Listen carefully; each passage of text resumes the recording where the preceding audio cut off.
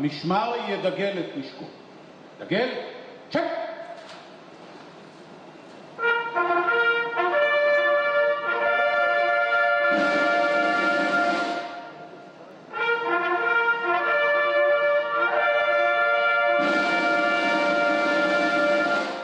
המשמר יחטיף את נשקו.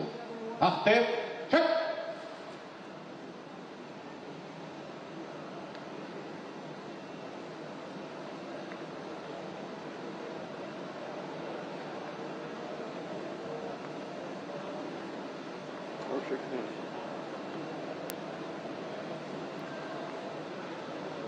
המשמר יציג את נשקו. הצה, צ'ק! המשמר יעבור לנוח, מות נוח.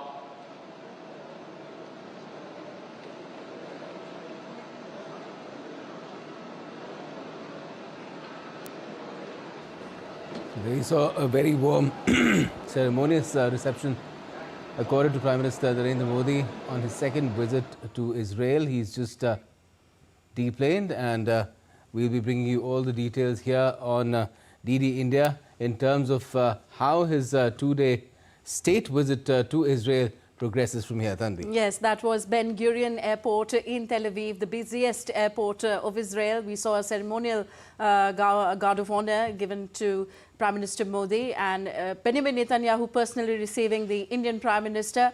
Later in the day, we will see Prime Minister Narendra Modi having conversation with his Israeli counterpart, but he's also expected to meet the Israeli President, Isaac Herzog. And last night we saw the Israeli Parliament, the Knesset, lit up in the colors of the tricolour, and Prime Minister Narendra Modi will today address the Israeli Parliament, the Knesset. He will become the first Indian Prime Minister to do so. Yes, certainly.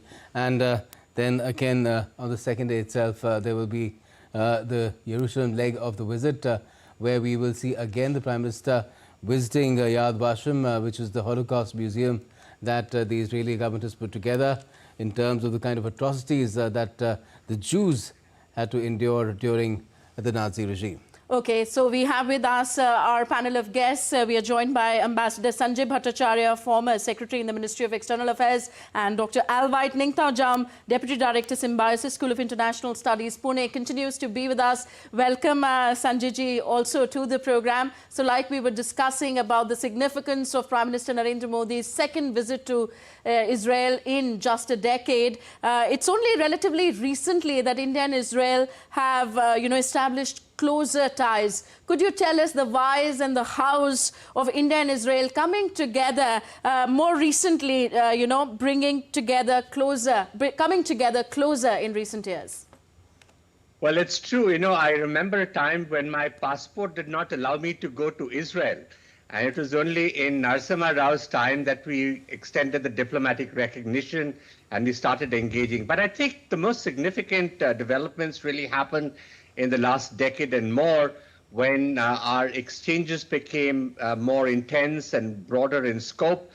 And this has come about because of a variety of reasons. The first, of course, is that the two sides find a very high level of trust and confidence in the relations between us. The second is that there is actually a much more forward-oriented, future-looking agenda that we are both engaged in. And this enables us to work together in areas of technology, of the core development issues of water and agriculture, and so on. And the third, which is also very, very important, is that on the security front, both of us face similar challenges, not the same, but similar challenges in terms of cross-border terrorism. And this has enabled us to develop capacities in countering counter-terrorism, in the defense area, and so on. And so what we do see is that this particular congruence of interests has come about. And this congruence of interest is not transactional. It is something that is also civilizational in a sense, and something that we wish to build for the future of humanity. And so it's a very unique opportunity. And to give great energy to this, I would say that the role of the principals, the leaders of the two countries, has been extremely significant in giving it the momentum that is required, and which is why you see that. We seem to be having a bit of an issue in getting in touch with Ambassador Sanjay Bhattacharya. Let me come to you, Dr. Ningthujam. If you could just tell us, how critical is it not just for India to have deeper engagement, wider engagement with Israel, but for Israel too to engage with India and showcase also the manner in which it is engaging with not just the fastest growing large economy in the world, but a pluralistic society of 1.4 billion people. Also a voice of the global south. Is that for me? Yes. Yes. I lost you for a bit of seconds. Can you just come back to the beginning of the question? Just wanted to ask you, how critical is it for Israel and for Netanyahu himself to showcase the kind of close engagement that he's having with a country like India, with Prime Minister Modi, yes. receiving him at the airport as well? Right. I think it's this can be connecting to the previous question that you asked me about the personal rapport. I think this would be the highest form of recognition that any country's leadership can give to a visiting or incoming dignitary. And to be doing this once again, Benjamin Netanyahu has done that during the visit of our Prime Minister to Israel in 2017, and he again repeating the same gesture, will go a long way in augmenting the strength of the partnership. And again, both the countries share lots of importance towards strengthening these bilateral partnerships with each other. And moreover, for a country like Israel, which is, again, despite its advancement in technological field or defense field, they also would want certain countries which are in the upcoming. And in that, when they look towards the east, they have something called India. So as much as we have look west or act west policy in the last almost 10 to 15 years, Israel or any other West Asian countries have also started with similar look east policy or pivot to Asia. That's when countries like India, Singapore, South Korea, and Japan figure very prominently. And then, for a market like Israel, which is very small, they would want to have a partnership with a growing market like India. So, if you look at in all senses, be it in the traditional realms of cooperation, be it defense, be it technological partnerships in the newer domain, AI, or something very important like, say, agricultural partnerships, there are more than 30 centers of excellence of Israel in India operating very successfully in every nook and corner of the country. So these are, some indications of very significant trajectory of growth in the overall partnerships. And at the same time, like the way you mentioned just a while back, because of certain sense of calmness in the region before the advent of the crisis in Gaza Strip in October 2023, the Israelis also have gotten a lot more confidence in dealing with India and also with the other regional partners. That's when you have formats like I2U2 with the hope that the regional countries can be integrated into some common technological and economic partnerships. But unfortunately, for now, things have cooled down a little bit, but this is not to say that this has been completely shelved or off the table. But there is still a strong intent both in Israel as well as in India and also in various parts of West Asia, particularly in the Gulf countries, to come to that some sort of an understanding and build up more trilateral, multilateral partnerships and to work on some areas of common interest. So when we look at these two countries together, there are lots we can do in all these sectors we have been discussing since the beginning of this discussion, traditional areas of cooperation. And I'm very happy that we have already signed the bilateral investment treaty sometime last year, which would be a stepping stone to the FTA. In fact, the Commerce Minister, I think, has visited Israel and is currently in Israel. And they are now looking at the possibility of fastening the process of signing the FTA, which will, in the long run, be very beneficial to both the countries, the industries, employment generation. And that would also open up a lot more areas where we can engage in trade, economic, and other forms of commercial relations.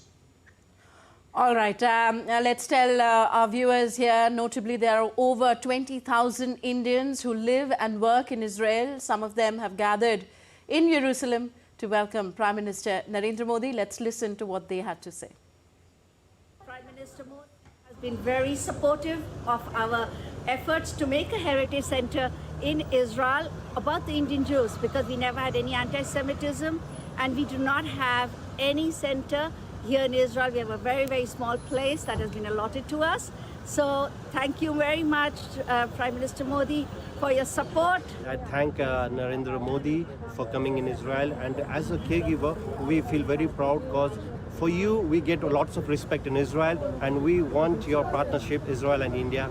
I am very, very exciting to his visit, and after Modi Prime Minister, he building very strong between Israel and India relationship that we are very happy and we are very exciting. And special cultural performances have also been planned as part of the welcome that is to be accorded to Prime Minister Modi by the Indian diaspora in Jerusalem. Some of these performers have spoken to DD India. Listen in. Our beloved Prime Minister is coming here. We are very excited to see him, and we got a chance to perform here. We are very excited. I'm really grateful for this team. We are practicing for 2.5 weeks, and it was really fun, and we are excited so much, so we don't have any words to express. I'm so happy to perform this Kerala traditional dance form in Tiruvadara. Very excited. We are very excited because we are just working here. This is a big opportunity for us. So how can I say? It's a huge opportunity for us. It's happy, very happy, and very excited too. We are exciting so much for the dance program. And earlier, our correspondent caught up with some young Israeli students who said that they were also excited about Prime Minister Narendra Modi's visit, hoping that the relationship between India and Israel will create jobs and scientific research opportunities in both the countries.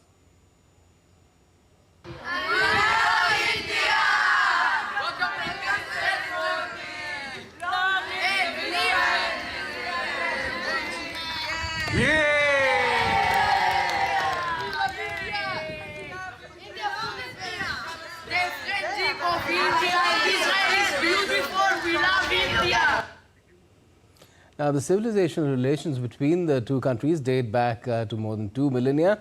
India has welcomed Jews for several centuries, and their contribution in turn has enriched the Indian culture as well.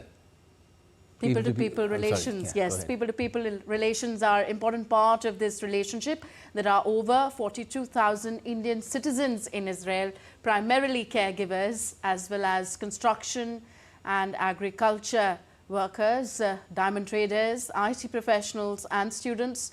There are around 1,000 Indian students in Israel, mainly doing doctoral and postdoctoral studies in STEM areas. Now, there are over 100,000 Jews of Indian origin in Israel as well, who are Israeli passport holders. National Convention of Indian Origin Jews, the embassy facilitates the National Convention of Indian Jews in Israel. The annual event brings together around 5,000 Indian origin Jews in Israel. India and Israel ties continue to improve as both nations are strategic partners. On the trade front, India ranks as Israel's second largest Asian trading partner in merchandise, dominated by the trade of diamonds, petroleum and chemicals. In FY 2024-25, bilateral trade stood at $3.75 billion. India exported $2.1 billion worth of goods and imported $1.6 billion worth of goods. Impacted by regional instability in that region, the trade had gone down, although it had peaked to over $10 billion in 2022-23.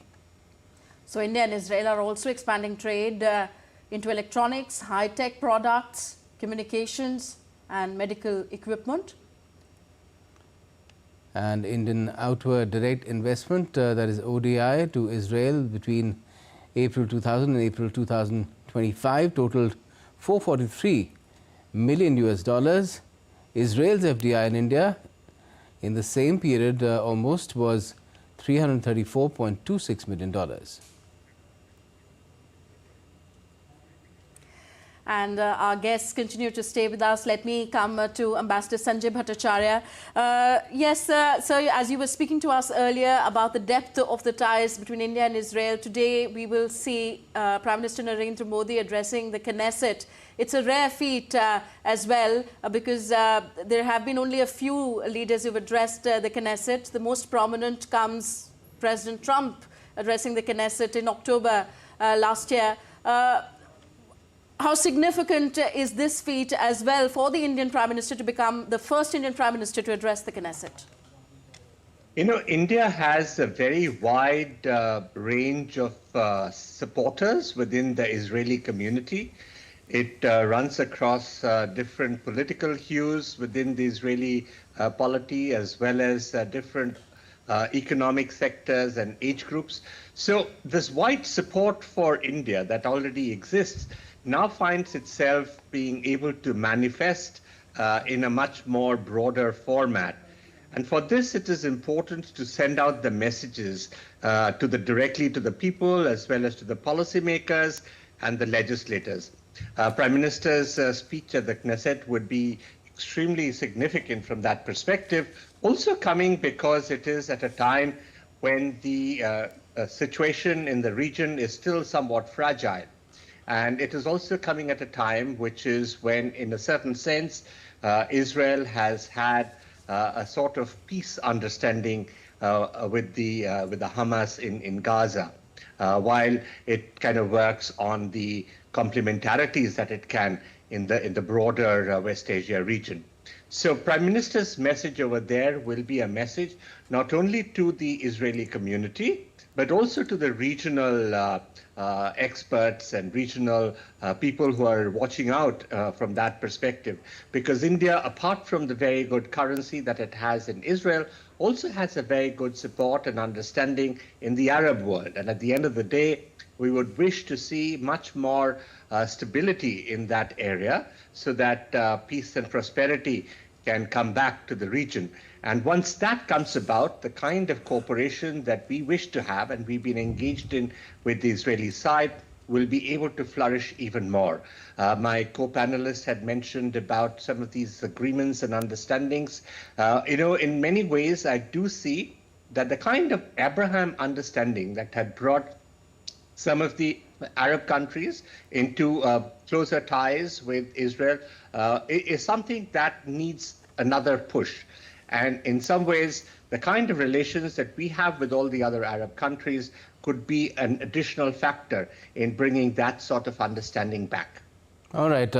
Is that the reason why, Dr. Dentujam, the way that Prime Minister Netanyahu refers to India is like an ally, whereas India's lexicon there is more of a friend and a partner?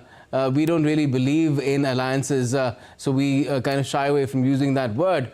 But effectively, that's what it seems to have been portrayed as on the Israeli side. And for a long time, the prism of somehow India trying to balance between different pulls that it has in the region, that sort of a lens seemed to have dropped.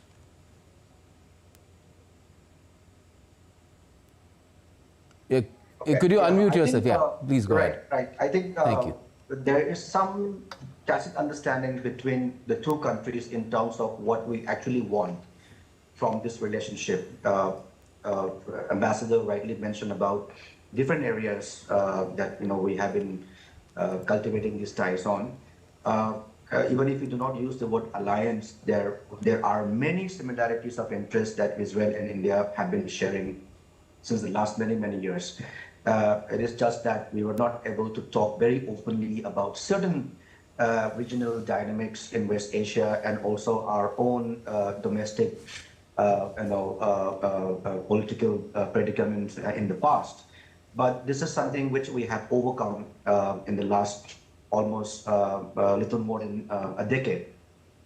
So there is a fair understanding of certain threats that we continue to see, and then both of us, in the sense, both the countries have been very resolute in fighting this, menace of terrorism. That in itself is one major binding thread between the two countries. and also some of the non-state actors which are operating in the region in West Asia, also in our part of the world. These are elements, these are anti-state elements that can really disturb and destroy the economic progress of both the countries in their own respective territories. So this sort of challenges, which we have some common threat perception, really helps us in augmenting our cooperation, particularly in the security or counter-terrorism domain. But at the same time, I think at this point when we are discussing the visit, there is also some sort of an understanding in the Arab world about the importance of a country the importance of increasing partnerships with countries like India. And I think it's a very fascinating display of real politics, that you are willing to shred aside or keep aside some of the ideological or political differences that really plague the relationship for a very long period of time. But they are now looking for more strategic partnerships or convergence of interest from where we can have some sort of a win-win cooperation. I think that realization in the Arab world, let's keep aside Israel for a while, but that's sort of a realization in the Arab world that we would need to partner with a country like India in the east of our frontier. I think it's very important that all of them are looking for post-hydrocarbon future. And in that, India also pays lots of interest and emphasis on renewable energy, energy transition, investment partnerships. I think all these factors, to a large extent, create some sort of a synergy between the two sides. The same thing can be applied with Israel. For the longest, we have been cooperating with Israel on various fronts, but it's only after we get some sort of a fillip to the political, which I call the missing link for a very long period of time now, two prime ministerial visits to the country, of course, after a span of 9 years, will add a lot more fervor to this partnership. So the alliance, whether they call it outrightly or if there's a tacit understanding, there is a fair deal of, I would say, convergence of interest on several fronts, and that should really uplift the ties to a newer level. Okay, Dr. Alvite, you have spoken about the Arab world and the Arab nations, but when Netanyahu, in his comments on Modi's visit, mentioned a hexagon of alliances, and he said in this vision he sees India, Arab nations, African nations, Mediterranean nations, Greece and Cyprus, and nations in Asia, he said that he won't detail at the moment. What is his vision for this hexagon of alliances here? I think, see, this could be, again, this is something which I have seen over the last couple of days, ever since Netanyahu has touched this word hexagon alliance. There are many analyses that have come up, particularly in the Indian, amongst the Indian audience. Now, the purpose would need to be very clear. What, in the first place, we still don't know what is this going to be looking like. Is it going to be, similarly on the lines of what we have as IMAC, focusing on non-security dynamics, trade, energy, transportation, connectivity projects? But yes, you rightly mentioned that, he mentioned about, building this sort of arrangement, keeping into consideration some of the threats coming from non-state actors or the Shiite or whatever that one can think of. But I think it is still, premature to make any prediction. But interestingly, for me, this sort of an idea takes me back to the 1950s and the early 60s when Israel, the first prime minister of Israel, had something called the peripheral diplomacy or peripheral doctrine, where they would like to, get the support of non-Arabs or countries in the periphery of their territory to break, or to resist against the Arab encirclement. But today, in this context, it could be some of those players like the proxy fighters or some of these players that are heavily infested by the ideological or sectarianism, something on those lines. But I would not be able to give a very concrete assessment on this. But I myself have been looking really into this, the Hexagon alliance, whether is it going to be purely security-driven sort of an alliance, because you have some very interesting countries identified by the Prime Minister of Israel: Cyprus, Greece, unnamed, Arab country. This could be UAE. This could be any other country, and some of the African countries. I think that lends to the initiative like I2U2, where they had originally the idea of integrating the region on some common platform. So this will be my take for now. Right, right. We are again getting some images for you from the Ben Gurion airport, where Prime Minister Modi was received by his counterpart there in Israel, Benjamin Netanyahu, and his spouse Sarah. And a ceremonial reception was accorded with the national anthems being played out as well of both the nations.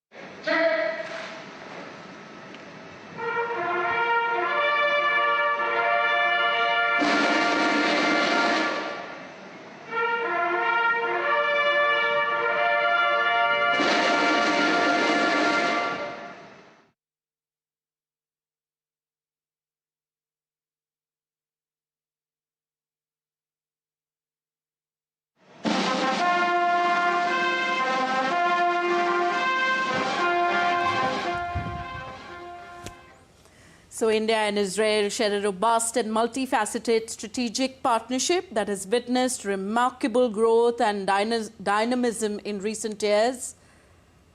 In fact, Israeli President Isaac Herzog has said that his country and people are looking forward to Prime Minister Narendra Modi's visit to the nation.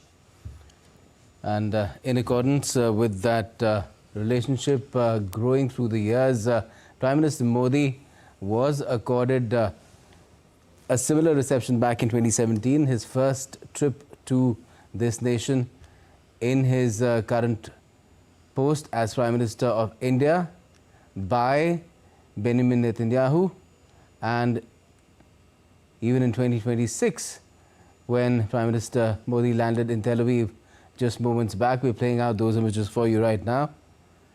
He was again received by Israel's Prime Minister, his counterpart Benjamin Netanyahu, along with his better half, Sarah. Earlier, in a social media post on Sunday, Israeli Prime Minister Benjamin Netanyahu termed Prime Minister Narendra Modi's arrival as a historic moment, underscoring the strength of India-Israel alliance. Highlighting his personal rapport with Prime Minister Modi, Benjamin Netanyahu noted their frequent exchanges and mutual visits, calling the Indian leader not just a partner, but a personal friend. Yes, bilateral visits have been there between these two leaders. Benjamin Netanyahu has reciprocated Prime Minister Modi's first visit to Israel the very next year. And even of late, they've been on touch over the phone as well, very frequently, even exchanging New Year greetings. Yes, and on our screens right now, a brief tete-a-tete between the two Prime Ministers.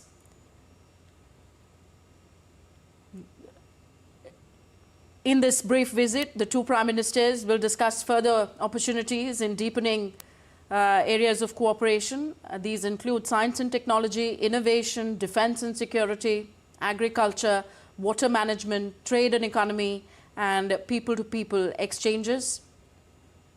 The areas of space, the frontier technology, areas such as artificial intelligence, quantum computing, autonomous mobility, even autonomous weapons, perhaps, Tanvi, on the agenda. Perhaps. We continue to have our guests with us as we show these visuals on our screen. Ambassador Sanjay Bhattacharya, former Secretary, Ministry of External Affairs, and Dr. Al White. Ningtaujam. Ambassador Sanjay Bhattacharya, what is the scope of cooperation you see in defense technologies being shared between India and Israel during this visit of the Prime Minister? Let me contextualize that a bit, Ambassador, because this visit of Prime Minister Modi is the first one to a nation like Israel, a military power in the region, after Operation Sindoor, where India got to reassess its defensive as well as offensive requirements. Is going to be a significant part of this relationship.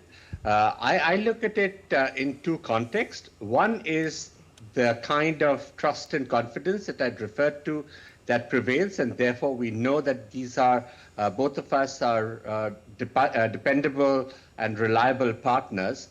The second is actually in the context of the technology, and for that there is a very broad framework of cooperation and collaboration.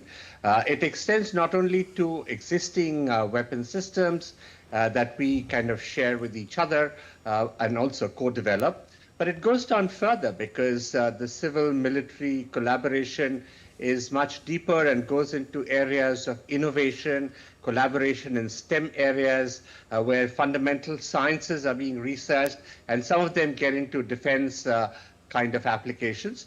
On this visit, I understand there will be some sort of discussion regarding air defense systems, about some of the offensive capabilities of missiles and also of lasers and some of the other new generation processes. There's also a very important aspect which is of information sharing, particularly given that some of these are also related to and can be used in CT or counter-terrorism operations, where we face similar kinds of challenges from radical Islam and Muslim Brotherhood and so on. So this will have a very broad ambit. What we are seeing today is a greater level of engagement between our armed forces in terms of having joint exercises of our armies as well as our Air Force.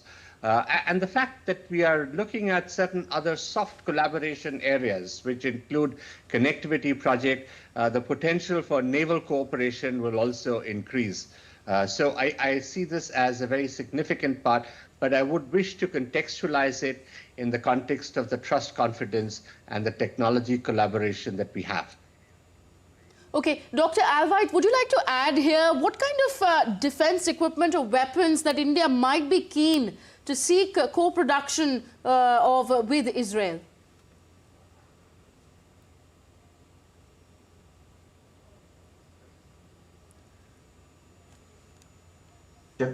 I would in fact say that the relationship has matured over the years. In my introductory remark, I began by saying that this was more of a patron-client or a buyer-seller relationship, which we still continue to do so. But if we look at the trajectory of the relations in this particular domain, this is one of the most distinctive domains of cooperation. Over the years, Israel has produced different kinds of solutions, different solutions which we also would require. And moreover, with the way how things are shaping up in our part of the world, in our part of the region, militarily and in security context, we would be mostly interested in getting into joint ventureship or co-production format, particularly in the missile systems or anti-missile systems. And this is something which we are doing very successfully. All right, we're just playing out, Dr. Ningtujam, what Prime Minister Modi has put out on social media. He said, landed in Israel. I'm extremely honored to be received by Prime Minister Netanyahu and Mrs. Netanyahu at the airport. I look forward to engaging in bilateral discussions and fruitful outcomes that strengthen the India-Israel friendship. Sorry I interrupted you, but that's Prime Minister's quote right now. So that is where things at with those two leaders having a tete-a-tete, a small session of exchange, a bit informal there. Soon after Prime Minister Modi landed in Tel Aviv, and now, of course, other engagements will also ensue.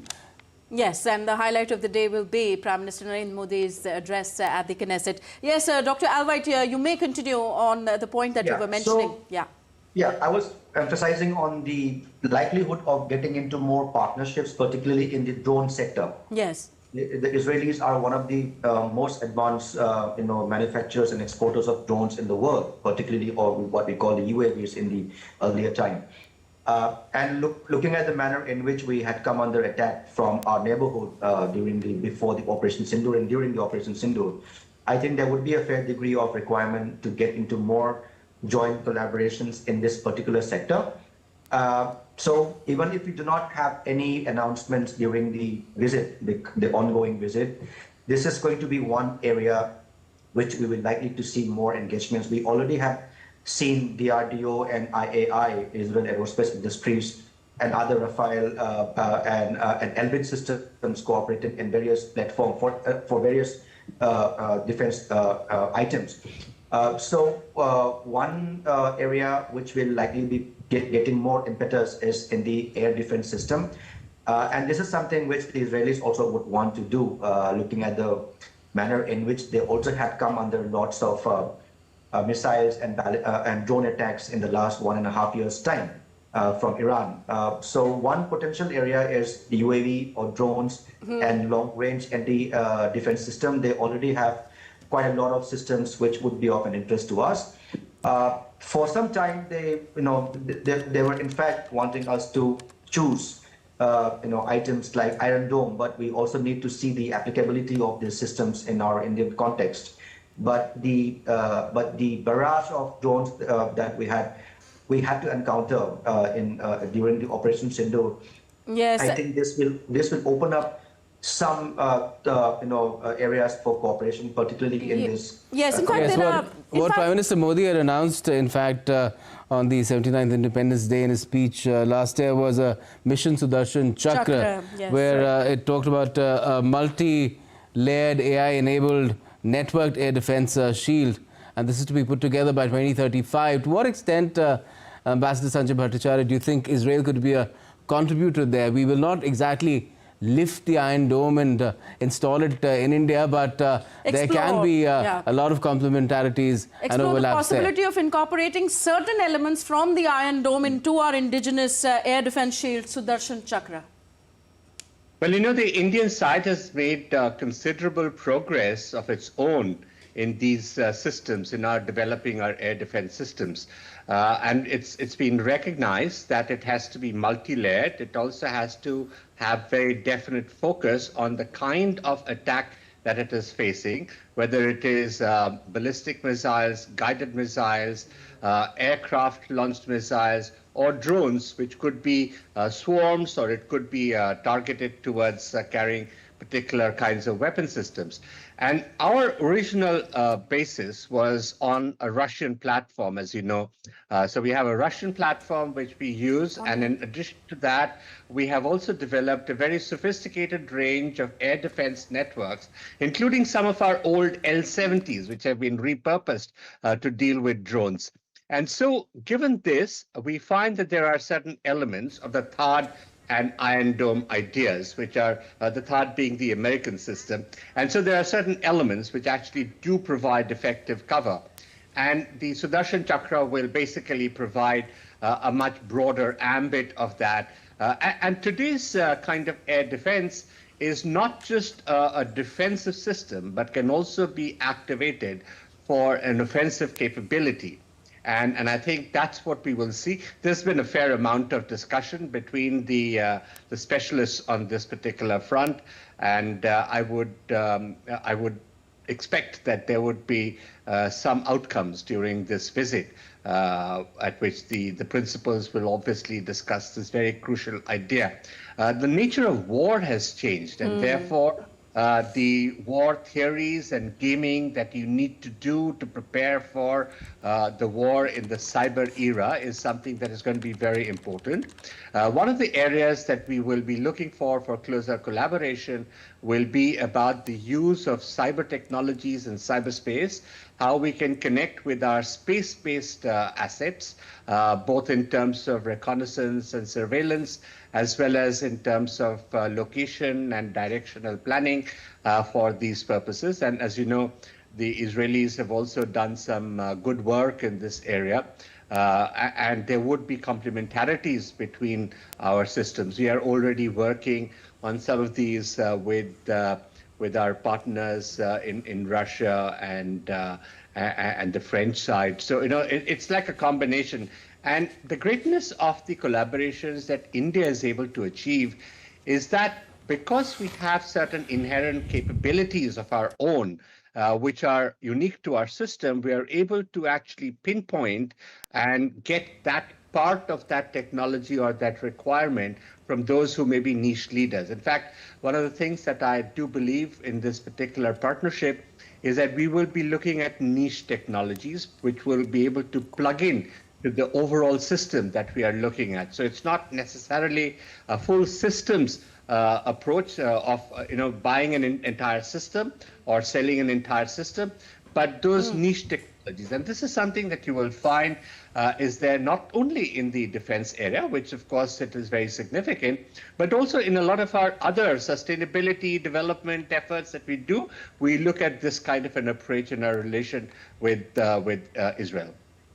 All right, now we have Benjamin Netanyahu tweeting on social media platform X, in fact, responding to the tweet by Prime Minister Narendra Modi.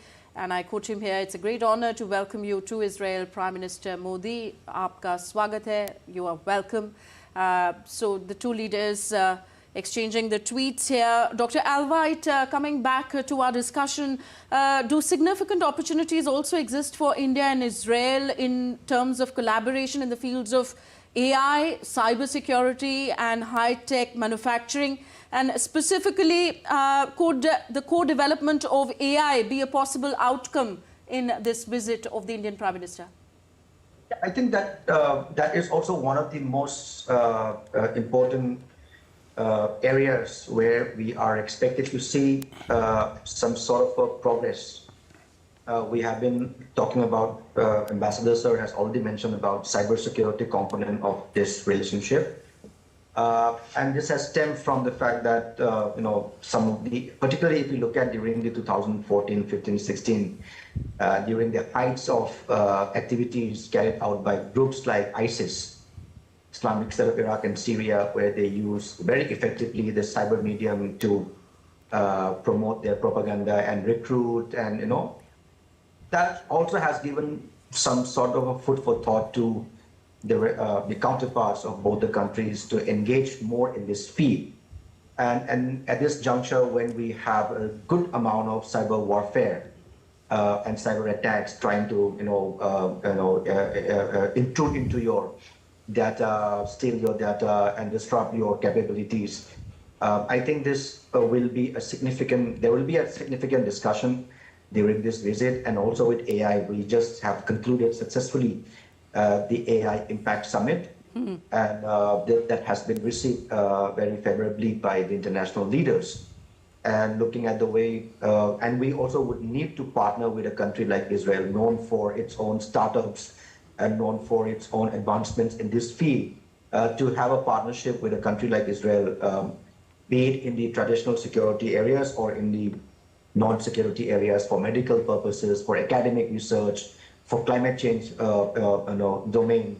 I think this is going to be one area which will have some very significant, or which will be high on the agenda of discussion during the next 1.5 days visit.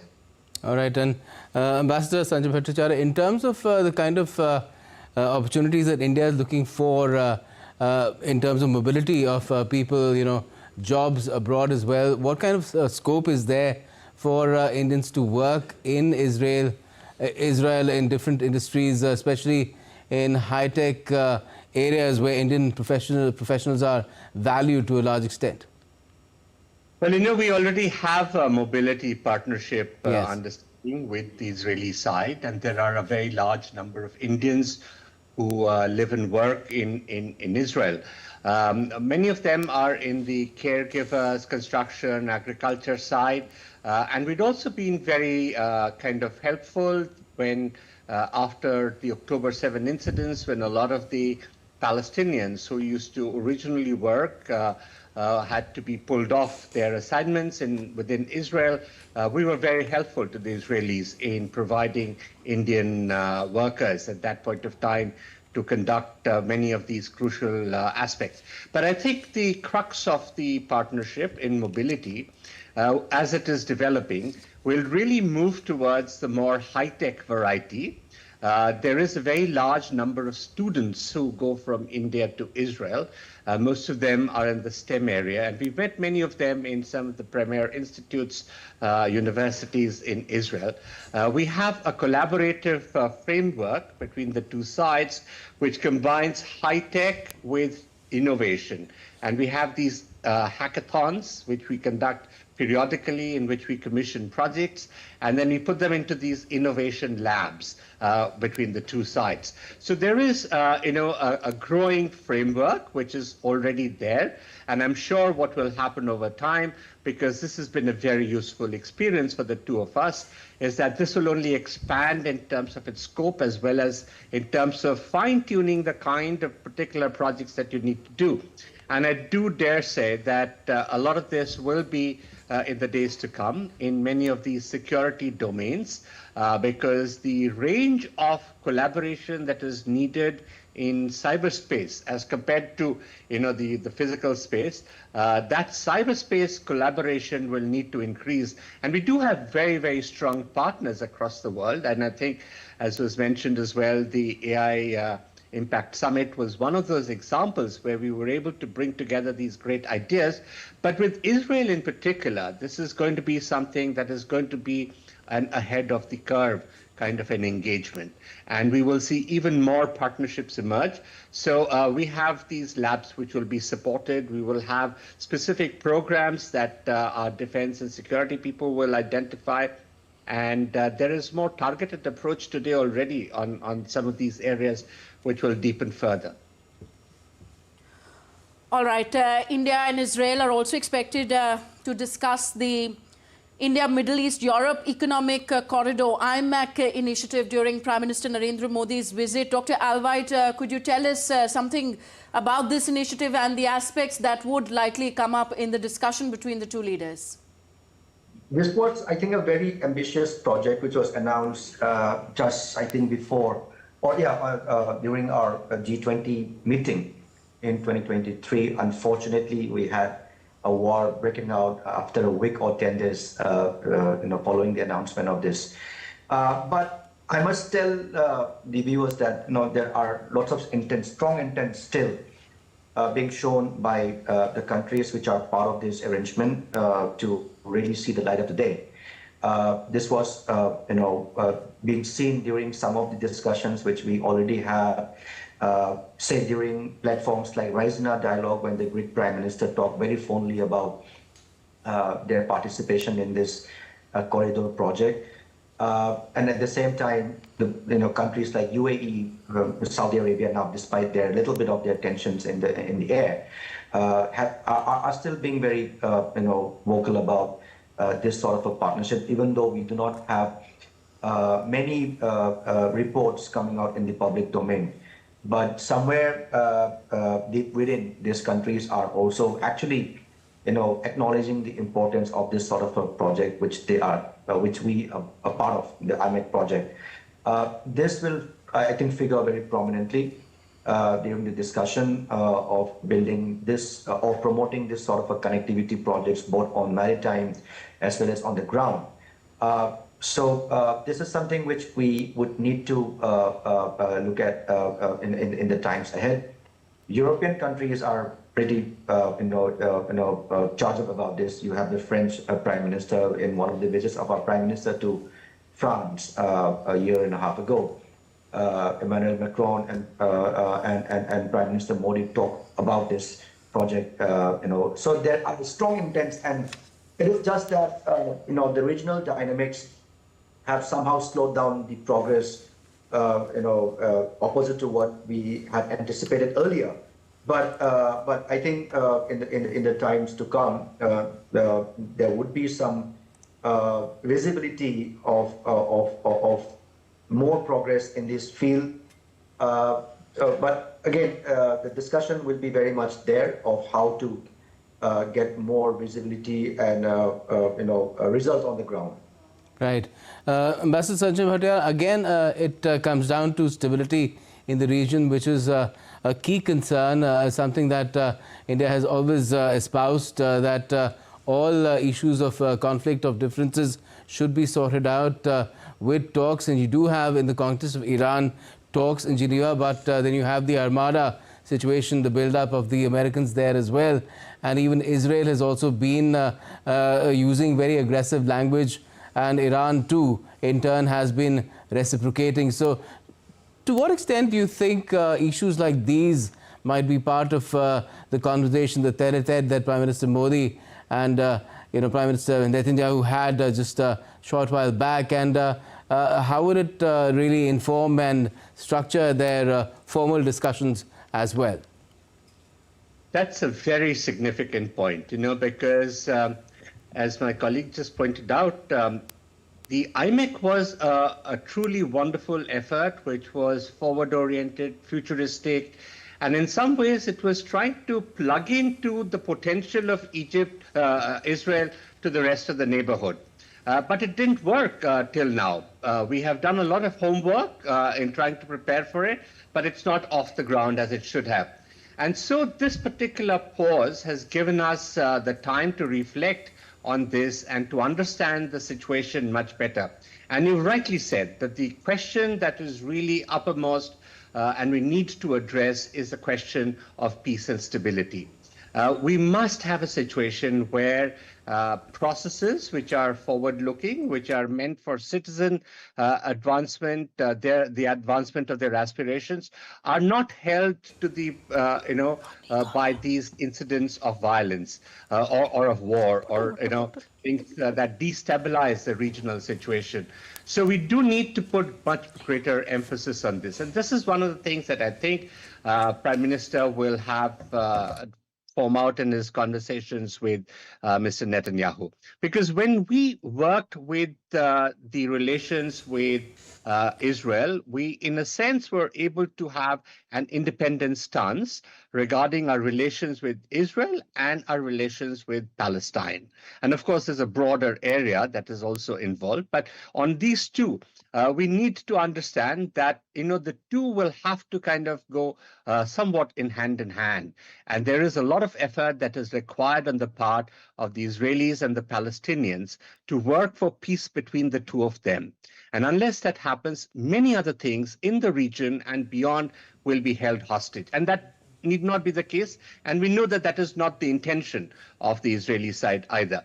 So we hope that what will happen is that the good understanding that we have on the bilateral level between India and Israel, the very strong personal chemistry that is there between Prime Minister Modi and Mr. Netanyahu will translate into some sort of an understanding which is of a broader geographic nature of about how we bring about stability in that relationship. And in that, I think, what Prime Minister Netanyahu had referred to about the Hexagon is kind of relevant and related, because he has his kind of concerns about various issues, about the various prick points on regional front, which he wants to address and which he wants to have understanding of various parties.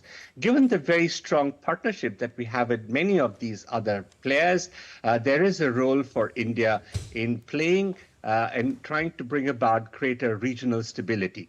And this is something that I would expect that would be discussed. I'm not sure if many of that would be announced at the end of the day, because this is something that will require very careful and delicate preparations, and we don't need to be very loud about it, but we'll have to address this particular issue. Once we do that, once we have that reality of a certain level of peace between Israel and Palestine, the rest of it will fall in place. And this kind of perpetual war that is ongoing has its manifestation in other parts. Today, for instance, we are extremely worried about the development that is there off the coast of Iran, and whether that will blow up into another kind of confrontation. And we don't need that, because it's not good for the region, it's not good for us. And therefore, we must also work towards trying to bring that about so that there's both sides have to have this understanding that they have peace and stability. And only once you have that can you have the next step of stability and prosperity. And Dr. Nintujam, if you talk about Iran, we have to also talk about what's happening in terms of taking the resolution process in Gaza forward through the Board of Peace, and then the subsequent step of the disarmament of the Hamas, which so far hasn't taken place. Do you feel that all these issues need to make some discernible progress as well to take matters forward towards a direction of a constructive peace in the region? Yeah, I think the peace that has been announced between Israel and Hamas is very delicate. We have seen that in the last few years, the kind of rhetorics and the statements coming from the leaders of both sides. Rightly mentioned by Ambassador Sir that peace and stability would really determine some of the future courses of actions in the times to come. Whatever agreements or whatever discussions that we have will largely be determined, again, how much stable the Middle East is.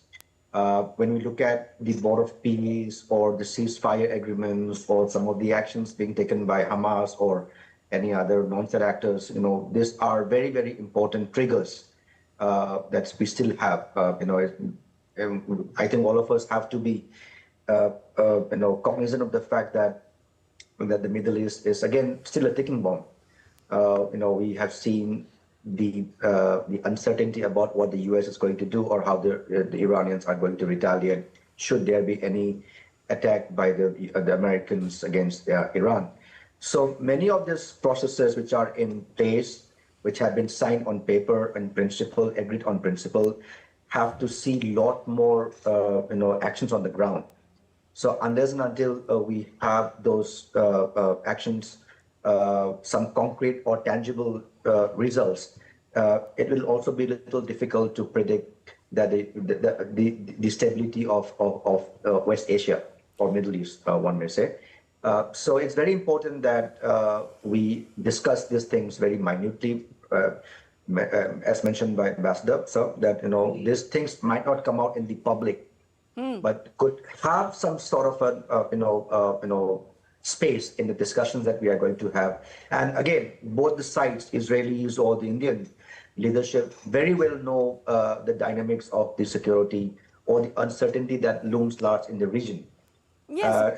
And they very well know that whatever discussions, whatever agreements that we might be signing in the next 1.5 days, all this would be futile if things do not take up as we anticipate.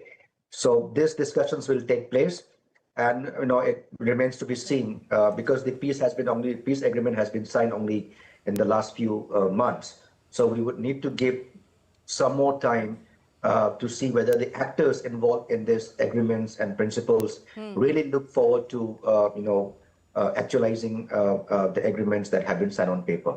So, gentlemen, as we are discussing the prevalent instability in West Asia, new affiliations are being shaped in the region, and they are very much public. Pakistan and Saudi Arabia wrapped up a bilateral defense agreement. Shehbaz Sharif is, in fact, in Qatar as we speak.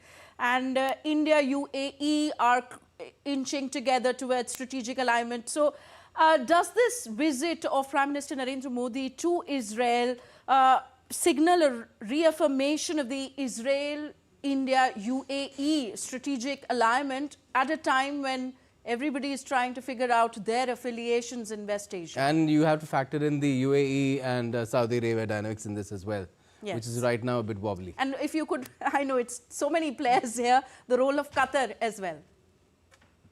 So I think I would not see the visit of Prime Minister Modi in that context. I don't think India is really seeking to kind of say this side or the other, because India is one country that is uniquely placed to be on all sides. We have a strategic partnership with the Kingdom of Saudi Arabia. We have very strong relations with Iran. We have growing ties with Qatar. Some of the countries that you mentioned. I see the West Asian region as one in which there are three, so to say, peripheral players who are extremely important. One of them is an Arab country and a strategic partner of ours, which is Egypt. The other two are not Arabs, Iran and Turkey. Both of which are extremely important for the region. And I think what we need to understand is that in any balance of stability that we try to have in this region, these three players will have to be in sync, because otherwise you will have tendencies that will be led either by these, or it could be one of these countries within the Gulf states. Sometimes, smaller Gulf states can also play a very leading role.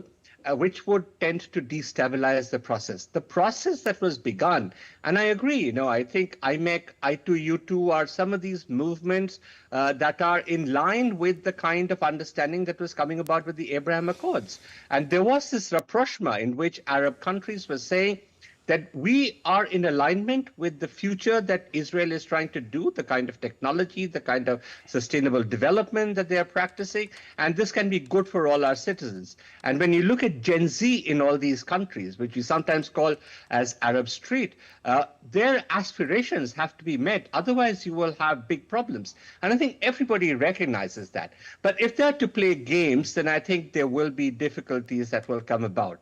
I don't think the Pakistan factor is very serious. It has such serious issues within its own boundaries that it cannot probably play a very significant role. But it can have mischief value, and I think that's why it needs to be monitored. I do not see Prime Minister's visit as anything that's got to do with, the current level of differences between Saudi and the Emirates. We have always advocated and will continue to have very, very strong partnership with both of them. I see the region as having great potential, and I think Prime Minister will probably articulate that as well, in which we would wish to leverage our own bilateral ties towards bringing about regional good.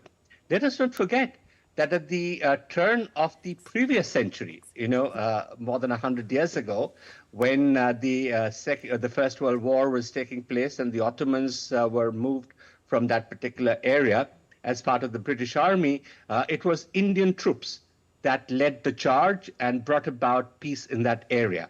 So we have been in that region. Till about the 1960s, the Indian rupee was the dominant currency in large parts of the Gulf. And today, again, we are in a situation where this entire region is what we call our extended neighborhood. And when you call a region an extended neighborhood, it signifies the very strong bonds, which are not just economic, which are not just cultural, but civilizational, and also looking ahead to the future. And that's where I think we can see these synergies come about. So I do hope that this particular idea will see merit. Sometime back, there was a visit, if you recall, of the Arab League foreign ministers to India, maybe just a few weeks ago. Yes. And that was, again, very significant because the uniform voice that we heard from all the Arab leaders was one in which they wanted peace and they wanted India to play a role. And I think this is the time. All right. Well, let's also tell you a little bit more about Prime Minister Modi's two-day state visit as to its different components, elements. Well, what will happen is that in Jerusalem, Prime Minister Modi will be visiting the historic Yad Vashem Holocaust Museum. The Prime Minister will be accompanied by his counterpart, Benjamin Netanyahu, and Yad Vashem Chairman, Dani Dayan. Now, according to the center, the visit will include a tour of the Book of Names, a monumental installation containing the names of 4.8 million Jewish victims of the Holocaust and a memorial ceremony in the Hall of Remembrance. Yes, Prime Minister Narendra Modi will also sign the Yad Vashem guest book. This is what is lined in his itinerary for tomorrow. Our correspondent Shubhendu Ghosh visited the museum earlier. We are at Yad Vashem in Jerusalem. This is the World Holocaust Remembrance Center. It commemorates the memory, the legacy of some 6 million Jews who perished during the Nazi genocide. During his visit to Israel, Prime Minister Narendra Modi would be paying a visit to the center to pay his respects.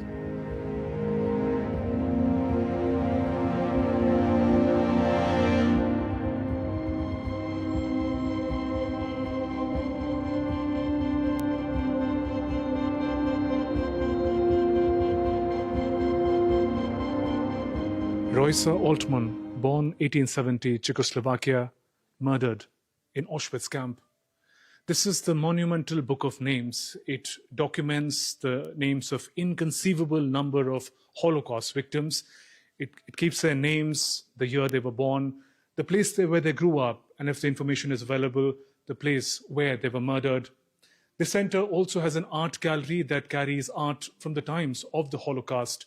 All of this put together creates a living memory of the victims and a promise that such a Holocaust will never happen again.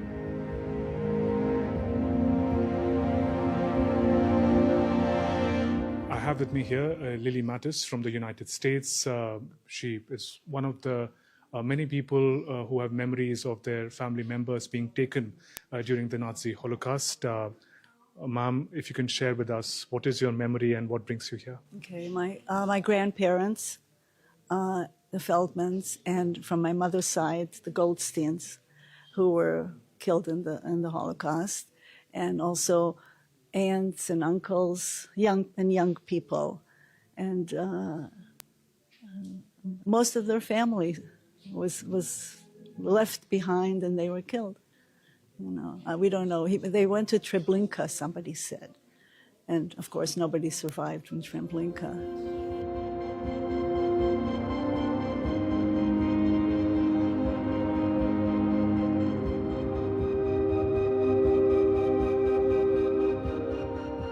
They say when we don't learn from history, we are bound to repeat it. In that sense, this center has a message for the entire humanity. When Prime Minister Narendra Modi pays his respects to the victims of the Nazi Holocaust, it would be a poignant moment for the civilizational ties between India and Israel. With camera person Jay Shankar, Shubhendu Ghosh for DD India in Jerusalem.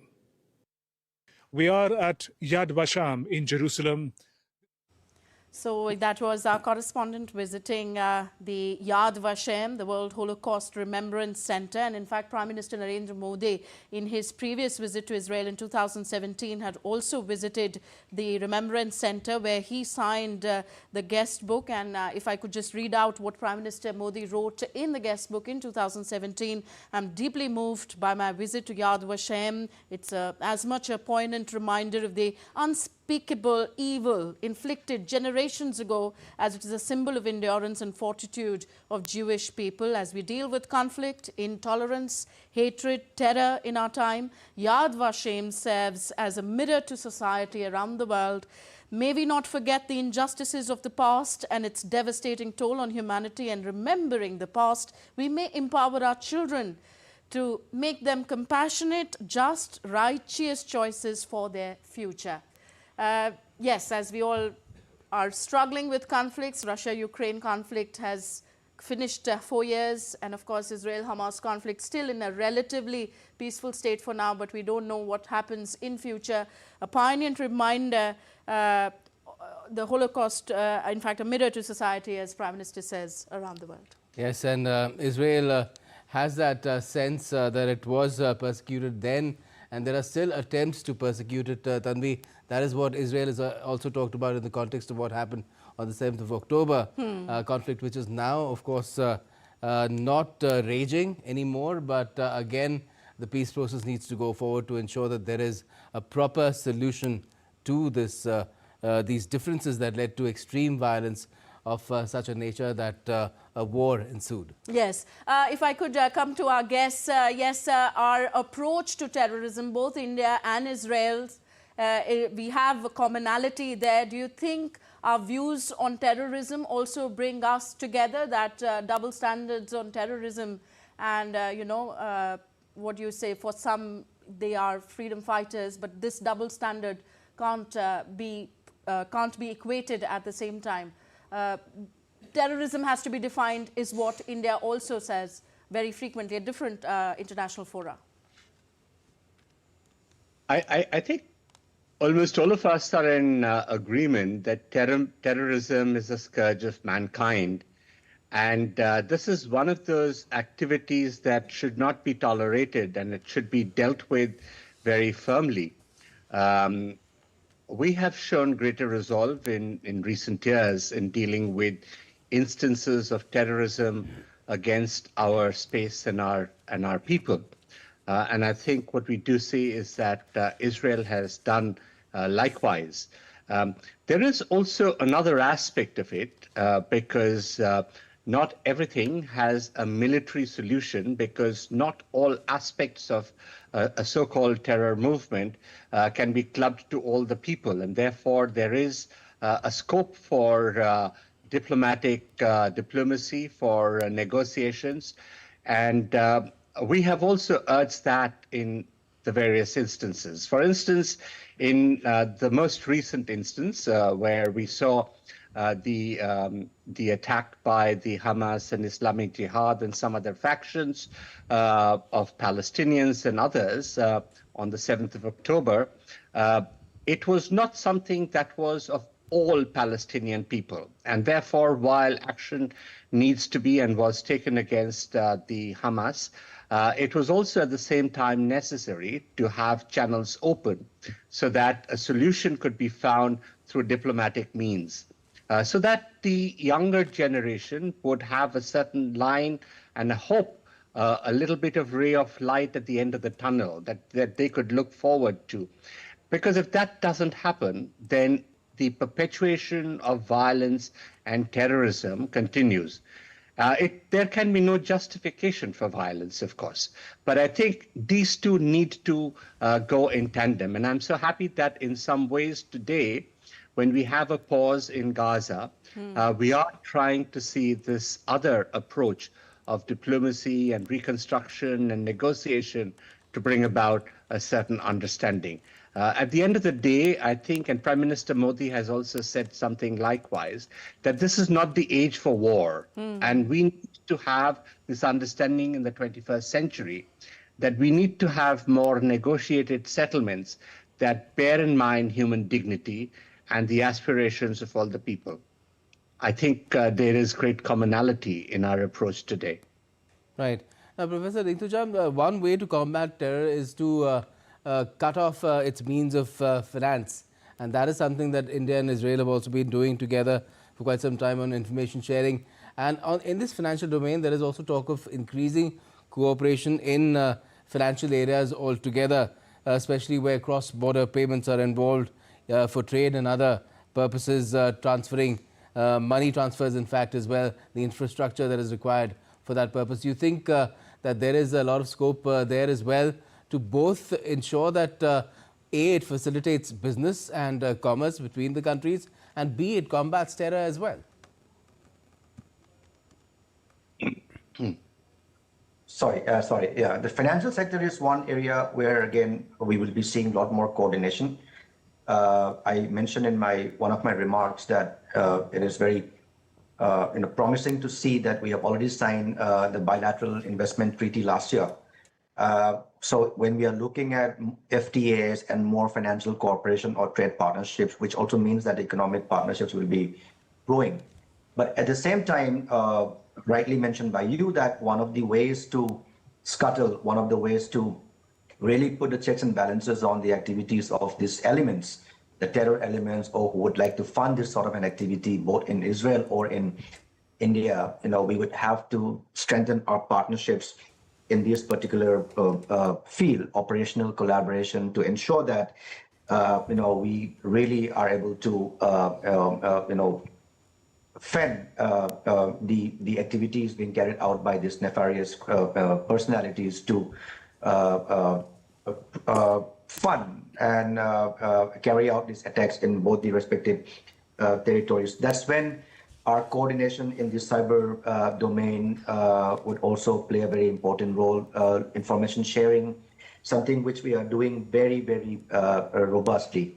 Intelligence sharing, information sharing, human, tech, SecTen, whatever that you can think of, will be all required to ensure that this system of money laundering or terror financing should really be uprooted from both the territories. And also, this is the reason why India has been calling for a lot more reforms and a lot more activities at the institutional levels in various platforms to ensure that this practice, a very pernicious practice of money laundering and terror financing, should be really put to rest.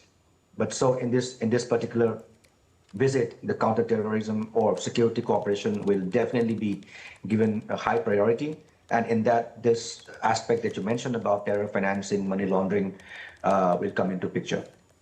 Okay. Ambassador Sanjay Bhattacharya, agriculture and water management have been subjects in which India and Israel have worked very closely in the past. What aspects of these subjects could figure this time in talks between the two leaders? These are two areas in which we've made good progress. These are not at the very initial stage because they began a few years ago, and in the days that have gone by, we've been able to establish, not only identify areas where we should work, but even build centers where we conduct these activities. One of the key things that we learned from the Israeli experience is that water is becoming a relatively scarce commodity. In fact, some people say that this is the next gold, and we need to conserve it properly, use it properly. And so wasteland water management, and we have a number of projects in central India, in the Badlands or the Jumbles and so on, where we are running these projects. We are trying to learn from each other's experiences, blending it in the Indian instance with a lot of our traditional crafts and traditional knowledge about water management and how you can have sustainable flows. So that has been a good exercise. A related thing which spills over into agriculture is the drip irrigation technologies, which incidentally, there's a very active Indian family, which is in collaboration with Israel and Israeli families and scientists, which is actually a market leader globally in the field of drip irrigation. So that is an active area in which both of us have worked together, and it not only conserves the resource better, but it also then provides us the opportunity to get into new areas. For instance, who would have thought of strawberries in the middle of India and things like that. The other one on which we've actually been working very closely, and this is again this is really a two-way thing, is looking at high-yielding varieties, specialized crops, collaboration not only in agriculture but also in some of the dairy aspects and the processing aspects, moving up the cold chain in the agriculture sector. We started off with the center in Karnal, and it's kind of expanded further within the country.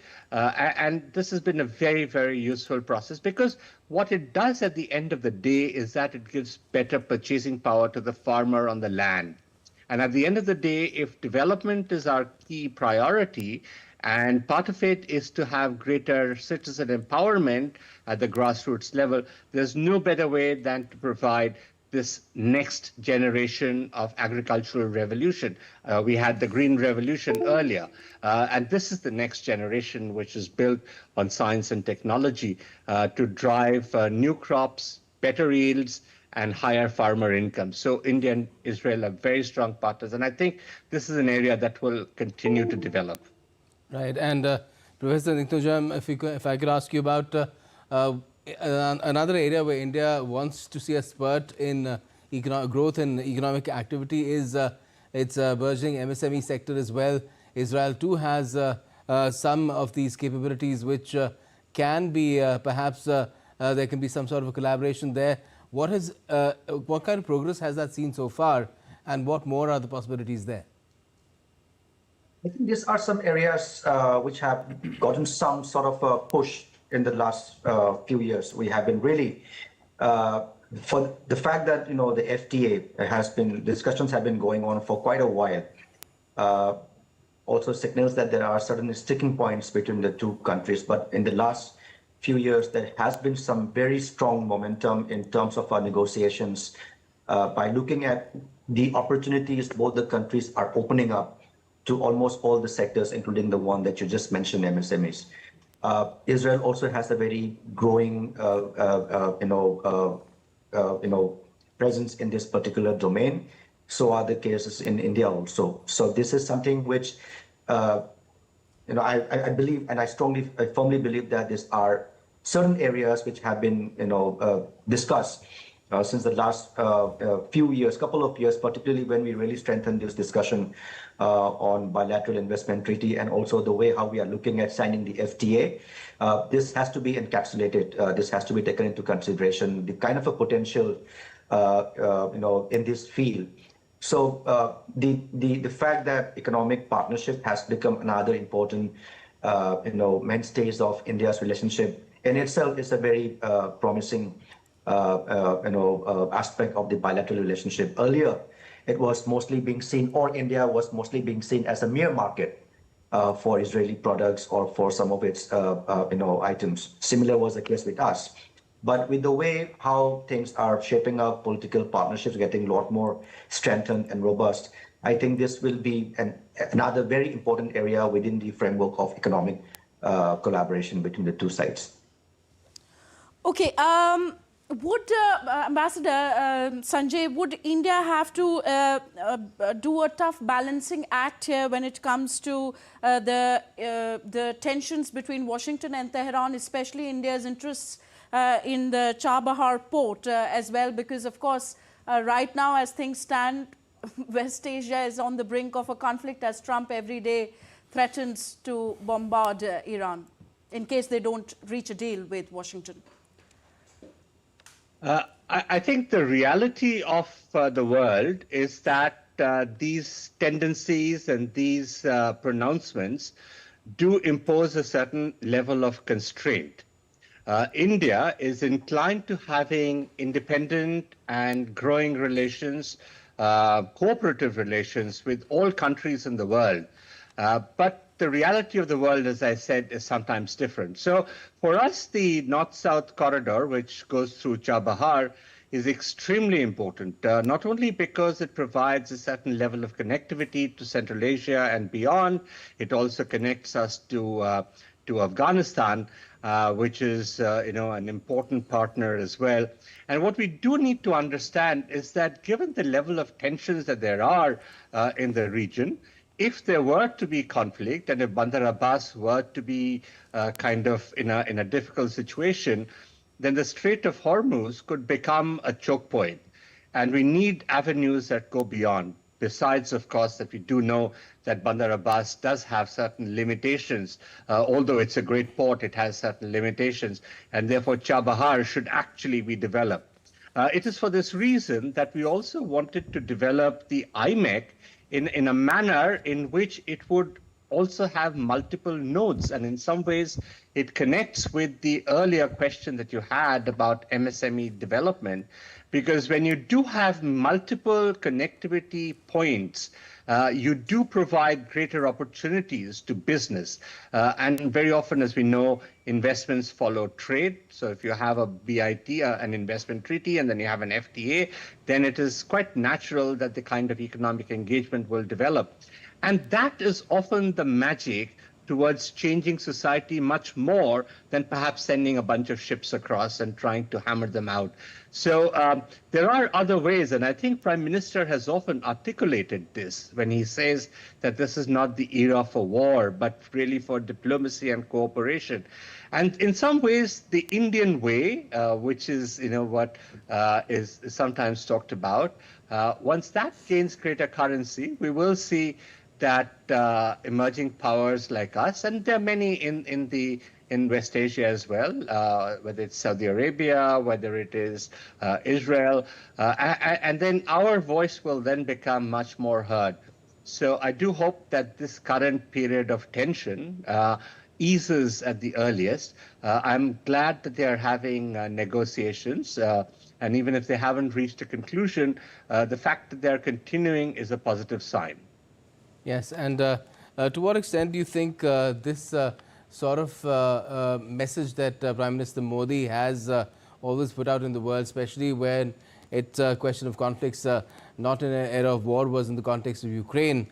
It is not war yet in the region, but it said that it's on the brink of war. Anytime it could break out, even while peace is being negotiated, talked about. To what extent can Prime Minister Modi stress with Benjamin Netanyahu himself that this is something that is extremely desirable at the moment? Well, I think they've had many consultations over the last several years, particularly the last couple of years, ever since that terrible attack on the 7th of October. And I think they understand the position that Prime Minister Modi has and the merit in that as well. But you must understand at the same time that, countries often have to take the decisions themselves about how they deal with state security and their citizen interests. And in such cases, those who are on the ground may, in a sense, have a somewhat blinkered view, but at the same time, they're on the ground and they're facing the real aspects of it. So sometimes their judgment also has to be respected. But I do hope, and the current level of understanding with the Gaza and the Palestinians is something that's holding. We see that the Board of Peace has had its initial exchanges. We'll have to see how far it kind of follows the Security Council mandate and its implementation, and how many of the partners actually come in and join the process so that they can help the process towards peace. So, I often feel that what Prime Minister Modi often refers to as not the age for war, it's not just hot war, it's also the threat of use of force that is extremely important. And so I think it's important to note that in addition to the two areas which saw hot conflict in Ukraine and West Asia, there is actually a very tense situation in the South China Sea and in the regions around China. So the use of threat of force is sometimes as compelling and therefore needs to be that needs to stop as well. We face similar tensions as well. So that particular logic should go a little further to the use of threat of force as well. Yes, and in fact also respect for one's sovereignty and international law. Dr. Alvite, yes, India was one of the countries that actually condemned Israel's expansion into the West Bank very recently. So should we say that India is no longer a distant player in this dynamic sort of an evolving West Asia geopolitics? It's an active participant where all these points that Ambassador just mentioned should be respected. Respect for, international law, one's sovereignty, and of course at the same time not using threat of force to reiterate one's point. I think this is a very important point which Sir mentioned, and the question that you just asked me. I think we have been very convincing, making very clear to not only to the regional players but also to the Israel that there should be certain, you should abide by certain international law.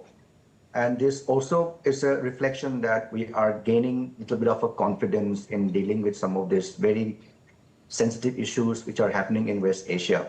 So that is also one of the reasons why it is very important for India to not only strengthen the partnerships on the bilateral scale or bilaterally, but it is also very important that we continuously engage with all the multiple stakeholders in the region.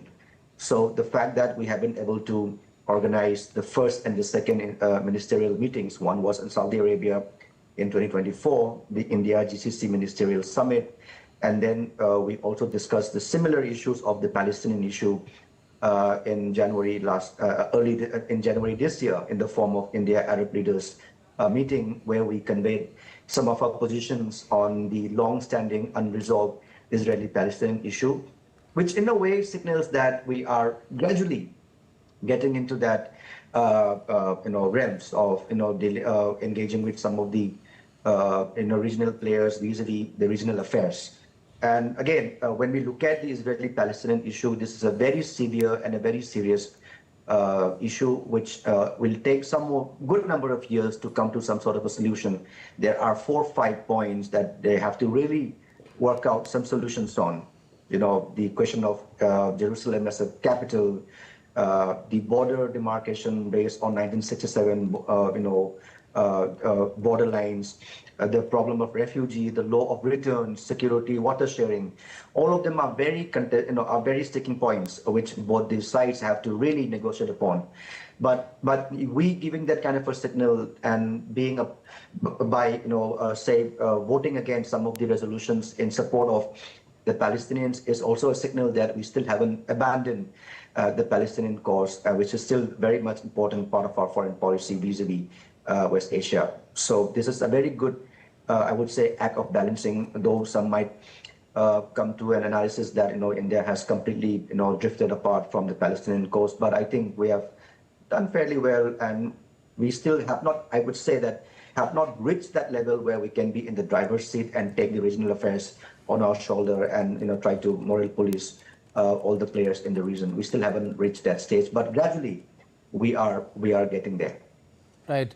Ambassador Bhattacharya, let me also ask you, do you think in the deliberations between Prime Minister Modi and Prime Minister Netanyahu, Donald Trump will also figure somewhere in terms of not just his tariffs, which have been struck down by the US Supreme Court, but then he's announced 10 and 15% thereafter. I don't think the Israelis are very happy about that. They've had a free trade agreement with the US since 1985. I think one of the oldest free trade pacts that US has with any country. And the other is this looming larger-than-life presence in that entire region that Israel occupies, be it in the case of course, the Gaza process, the peace process, be it Iran, be it Syria, be it almost every other country. Well, I shouldn't try to preempt what my Prime Minister will discuss with his counterpart, but I would be very surprised if the relations with the United States and the influence of the United States on global issues as well as regional issues in West Asia does not come up for discussion. Because after all, if you look at the world today, the kind of dominance that US has on so many of the geopolitical and geoeconomic issues is something that we all need to consult on. Both of us are very strong partners of the United States. For both of us, the relations with the United States is one of greatest consequence, and therefore we have also collaborated together. The I2U2 process, for instance, is something which brings the two of us directly with the United States as well. We have various formats in which we have these discussions. So if you look at the world today, the US presence on tariffs, on security, is something that we'd all need to collaborate and exchange notes on.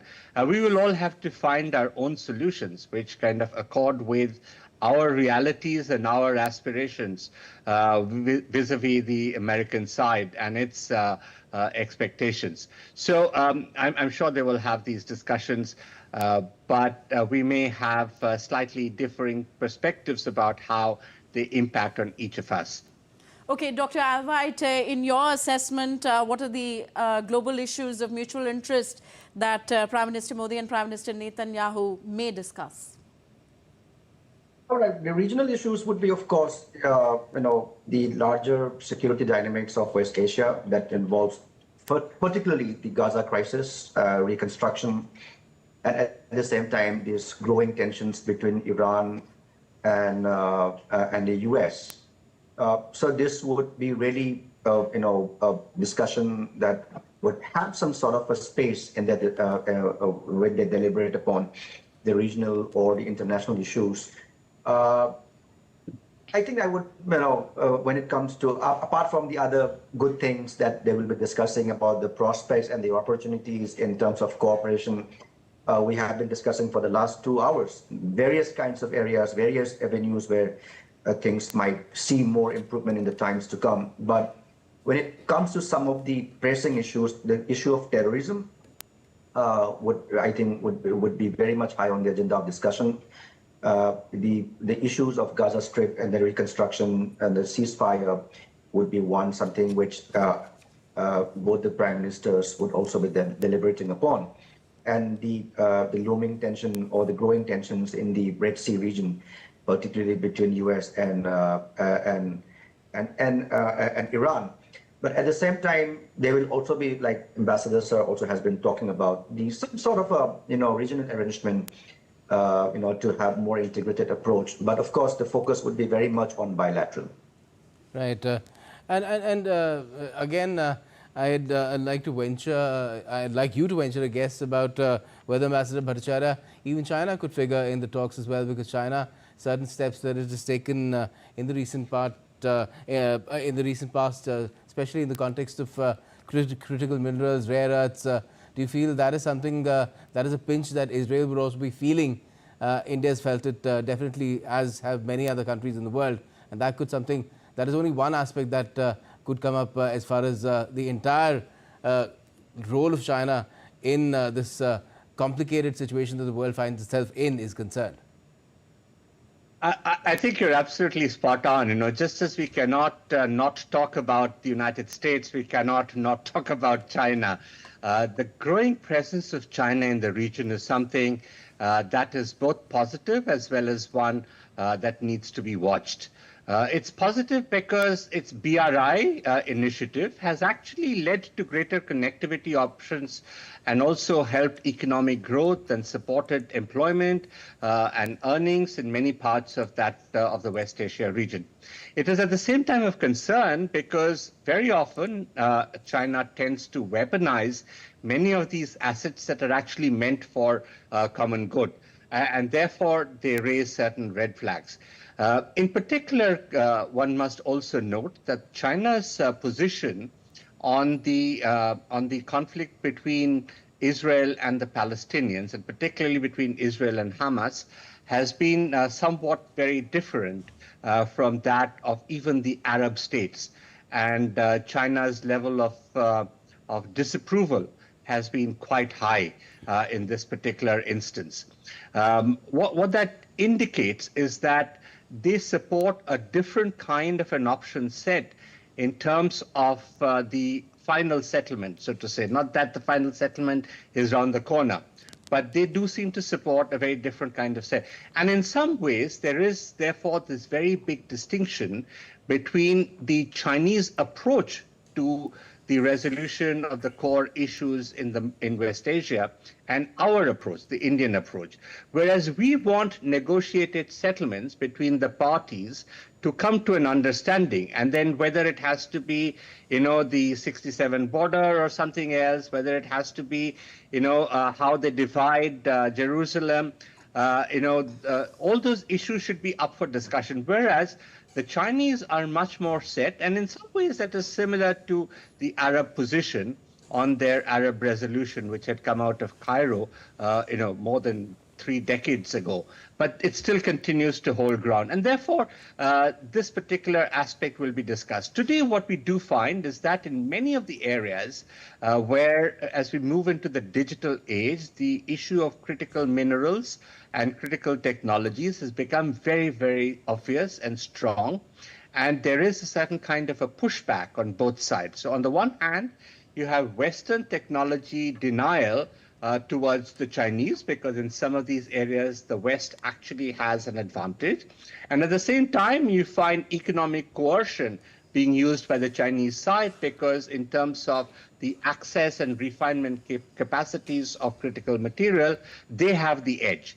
And so if both these are going to be weaponized, countries that are emerging, that depend on technology and would wish to use that for the future of our citizens, we need to have much more resilient supply chains. IMEC was one of those, to build that kind of a resilient supply chain.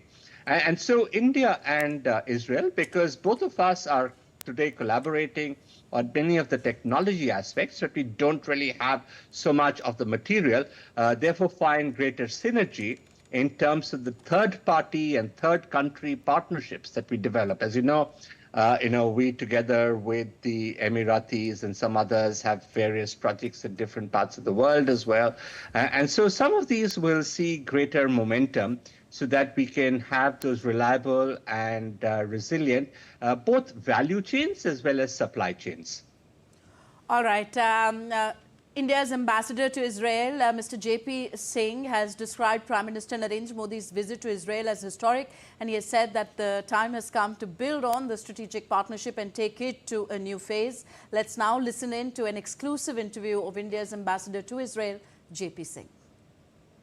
Ambassador, if we talk about the areas of engagement, we understand that defense and security is like a cornerstone of this partnership. Late last year, an agreement was also signed on co-production of advanced technologies. What can we expect during Prime Minister's visit?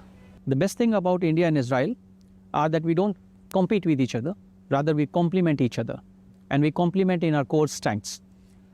Israel's core strength is in science and technology, innovation, critical and emerging technologies, be it AI, be it cybersecurity, quantum. And similarly, our core strength is, huge, a kind of engineers, skilled manpower, and there's an ecosystem in India where we can scale it up in sense. So the idea during this visit will be how we can combine these two ecosystems so that both the countries can benefit out of it. So science and technology will be a core area of focus in this particular technology. The other core areas includes our cooperation in agriculture, water technology, workforce, defense and security cooperation, as you mentioned. And in defense, last year we signed a memorandum of understanding in defense cooperation. And there is already going on cooperation, defense. We have a Make in India program. Under the Make in India program, many Israeli companies are participating. And the idea is how, both countries can benefit from this cooperation. What can one expect in the domain of trade and connectivity? There is this IMEC corridor of which Israel happens to be a very important part. But what progress can we expect in this engagement? I think this is one area where there will be discussion during this visit, how to improve trade and commerce. And when we say trade and commerce, last year our Commerce and Industry Minister, Mr. Piyush Goyal, also visited Israel. During that visit, we signed, he came along with a very big delegation, around 70-member business delegation, CO and, business forum meetings took place. During that visit, both the countries signed the terms of reference for free trade agreement.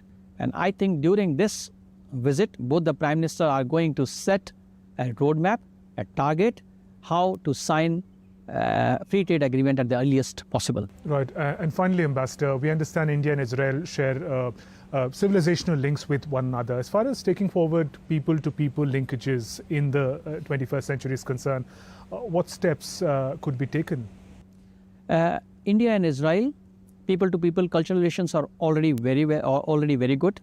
Unlike many other parts of the world, in India you won't find any anti-Semitism activity, which we are proud of. India believes in philosophy of coexistence, believe in philosophy of Vasudhaiva Kutumbakam, and as Prime Minister says, that world is one family. World is one family.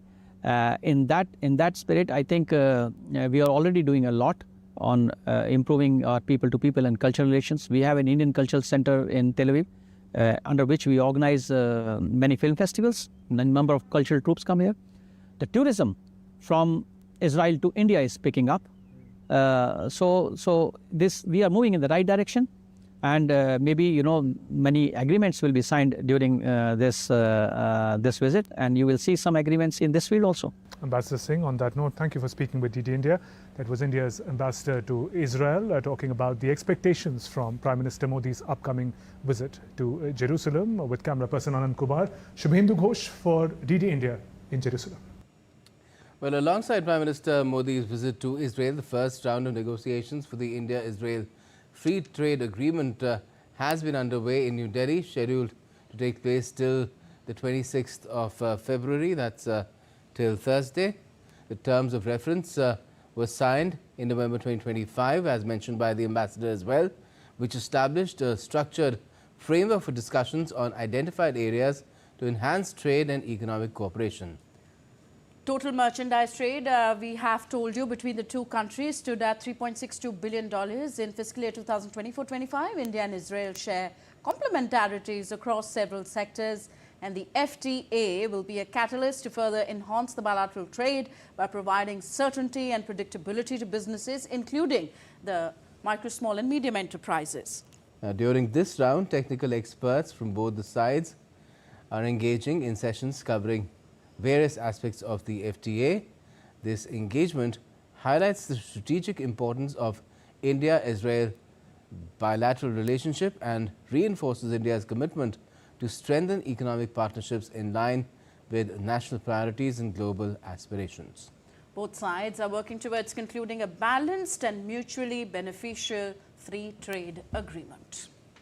So these negotiations continuing in New Delhi, just as Prime Minister Narendra Modi is visiting Israel. And what also took place earlier was the 10th meeting of India-Israel Joint Working Group on Counter-terrorism, which was held on Tuesday in New Delhi.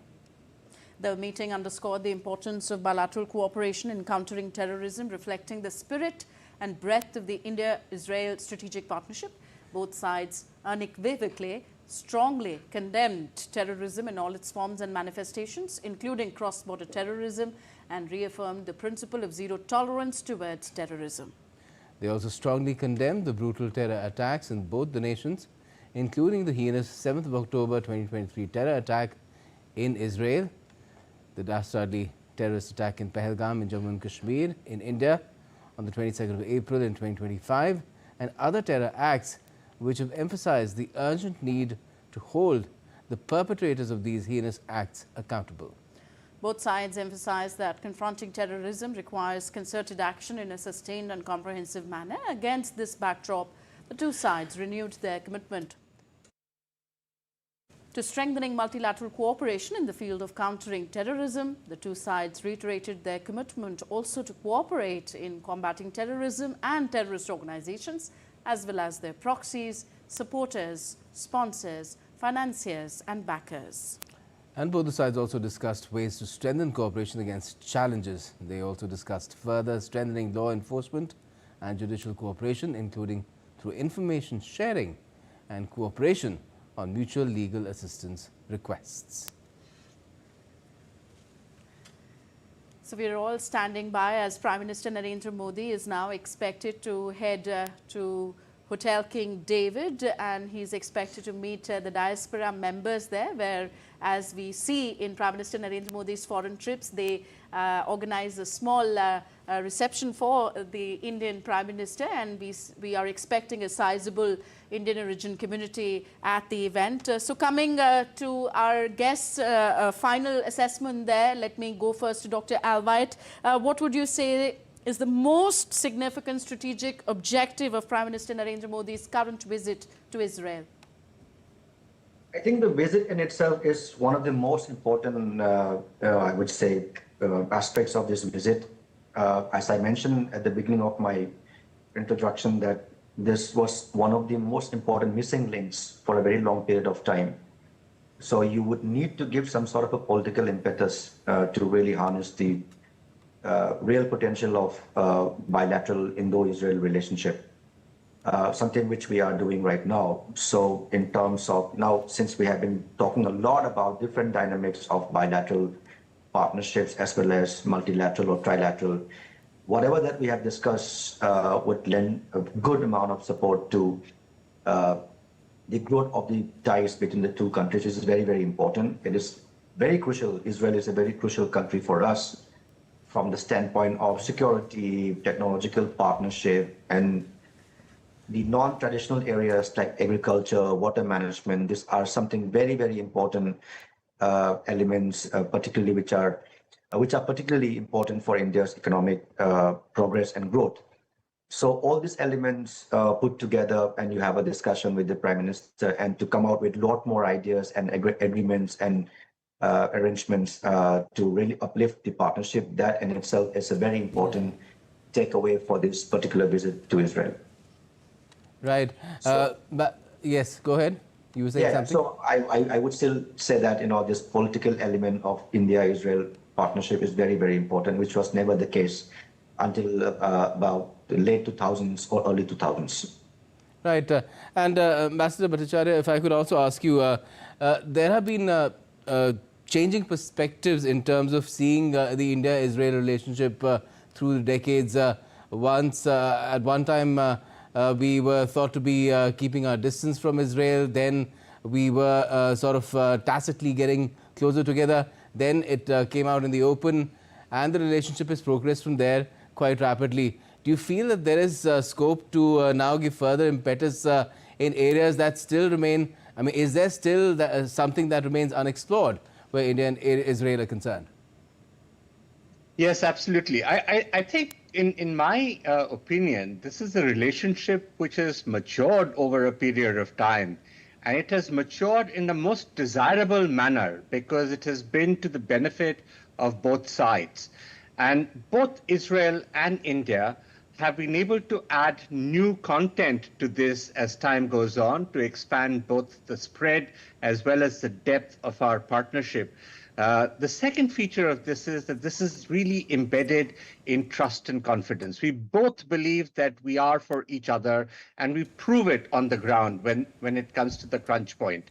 So there is that great comfort level that is very, very important. The third is that we've always been future-oriented because in some ways, we are very similar people in terms of our civilizational experience, where we have always pursued this plurality, this excellence, and being meaningful to the communities around us. And so that is something that has played at the back of our minds as we have advanced this particular relationship. And if anything has held it back, it's been issues like terrorism coming from outside, the absence of peace and stability in our regions, and they have been the dark clouds. And so, for instance, when Sindoor happened, we were able to deal with it, in 4 days, and then go back to business, which was principally to just get back to the job of development for our people. But, we've not seen a similar kind of move in West Asia. And it's not just about what's happened in Gaza, but, in the broader framework, the kind of antagonism and misbelief that is there amongst various factors has been much more deep-rooted. So I think where we are now standing on the threshold and what can be the new areas is I think there are areas which are, again, technology driven, where we can get into, for instance, our collaboration in cyber and space, in some of the defense areas, the collaboration between our young people. These are some of the areas which are quite obvious on the bilateral front that we would certainly wish to make more progress on and cover new ground. But I think this is the time that India and Israel work together along with the partners in the region towards having a regional initiative in which India can contribute to the efforts of the players on the ground towards having tangible stability and peace, so that prosperity, which is for the benefit of everybody, not just in the region, but for us and Europe and America, can then reach its fullest level. Well, certainly, and let's see which sort of a direction the two leaders give to the relationship, Prime Minister Modi and Prime Minister Netanyahu, when they engage in official talks as well. We will learn of the outcomes too, and that historic address to the Knesset, the Israeli Parliament, will also follow very soon. Right now, of course, we're waiting on the community reception that the Prime Minister will be getting on his second visit to Israel. At this point, I'll have to thank both of you, Ambassador Bhattacharya as well as Professor Autujam, and thank you so much for joining us to talk about India-Israel ties and, of course, the regional dynamics as well. One can't really talk about these two nations without speaking about the regional dynamics that are playing out and have been playing out in the region for quite some time. Thank you so much. Thank you, gentlemen. Yes. Thank you. Yes. India is the largest democracy of the world. Israel, as they say, is the only democracy in West Asia. But nonetheless, India and Israel are partners in this progress. And that's all in this broadcast. News and updates continue on DD India.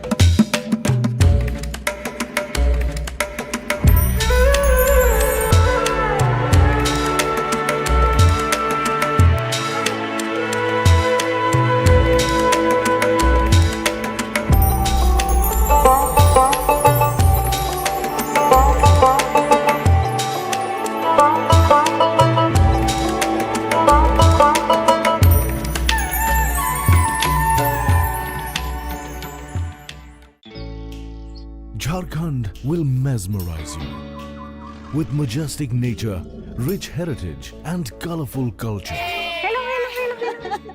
Johar. Johar. It fits perfectly. Thank you. Full workout ho gaya. Ready?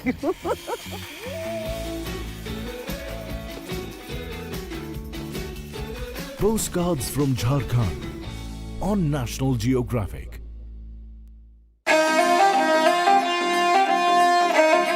Always welcoming. The vibe of Punjab is larger than life.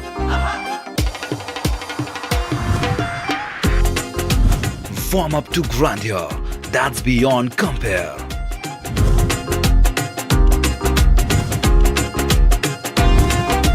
And history that's dotted with tales of bravery.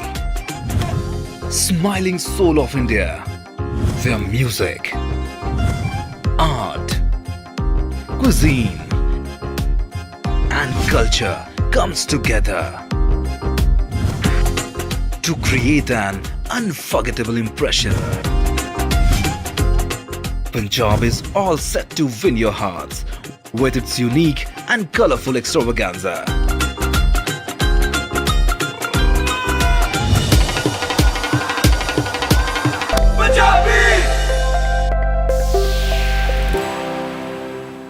Welcome to all our viewers in India and around the world. You're watching Defense Dynamics and I'm Danveer Singh coming to you from New Delhi.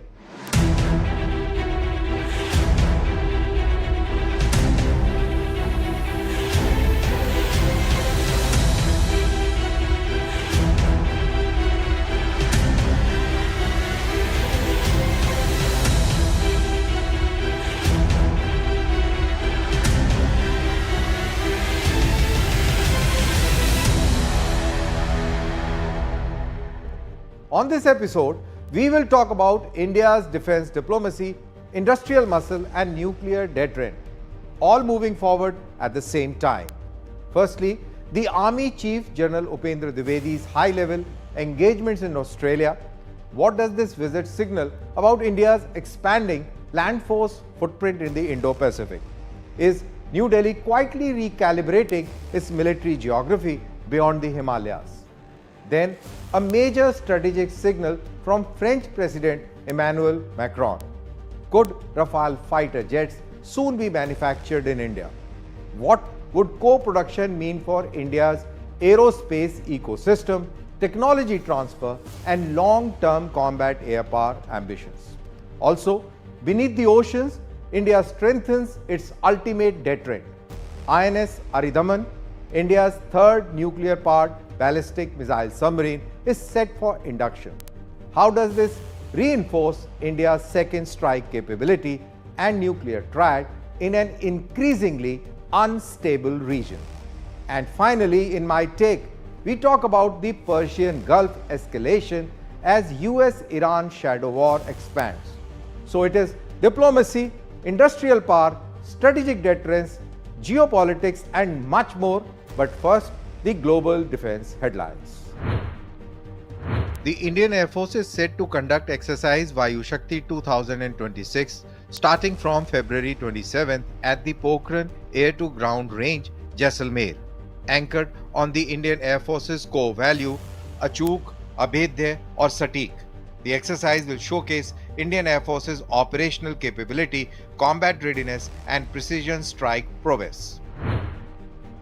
The 16th edition of exercise Vajra Prahar 2026 between the Indian Army and the United States Army began on Tuesday at Special Forces Training School at Baklo, Himachal Pradesh. The 21 days exercise aims to enhance interoperability, strengthen defense cooperation and refine special operations skills in mountainous terrain. The opening ceremony of 7th edition of Joint Military Exercise Dharma Guardian 2026 between India and Japan was held on Tuesday at the Foreign Training Node in Chaubatia, Uttarakhand.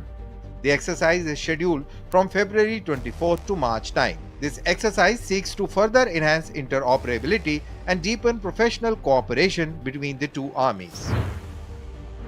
An Indian defense delegation led by Joint Secretary Amitabh Prasad called on Kenya's Chief of Defense Force General Charles Kahariri and Principal Secretary for Defense Dr. Patrick Mariru. The delegation briefed them on key outcomes of 4th India-Kenya Joint Defense Coordination Committee meeting.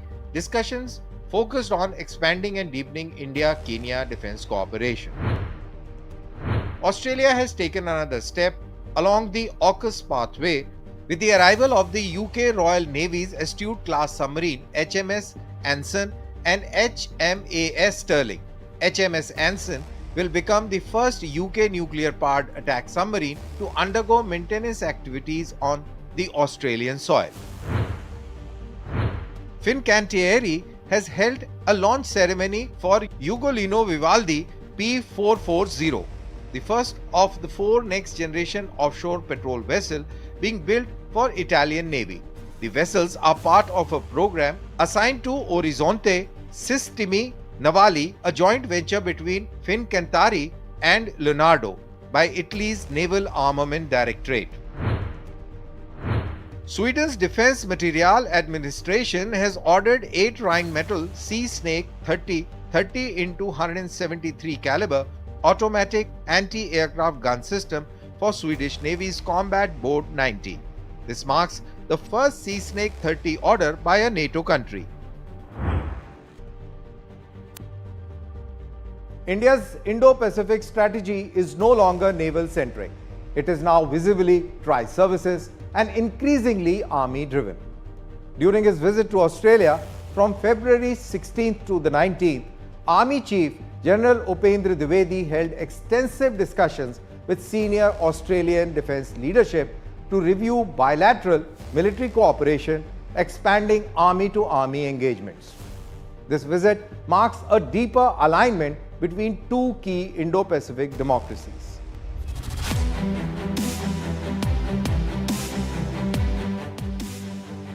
General Upendra Dwivedi's visit to Australia comes at a time when the Indo-Pacific security environment is undergoing structural stress. In Canberra, far from Himalayan frontier, India's strategic geography is quietly expanding. When General Upendra Dwivedi met Australia's senior defence leadership, the message was subtle but unmistakable. The Indo-Pacific is no longer just a maritime conversation. India and Australia elevated ties to a comprehensive strategic partnership in year 2020. Much of the focus since then has been maritime, especially within the Quad framework. But the Army's dimension is now expanding through exercise Austra-Hind, AUSUS training exchanges, counter-terror and special forces cooperation, cyber and information warfare dialogue, and joint operational planning concepts. For years, India and Australia built their security partnership around naval cooperation, Quad summits, Malabar exercises, maritime domain awareness, but today the land dimension is coming into sharper focus. Exercise Austra-Hind is evolving. Special forces exchanges are deepening, military education pipelines are widening, cyber and information warfare conversations are expanding. Why does this matter? This is because land warfare in the Indo-Pacific is no longer hypothetical. From grey zone operations to island defense strategies and hybrid conflicts, militaries are preparing for contingencies that combine maritime and land power. India brings high-altitude warfare experience, counter-insurgency depth, and large-scale mobilization capability, while Australia brings amphibious operations expertise, expeditionary force design, and integration with Western military doctrines. This convergence increases interoperability without formal alliance obligations. This is strategic alignment and not alliance politics. What we are witnessing here is not just a courtesy military visit. It's the widening of India's strategic map.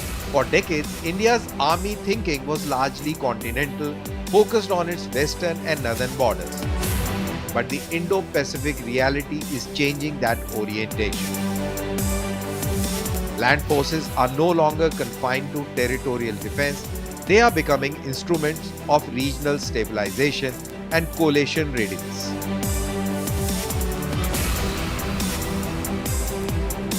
The India-Australia Army engagement signals three things. First, interoperability is being institutionalized, not improvised during the crisis. Second, India is preparing for multi-domain contingencies that extend beyond the Himalayas. Third, democratic middle powers are building flexible partnerships without entering formal alliances.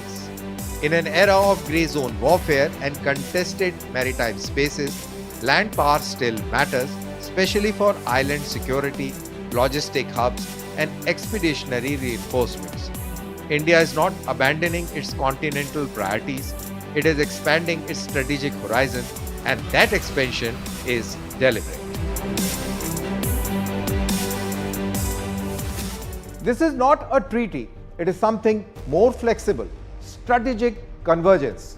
In an Indo-Pacific marked by uncertainty, two democracies are quietly building operational familiarity. And sometimes familiarity itself is a deterrence. From Canberra to New Delhi, the message is clear. India's land power is now part of its Indo-Pacific calculus. For years, India has purchased advanced fighter aircrafts. Now it may begin producing them as well in partnership. French President Emmanuel Macron has indicated that Rafale fighter jets could be manufactured in India, a development that could significantly deepen India-France defense ties. If implemented meaningfully, this could transform India's aerospace ecosystem.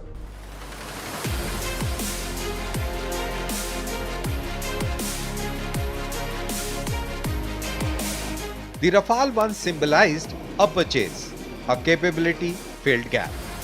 Now it may symbolize something far larger.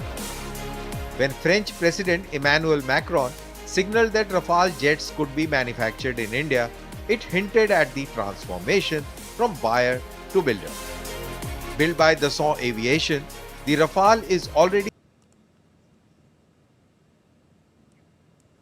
Thank you for staying with us on DD India. Prime Minister Narendra Modi is in Israel for a two-day state visit. Prime Minister Narendra Modi received a vibrant and culturally rich welcome from the Indian diaspora upon arriving at Jerusalem's historic King David Hotel shortly after his official reception at the Ben Gurion Airport.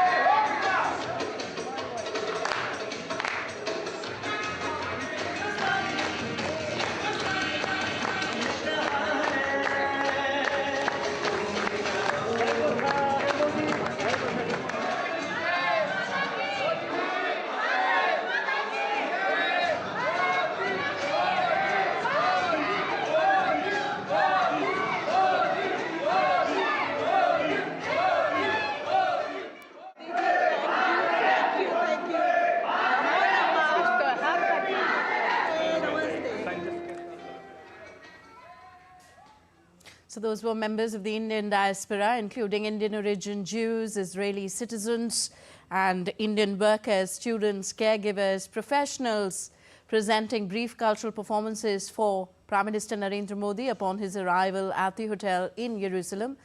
This is after he got an official reception at the Ben Gurion airport in Tel Aviv. So hundreds of people of Indian origin gathered outside the hotel, waving Indian tricolors, holding portraits of the Prime Minister and displaying welcome placards. The atmosphere came alive with these energetic folk dances and traditional performances from different parts of the country, blending classical and folk art forms that showcased India's vibrant cultural heritage. Prime Minister Modi also briefly interacted with the performers and the enthusiastic crowd there, exchanging greetings and smiles before official engagements. What follows next is Prime Minister Narendra Modi's address to the Israeli Parliament, the Knesset. We'll keep you updated on all those news and developments as they trickle in. That's it in this broadcast. News and updates continue on DD India.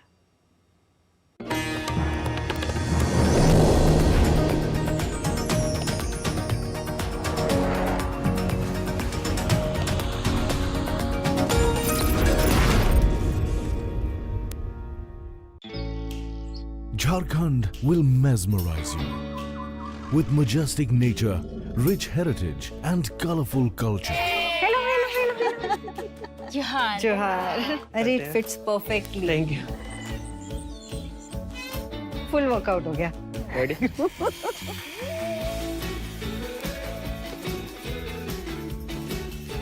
Postcards from Jharkhand on National Geographic.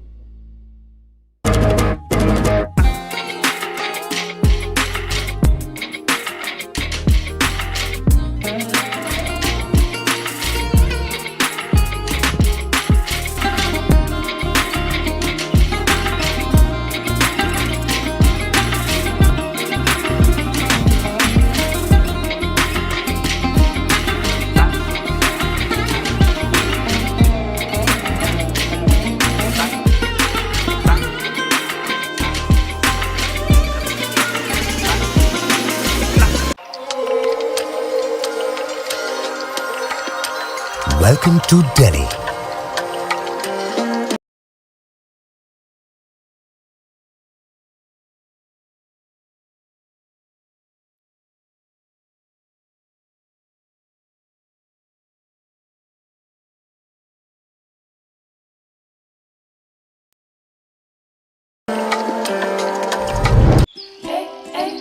One of India's newest states.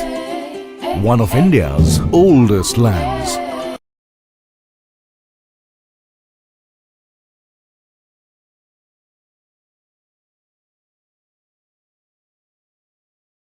Jharkhand is a hidden. Take a front seat to witness the grandeur.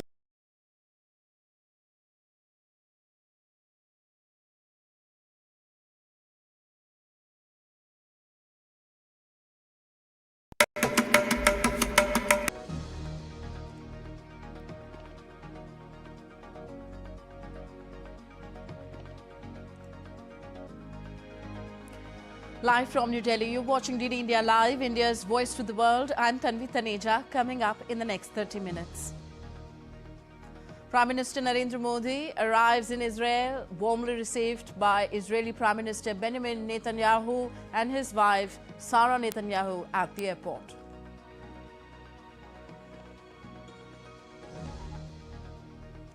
Donald Trump delivers the longest ever State of the Union address, talks of immigration, economy and Iran, asserts he had ushered in a golden age of America. And France appoints Christophe Leribaud as the head of the Louvre. The leadership change comes after a high-profile heist at the museum.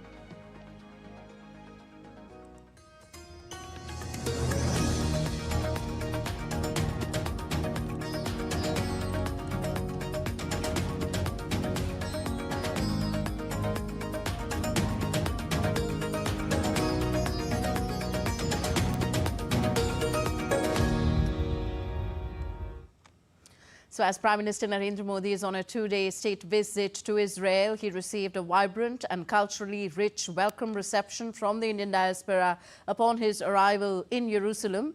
This was after he received an official reception at the Ben Gurion airport. Hundreds of people of Indian origin gathered outside the iconic luxury hotel, waving Indian tricolours, holding portraits of the Prime Minister and displaying welcome placards.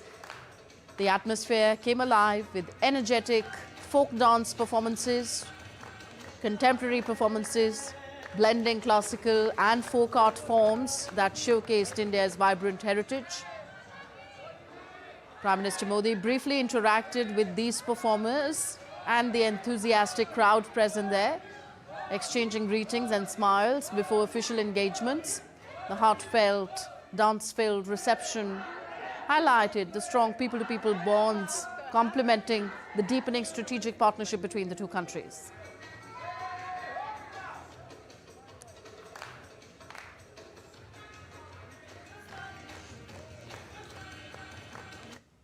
Prime Minister Narendra Modi arrived in Israel for a two-day state visit, marking his second trip to the country and a significant milestone in deepening the strategic partnership between India and Israel.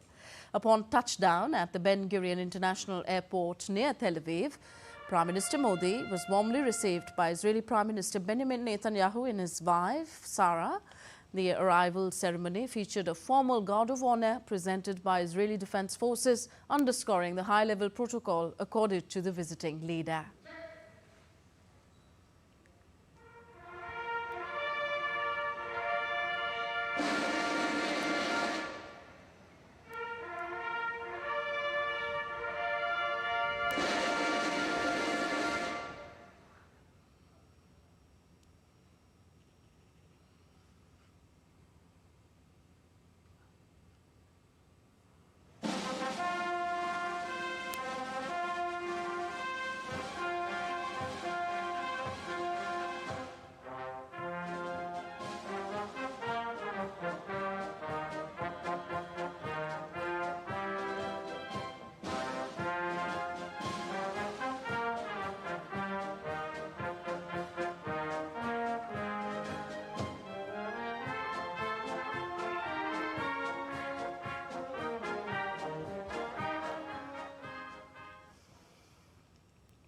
The event included an official welcome reception with the two prime ministers exchanging greetings and participating in a brief tete-a-tete at the airport's Fatal Lounge shortly afterwards.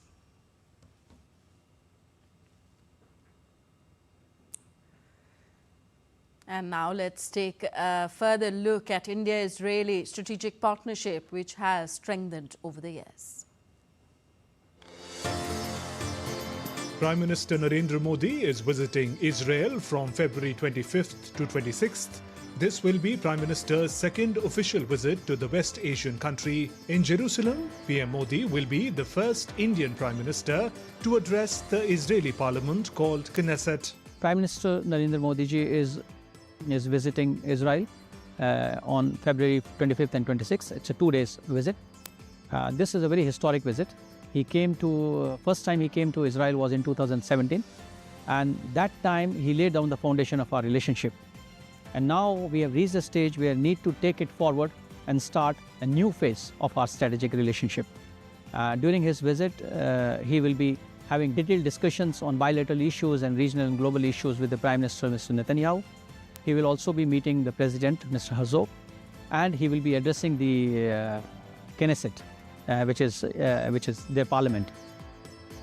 India and Israel are key defense and security partners. Between 2020 and 24, Israel supplied 13% of India's total arms imports, while India accounted for 34% of Israel's defense exports. An MOU was inked in 2025 to enable sharing of advanced tech and promote co-development and co-production of defense equipments. The two countries are strongly committed to combating terrorism in all its forms and manifestations. On the trade front, India ranks as Israel's second largest Asian trading partner in merchandise. In financial year 24-25, bilateral trade was $3.75 billion. Israel is a key partner country in the India-led IMAC initiative. India and Israel also cooperate closely in areas of water and agriculture, focusing on water conservation, wastewater treatment. The two countries are fostering strong partnership in innovation and workforce mobilization, which serves as a practical economic pillar in their bilateral relations. The best thing about India and Israel are that we don't compete with each other, rather we complement each other, and we complement in our core strengths. Israel's core strength is in science and technology, innovation, critical and emerging technologies, be it AI, be it cybersecurity, quantum. And similarly, our core strength is huge, a kind of engineers, skilled manpower, and there's an ecosystem in India where we can scale it up in sense. So the idea during this visit will be how we can combine these two ecosystems so that both the countries can benefit out of it. Earlier, Prime Minister Modi highlighted the deep and enduring friendship between India and Israel, highlighting trust, innovation, and shared commitment to peace and progress that define the bilateral ties. Behind me, you can see the old city of Jerusalem. The civilizational ties between India and Israel date back to over 2 millennia. As Prime Minister Narendra Modi visits Israel, expectations are high that the modern strategic partnership will be taken forward in diverse domains. With camera person Anand Kumar, Shubhendu Ghosh for DD India in Jerusalem. And earlier, our correspondent also caught up with some young Israeli students who said they're excited about this visit of Prime Minister Narendra Modi. They hope the relationship between India and Israel will create job opportunities, scientific research opportunities in both the nations.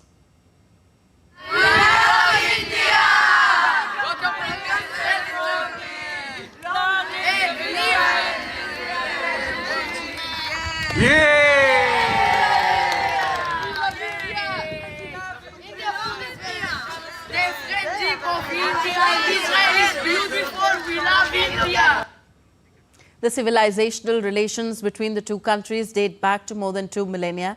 India has welcomed Jews for several centuries, and their contribution in turn has enriched Indian culture. People-to-people relations are an important part of that relationship. There are over 42,000 Indian citizens in Israel, primarily caregivers, as well as construction and agriculture sectors, diamond traders, IT professionals and students. There are approximately 1,000 Indian students in Israel, mainly doing doctoral and postdoctoral studies in STEM areas. There are over 100,000 Jews of Indian origin in Israel who are Israeli passport holders.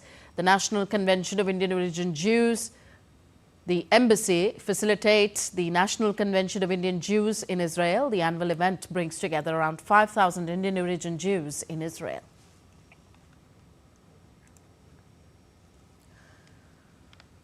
US President Donald Trump delivered the longest State of the Union address in American history on Tuesday. Trump spoke on a number of issues in his around 1 hour and 48-minute address. Trump issued a fresh warning to Iran, saying he prefers to solve this issue through diplomacy.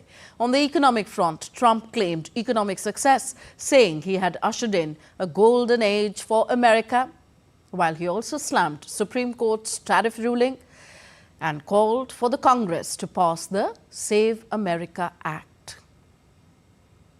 US President Donald Trump's State of the Union address to a joint session of Congress comes against a backdrop of rising tensions with Iran. During the longest State of the Union address in history, Trump did not mention Iran until well over an hour into his speech. Trump accused Tehran of working to rebuild a nuclear program that was targeted by American strikes last year. Trump said his preference is to solve the problem through diplomacy. My preference is to solve this problem through diplomacy. But one thing is certain, I will never allow the world's #1 sponsor of terror, which they are by far, to have a nuclear weapon. Can't let that happen. In his 1 hour and 47-minute speech, Trump also touted his economic record that he had ushered in a golden age. Today our border is secure. Our spirit is restored. Inflation is plummeting. Incomes are rising fast. The roaring economy is roaring like never before. And our enemies are scared. Our military and police are stacked. And America is respected again, perhaps like never before. Trump also slammed the Supreme Court's ruling that struck down his global tariffs. Trump said the Supreme Court ruling makes president's ability on tariffs more powerful.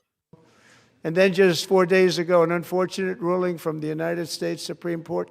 It just came down. It came down. Very unfortunate ruling. But the good news is that almost all countries and corporations want to keep the deal that they already made. President Donald Trump also urged the Congress to back what he described common sense legislation requiring voters to have proof of U.S. citizenship in the November midterm elections. Virginia Governor Abigail Spanberger delivered the Democrats' response to President Donald Trump's State of the Union address, slamming the U.S. president's policies. In his speech tonight, the president did what he always does. He lied, he scapegoated, and he distracted. And he offered no real solutions to our nation's pressing challenges, so many of which he is actively making worse. During his State of the Union address, Trump also welcomed the U.S. men's ice hockey team following their Olympic gold medal victory. The United States ended a nearly half-century wait for Olympic men's ice hockey gold with a 2-1 overtime victory against Canada in a thrilling final on Sunday. Trump declared the team's goaltender, Connor Hellebuck, would receive the Presidential Medal of Freedom. Bureau Report, DD India. You're watching DD India live, still to come on the show. Russia says it's committed to resolving the Ukraine conflict through diplomatic means. And Google disrupts Chinese-linked hackers that attacked 53 groups globally.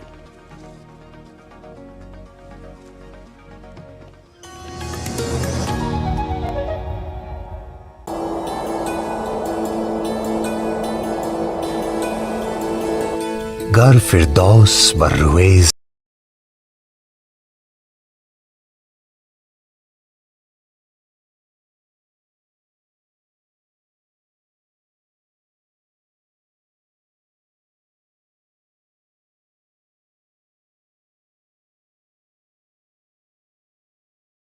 ज़मीं است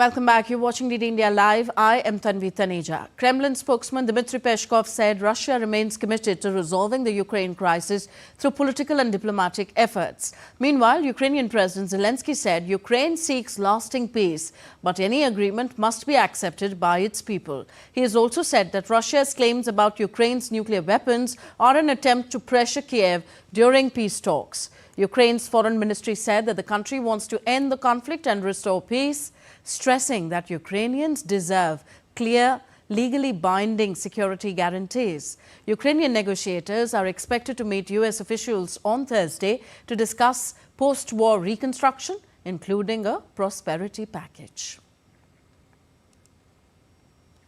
The UN General Assembly voiced support, meanwhile, for Ukraine on Tuesday on the 4th anniversary of the Russia-Ukraine conflict, with the United States among the countries abstaining from the vote. The Assembly passed a resolution saying it was committed to the sovereignty, independence, unity and territorial integrity of Ukraine within its internationally recognized borders. The resolution was passed by a tally of 107 countries in favor, 12 against and 51 abstentions from the 193-member Assembly. The resolution also called for an immediate unconditional ceasefire and comprehensive lasting peace. Parameters of peace in Ukraine are not a mystery. It must be in accordance with international law, including the UN Charter and relevant UN resolutions. And it must uphold the sovereignty, independence, and territorial integrity of Ukraine within its internationally recognized borders. Enough with the death, enough with the destruction, enough with the broken lives and shattered futures. It is time for an immediate, full, and unconditional ceasefire, the first step toward a just peace that saves lives and ends the endless suffering. Ukrainian President Volodymyr Zelensky in a social media post expressed gratitude to the 107 nations that supported Ukraine's resolution at the UN General Assembly. This resolution called for a full ceasefire and the return of Ukrainian citizens. Zelensky highlighted that the resolution, which aims for lasting peace, was a crucial step and pledged to continue working with global partners to achieve peace. More from Europe, France has appointed Christophe Leribourg as the new head of the Louvre, replacing outgoing director Laurence Descartes. Government spokesperson Maud Brehon said that Leribourg, currently leading the Palace of Versailles, will focus on strengthening security and modernizing the museum following the October theft of jewels worth an estimated $102 million. The leadership change comes after President Emmanuel Macron accepted the resignation of outgoing director Laurent Descartes, who faced sharp criticism following an October jewelry heist. The India AI Impact Summit emerged as one of the most influential artificial intelligence gatherings in the world, bringing together global policymakers, AI pioneers, Fortune 500 CEOs, startup founders, research leaders. The summit positioned India at the center of international AI conversations. The presence of top global tech leaders at the India AI Impact Summit signaled a growing confidence in India's AI ecosystem. From infrastructure commitments to ethical AI frameworks and cross-border collaborations, the summit became a powerful platform for shaping the future of artificial intelligence worldwide. Sundar Pichai, the CEO of Google and Alphabet, was one of the most prominent global leaders at the summit. We are on the cusp of an era of hyper-progress and new discoveries, but the best outcomes are not guaranteed. We must work together to ensure the benefits of AI are available to everyone and everywhere. The US-India partnership has a critical role to play. Google is proud to serve as a connection point between them, both figuratively and literally. I believe India is going to have an extraordinary trajectory with AI, and we are supporting with a full stack commitment, including products, skilling, and infrastructure.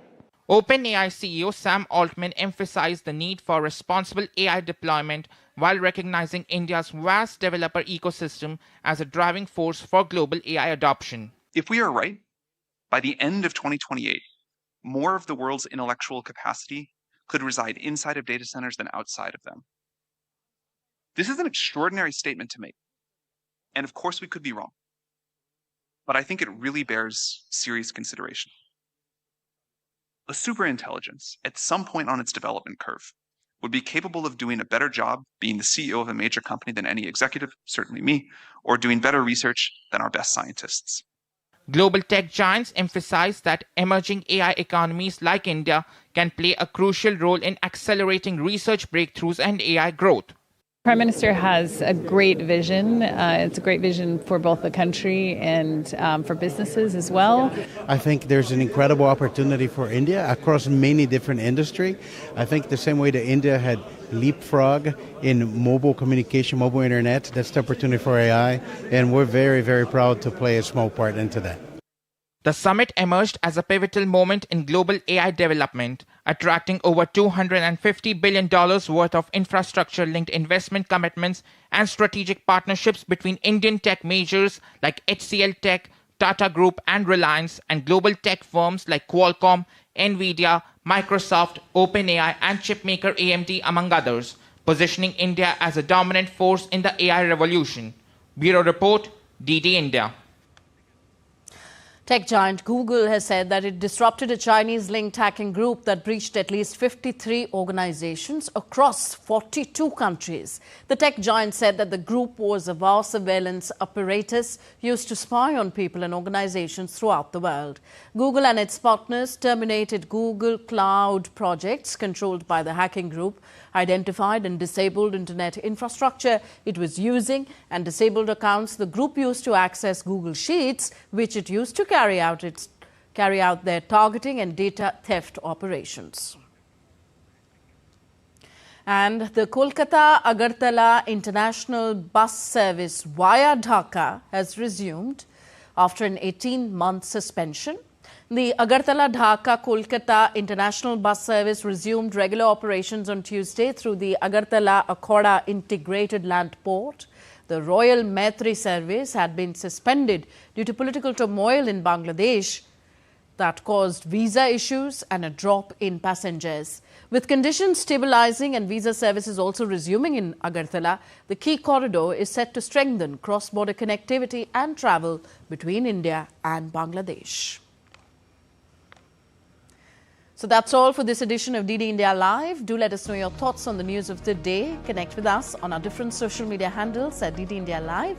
And for those on the go, you can always catch the latest news and updates on our DD India mobile app. We'll be back with more news as it breaks here on DD India. I'm Tanvi Taneja from all of us here in New Delhi. Thank you for watching. Namaskar.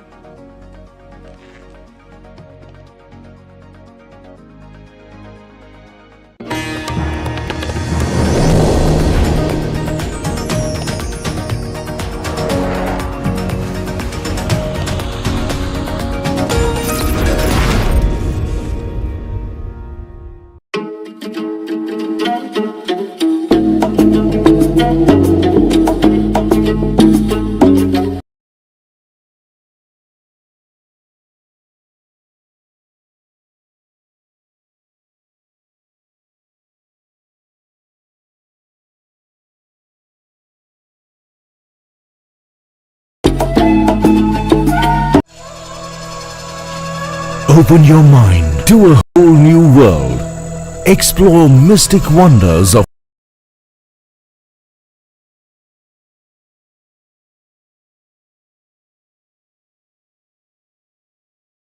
nature in the forests.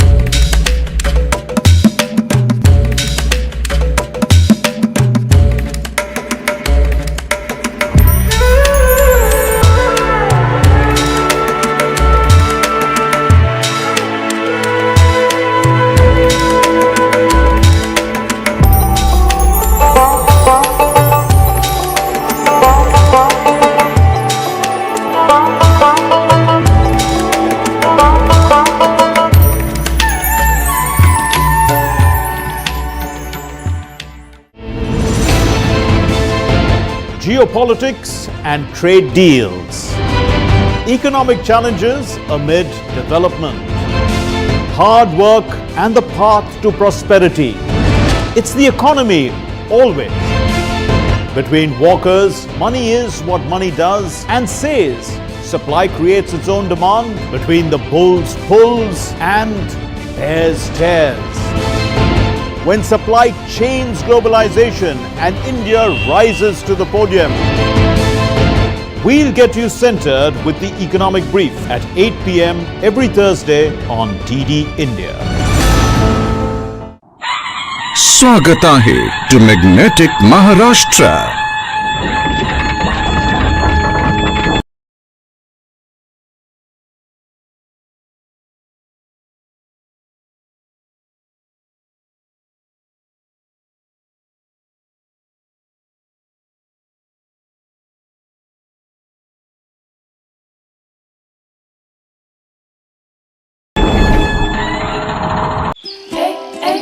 One of India's newest states. One of India's oldest lands.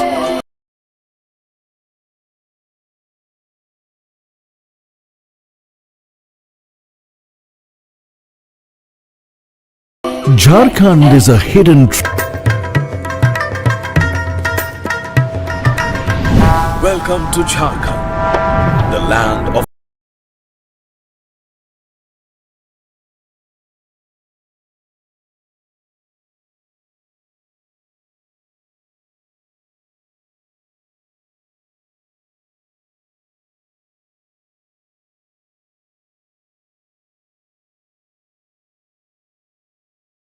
forests. Always welcoming. The vibe of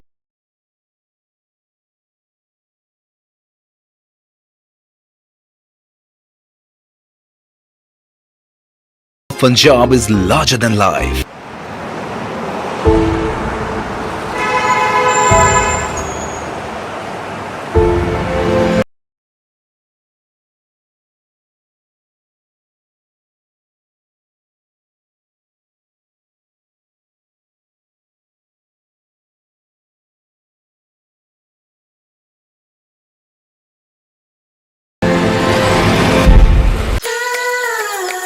The land of forests, nature's hidden jewel. Jharkhand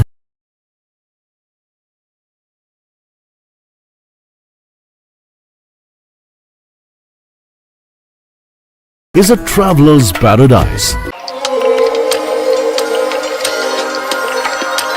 Welcome to Delhi.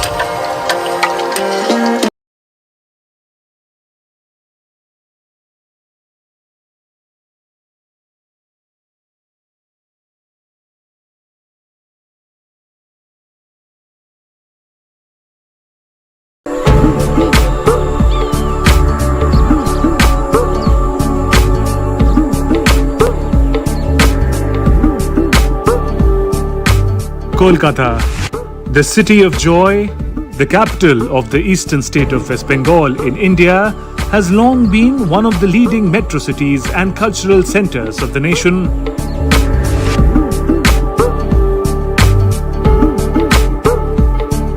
Home to over 14 million people, the city is known for its celebration of Bengali traditions and cultural diversity.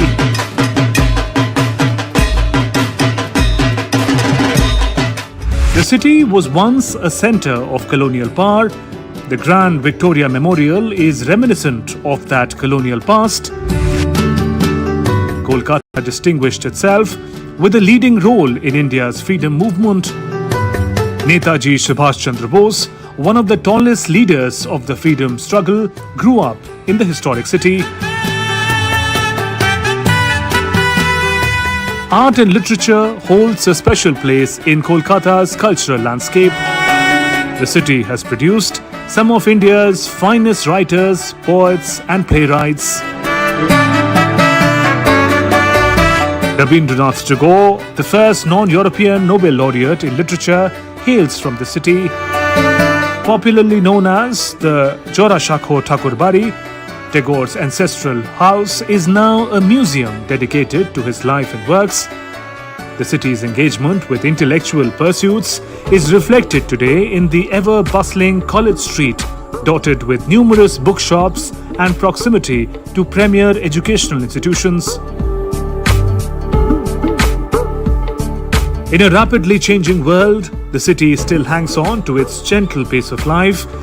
The traditional yellow taxis and slow-moving tram service give a distinct character to the city. The humble Rasgulla and the heavenly Sandesh have carried the sweetness of Bengali culture to the farthest corners of the nation and the world. Kolkata is an important hub of trade and commerce.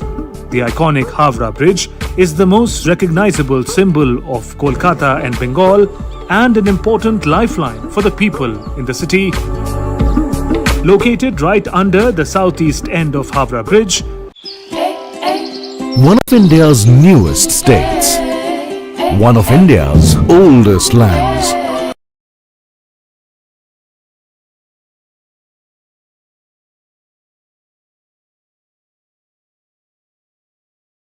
Jharkhand is a hidden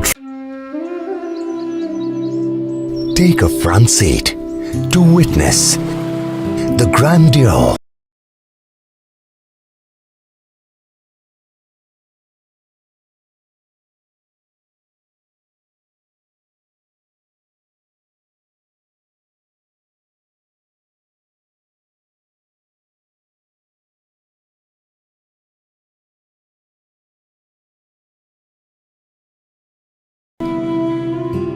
That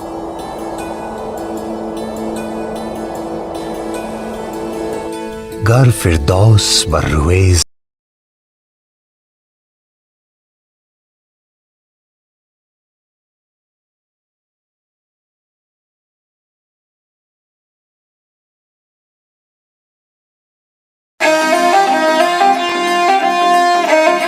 Always welcoming.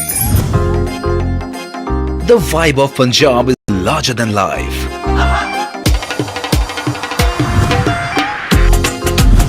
Warm up to grandeur that's beyond compare.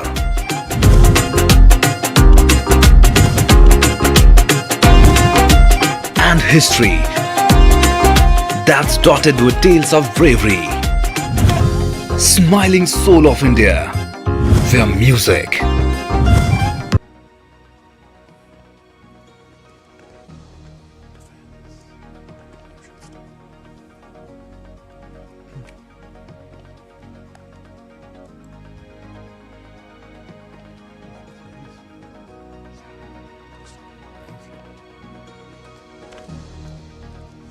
Namaskar and welcome to our special coverage of Prime Minister Narendra Modi's visit to Israel. In just about half an hour, the Prime Minister will make history as he addresses the Israeli Parliament, the Knesset. I'm Mark Lynn. And I'm Gautam Roy. Prime Minister Modi's upcoming Knesset address marks a significant moment in India-Israel relations, highlighting decades of cooperation in defense, technology and trade, and setting the tone for future collaboration. In fact, we'll bring you the Prime Minister's speech, followed by in-depth analysis with our panel of experts. We'll also explore what this visit means for India's strategic partnerships, how it could reshape regional dynamics, and what signals it sends to the global community. Yes, do stay with us as we count down to this landmark address, a moment which underscores the growing bond between New Delhi and Jerusalem and the shared vision of innovation, security and prosperity.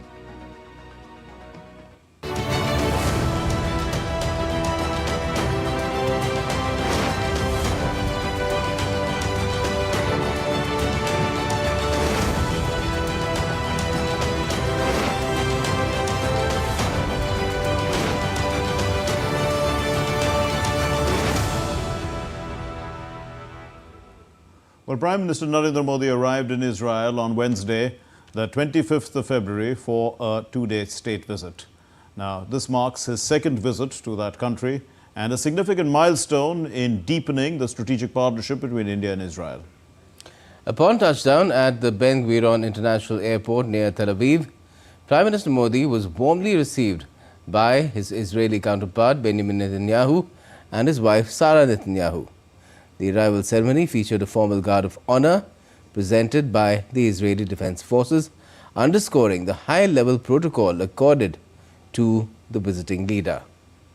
The event included an official welcome reception, with the two prime ministers exchanging greetings and participating in a brief tete-a-tete at the airport's lounge shortly afterward.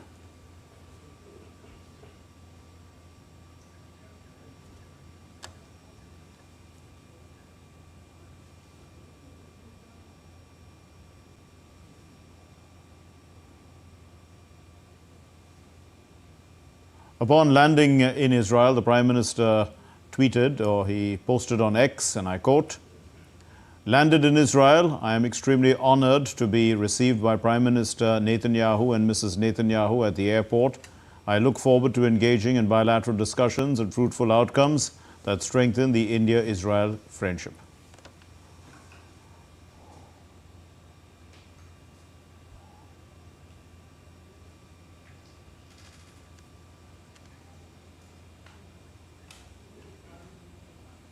And responding to Prime Minister Narendra Modi's social media post, his Israeli counterpart Benjamin Netanyahu said, and I quote, "It's a great honor to welcome you to Israel, Prime Minister Modi.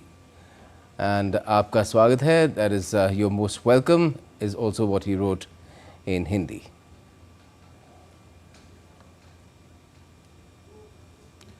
Prime Minister Narendra Modi was warmly welcomed by around 250 members of the Indian diaspora shortly after his arrival in Israel. The 18-minute community reception featured a series of vibrant performances: a classical dance trio, Kathak, Kuchipudi, Odissi, Kerala's traditional Tiruvathira by caregivers, a stirring I Love My India by the inclusive Shalva Band, led by visually challenged vocalist Dina Samte, Israeli folk dance Hava Nagila, and this is with Bollywood fusion and a graceful Rajasthani Ghumar. Prime Minister Modi also interacted with No India program youth, posed for photos with the performers, and also greeted professionals, students and Indian origin Jews lining up to get a glimpse of him, highlighting deep people-to-people ties, strengthening India-Israel relations.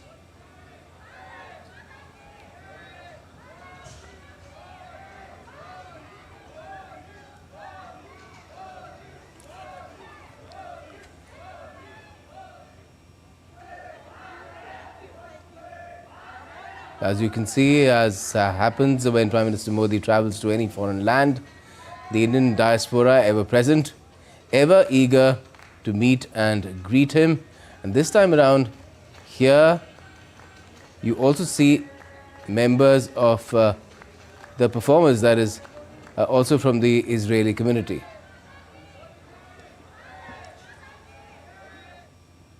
Well, and we are joined by Ambassador Anil Wadhwa, former senior diplomat, and Dr. Samuel Rajiv, research fellow at the Manohar Parrikar Institute of Defence Studies and Analysis. To put into context, the Prime Minister's visit to Israel and his speech, which will come in a short while at the Knesset. Yes, if I could come to you, Ambassador Wadhwa, first, just try to bring to the audience, our viewers, the significance of this moment. Prime Minister Modi will be the first Indian Prime Minister to address the Israeli Parliament. Yes, I think that's a very important address. In fact, this visit itself is a very consequential visit, as I would term it, because although a visit has taken place by the Prime Minister to Israel in 2017, given what is happening around the world today, and especially in West Asia, the heightened military technological change and a global system which is under strain and quite unpredictable at the moment, I think his address would be listened to with a lot of attention, not only in Israel and India, but also in the region and around the world. I think it's important, to give a few messages for the Prime Minister during this address.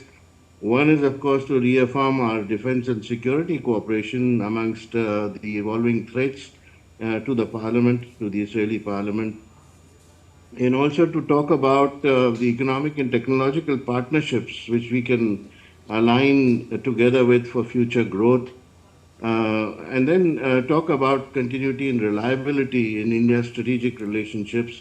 Also, convey that we have the capacity to engage with Israel while maintaining a balance across West Asia. So all these elements will have to go into this speech, which will have to be crafted quite deliberately and quite carefully. To give us a little background, Dr. Rajiv, how has defense cooperation between India and Israel evolved, over the 30 years that we've had relations with Israel? Yes, so the defense cooperation between the two countries has been one of the strongest pillars of the relationship. It is a fact that even prior to the establishment of diplomatic relations in 1992, Israel helped us in moments of crisis for us, and it continued subsequently also. For instance, in the 1965 war, the 1971 war, Israel supplied ammunition and many other equipment. Some of the equipment were also used in 1999 Kargil war. The equipment they supplied, for instance, the 160 mm ammunition they supplied during the 71 wars was used in 1999 Kargil war also. So in Kargil war, obviously we are all aware of the massive help that we received from them in terms of the smart ammunitions that equipped our fighter jets that were effectively took out enemy positions.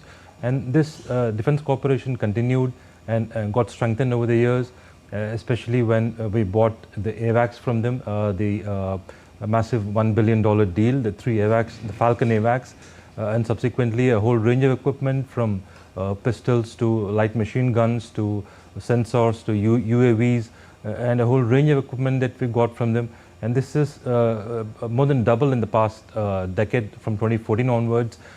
If you look at CIPRI data, for instance, India accounted for about 25% of Israel's arms exports from 2004 to 2014. From 2014 onwards, 2025, India accounted for almost 40% of Israel's arms export. So there's a 40% jump in Israel's arms exports to India during this period, just because of our modernization requirements and because of security requirements. And has India also been of help to Israel in the security and the wider strategic domain, not in proportionate manner, but to any extent? Yes, I mean it's a fact that Israel, vouches with for its relationship with India, just because of the fact that India is one of the biggest regional powers in the, it's one of the biggest democracy in the world, and the Prime Minister's address to the Knesset testifies to that. And it is also a fact that we have some reports mentioned. We have also given them some equipment in recent times also. So, and there's a lot of joint ventures which are mutually beneficial to both the countries. For instance, the MRSAM, the medium-range surface-to-air missiles, long-range surface-to-air missiles. These are joint venture products which are being used both by the Indian armed forces as well as the Israeli armed forces. So there's a mutual benefit to both countries. Ambassador Wadhwa, how significant has intelligence sharing been between the two countries, in this strategic partnership? Yes, I think so. There is a lot of emphasis on intelligence sharing in the Security Cooperation Pact that we have with Israel, and I think during this visit we are set to see a new version, perhaps, of that expanded Security Cooperation Pact, which will reflect the evolving geopolitical dynamics in our region and in that region. This renewal will reinforce intelligence sharing and joint exercises, technology exchanges, and institutional cooperation that we both have. But that is important because beyond hardware, both sides are collaborating quite closely on counter-terrorism strategies and in cybersecurity and strategic intelligence, which are all areas of mutual concern because we have a volatile neighborhood, both of us, and that is obviously important for both sides. Right. And if we extend this to the issue further of counter-terrorism, Professor Rajiv, what do you make of the prospects of how this can be sharpened further, particularly when it comes to countering the financing of terrorism and illicit associated activities with it is concerned? Because I believe in this trip, this could be one of the focuses as well in terms of financial cooperation and addressing gaps in that domain. Yes, so India has taken many steps with many countries bilaterally. It has bilateral agreements in place with Israel also on these and related aspects. Counter-terrorism, obviously, again one of the strongest pillars of the relationship. So the Israeli ambassador, ahead of the Prime Minister's visit, has said they're going to enhance and further solidify some of these partnerships. We are not sure what the contours of those solidified partnerships will look like, but obviously they're going to strengthen them. The point that you mentioned, the financial aspects of countering terrorism. So Israel and India will obviously further enhance the partnership in this on these aspects. I believe the terminology itself will be changed. We are a strategic partners, both of us. When Prime Minister Modi went in 2017, we called the relationship a strategic partnership. I understand now they're going to term it, they're going to use a better term, perhaps a special strategic partnership. Like we've just enhanced our partnership with countries like France. So we're going to see something similar with Israel also today or tomorrow. Dr. Rajiv, while we stick to the security domain, Israel is famous for the Iron Dome, and I mean, India, of course, is interested now in a lot of missile technology and defense systems that we are calling the Sudarshan Chakra, some Durga 2, I think. These are the two aspects. To what extent, is cooperation in this field moving forward? Yes, so Israel has been an important source of niche equipment for us. The sensors, the missiles, and the radar systems, surveillance systems. So the niche technology that we are developing, Israeli equipment is intended to be an essential part of that. Also, the Sudarshan Chakra. The reports note that the Barak missile system will be an important part of that, and we are developing sort of a Tuz Azimut, air defense architecture. So. And obviously, we are following an Atmanirbhar, self-reliant defense policy to the extent that Israeli companies can plug into the architecture and help us, enhance our capabilities. They're most welcome to do that. In fact, Mission Sudarshan Chakra, which is supposed to be completed by 2035, is supposed to be AI enabled as well. So you feel that that is a capability that Israel could perhaps share with us? Absolutely. There are some reports which mention that the Israelis are not just going to, share the technology, but they are going to transfer the technology also. So it remains to be seen. Generally, these technologies are closely guarded. But given the fact that Israel is an important strategic partner, and Israel views India as one of its most important strategic partnerships after the Americans, they have said that publicly, the US and India are the two most important strategic partners. So nothing is impossible to achieve, and we are looking for technology sharing, and we want our defense industry also to be involved in this. Hopefully, going forward, we're going to see some forward movement. Ambassador Badwa, so put that into diplomatic context for us, the importance or the implications of India-Israel relations in the regional security of South Asia and also of West Asia. Yes, again, as I said earlier, I think this is a very closely watched visit in our region as well as in the region of West Asia, because India has been increasing its ties with a number of countries in the Gulf, for instance, in recent years. In fact, we have a very strong relationship with countries like the UAE, with Oman, with Saudi Arabia, Qatar, Bahrain, Kuwait, all of them. Even in West Asia, if you look at the relationship with Egypt, it's quite strong. There are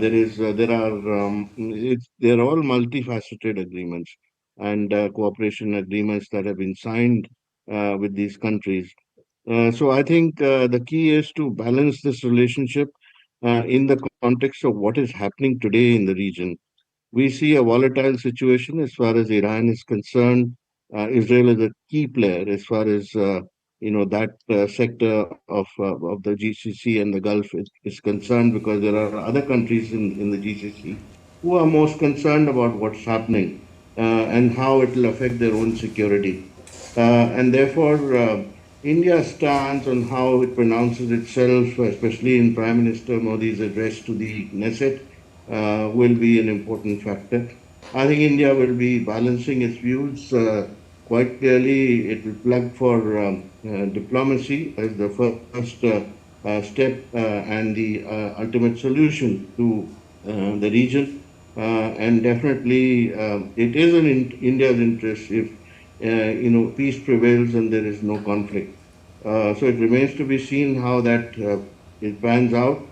But having said that, I think we also need to look at what's been happening in our own region in South Asia, where we had a conflict between India and Pakistan, a brief one at that, but then we saw that there was active involvement of Chinese technology and satellite imaging, etc., which means that India needs to counter that in many ways. And One of the ways in which India can counter that is something we've just talked about, which is the Sudarshan Chakra and the Iron Dome, and also having our own capability of laser defense and high precision weapons. So expanding our cooperation into the cutting edge areas which are previously restricted, including future laser weapons and long range strike capabilities, will become very important.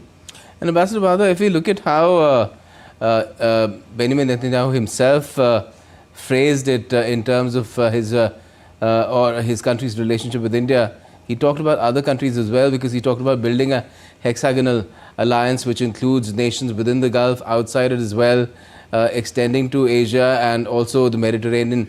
He specifically named Cyprus and Greece as well. What do you think would be the Indian perspective on something like this? Because India does not use the term alliance that easily. It prefers friendship or partnership, doesn't it? Yes, you're absolutely right. I think the terminology matters a lot as far as India is concerned, and although India will definitely work together with countries that have been named by Benjamin Netanyahu in his hexagon of countries as an alliance, I think India will definitely pay attention to that. But terming it in those terms is not the language that India prefers to use. Secondly, of course, we have to be mindful of the fact that there is the lingering Palestinian question on which India has not pronounced itself any differently from it used to be before. The cooperation with Israel has grown. The situation on the ground in Gaza, etc., has changed, and it is also changing in the West Bank. So India has to be mindful of what is happening on the ground, and while expanding its cooperation with Israel, it will have to also pronounce itself on a settlement of that question, which is its traditional stance. Dr. Rajiv, if you can comment on that now, how does India balance its relations, with the other important countries in West Asia, which are largely opposed to Israel? Yes, I think it's a fact that the fault lines in the region are drawn. And some of the important countries in the region are actually aligned with Israel in terms of geopolitically. If you look at the Saudi interests or Saudi and other countries, the UAE, the Abraham Accord countries, so all of them are aligned with Israel and the American interests, and our interests are also mostly aligned with these countries because of very solid reasons, because of our diaspora, millions of people in these countries, because of our civilizational links with these countries. So I think our relationship has been strengthened with this group of countries in the past years. If you look at the I2U2 grouping, which was established some years ago, the US, the Israelis and the UAE. It's a fact that we have. But specifically on the Gaza question. Yeah, so if you look at it, we have had a very principled stand on the Gaza question. We have condemned the terrorist attacks, and we have condemned the loss of lives also. We have, in fact, explicitly stated that, civilian casualties, are a no-go in terms of the use of force and etc. And we have made these statements in the past 2 years. And we continue to insist that the Palestinian state has to be formed. We continue to insist on a support for a two-state solution. We continue to support the Palestinians in the developmental needs. And we welcome the recent developments, the ceasefire and etc. that have taken place. We hope that there will be some forward movement and peace will return to the region. Obviously, the two-state solution looks difficult as of now, but at the UN also, and the UN, the resolution that have been passed, we've supported the resolutions that call for a two-state solution. So multilaterally and bilaterally, we have continued to maintain our principled position on the Palestinian issue and on the Gaza issue. Right, Ambassador Badha, if we look at from our traditional position that Dr. Rajiv has mentioned to how things have been moving in terms of settling the Gaza conflict beyond the ceasefire. There's a board of peace that Donald Trump convened, invited India as well. It met and India was there as an observer. It's not signed down to the process, certainly not contributing the $1 billion buy-in that has been said by Donald Trump. So where do you think India wishes this process to really go? So look, as far as the Board of Peace is concerned, India was part of the UN resolution on this question because that was the third way out which was being proposed. And of course, the Board of Peace resolution which set it up was specifically about setting up this board with reference to the Gaza question. Later on, we've seen that in the charter of this Board of Peace, the scope has been expanded.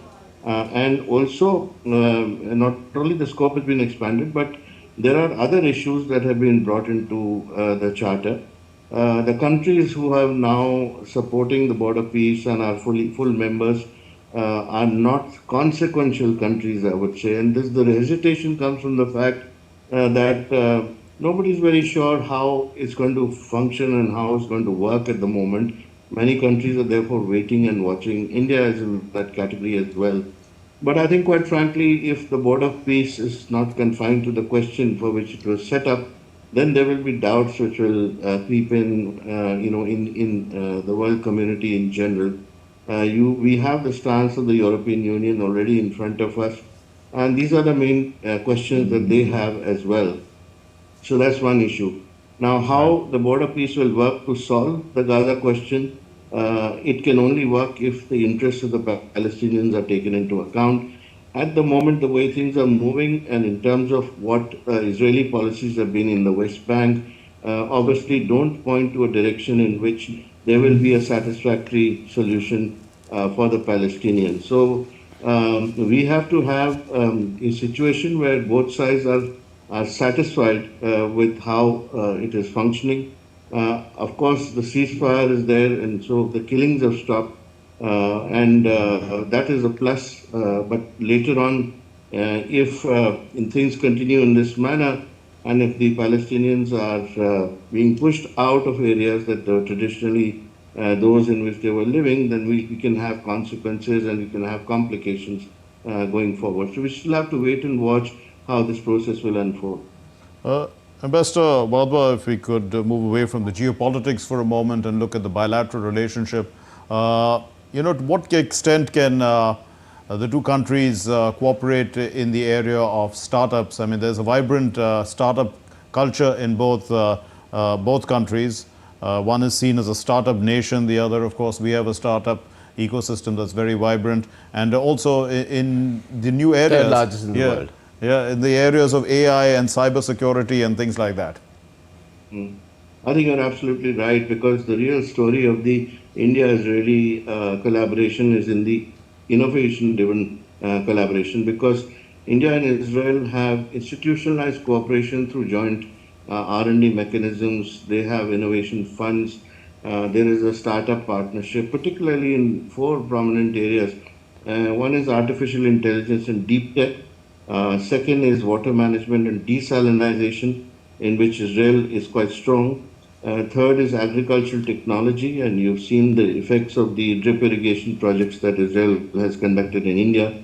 And fourth is the cybersecurity and digital health.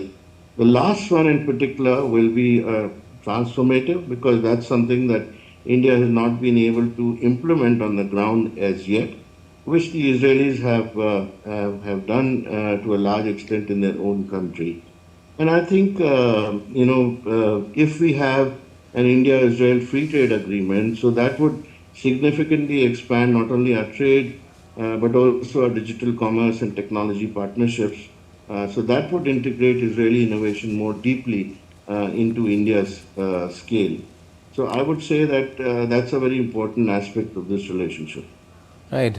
And Dr. Rajiv, does this partnership also extend to an area where the human race also has to look at the emerging scenario of a future without oil, because that is where we then get into the domain of, or at least, without fossil fuels in general, because that's where the world wants to move to, because that's where you go into renewable energy and other sources of energy. Yes, Israeli companies are very strong in this, as indeed our own companies are, we have very ambitious targets to achieve these goals. So obviously there will be some, meeting together of minds. Indian companies have invested in Israeli startups. The Israeli companies have also invested in some Indian renewable, green energy companies. So this movement, developments will pick up momentum. So going forward, and because the Israelis are obviously one of the leaders in this and related fields, spanning the water, green energy spectrum. So, Dr. Rajiv, also in terms of expected investments into our country, we are of course a country that requires a huge investment in infrastructure. We're looking also, I mean, apart from Atmanirbharta, there is technology that I guess even the Japanese, the Israelis, all these are good at these things. To what extent can collaboration take place in the infrastructure space? Yes, so I think not just bilaterally, I think we're also trying to do it with involvement of third countries. The promise of the I2U2 was that India has the scale, the trained resources and the manpower. Israel will bring in the technology, and the financing part of it will be brought by countries like the UAE. So there are some projects in progress. I think on similar scale, these could be rather scaled up, for instance. I think these are aspects that we could see some forward movement. Yes. And Ambassador Badwa, the same could be said about MSMEs as well, because that's another area where India expects a lot of activity to be taking place in terms of collaboration with different countries, and Israel is not excluded. Yes, Israel is also quite keen that the MSME cooperation expands, and that is why the bilateral FTA becomes important. In fact, in the terms of reference that we have agreed upon, MSMEs feature very prominently in that, and that's because there is a lot of innovation taking place in Israel in the small and medium enterprises, which then requires scaling up, and India will provide that scale. So if we can reach that level of industrial cooperation across emerging tech sectors, then I think both countries will benefit a lot, and Israel will also gain some market access in the process. Now, that requires, of course, that we must have a proper mobility framework in place. So that is why in this visit there would be some amount of focus also on expanding our mobility framework for skilled workers, for students, and for professionals, because that is going to prepare the ground for the eventual FTA and its implementation. And if we can start that now and also set up some steering committees, for example, for economy, for technology, and for our strategic dialogue going forward, then that's going to help in all these fields. Ambassador Badwa, what lessons can India learn from Israel's water technologies? I mean, you did mention drip irrigation, which has been successfully used. What about desalination? To what extent can it be replicated in India? So India, of course, can replicate desalination quite rapidly, and as part of the I2U2, collaboration, we looked at a desalination project, but that was looked upon in the context of UAE. That is because, while India has a focus on desalination plants now, but that's only happened over the past few years, it's expensive to actually resort to those kind of technologies when others are much cheaper. In the context of the UAE, it becomes more important because that's one country that does not have other kinds of means and resources to do so. So it was a priority project for UAE, whereas for us it was a priority project in the electricity generation area, and also in terms of horticulture and drip irrigation. So we've chosen to do those projects, and the UAE chose to do the desalination project. But of course, it can be replicated across all the countries, and India would be next. I'm sure when this process moves forward. Right. Another area where India and Israel have had a collaboration and cooperation is space. Dr. Rajiv, do you feel that there is ample room still for expanding this further, particularly when the private sector in the space sector in India is now coming into its own gradually? Yes, absolutely. So I think we should note that we have launched Israeli satellites also, and we have launched satellites which have Israeli components. This synthetic aperture radar satellites, the Prasar satellites, is the Israeli satellite we have launched. The RESAT that had the Israeli component. So when Prime Minister went in 2017, three of the significant agreements related to the space sector. So space cooperation has continued, and there's something about an atomic clock as well. Yes, yes, atomic clocks in low energy orbit, links and etc. etc. And I think we should expect some more developments on this field, especially given that there's a lot of focus on innovation. And the larger point that I want to bring out is that Israelis are pursuing this innovation partnership with India. It's very significant, given the fact that a few years ago, 10 years ago, they termed the partnership with China as a comprehensive innovation partnership cooperation. But that did not go forward because of opposition from countries like the Americans. Dr. Rajiv, we are getting in some visuals that have come in from Tel Aviv. Prime Minister, I think, has arrived actually at the Knesset. That's the Israeli parliament. You can see Benjamin Netanyahu, his counterpart, and his wife, Sarah Netanyahu, greeting the Prime Minister. There's a red carpet laid out. The Prime Minister would very soon be addressing the Israeli parliament. So, Dr. Rajiv, can you tell us a little bit about the Knesset? I think they have only about 120 seats. It's a, give us a little bit of a background as to what this parliament is all about and their system of democracy compared to ours. Yes, so the Israeli parliament, as you mentioned, is the Knesset. It's very representative of the country. It's a diverse country.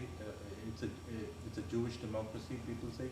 But the fact is, they haven't had a majority government, in the past many decades. It's always been a coalition government.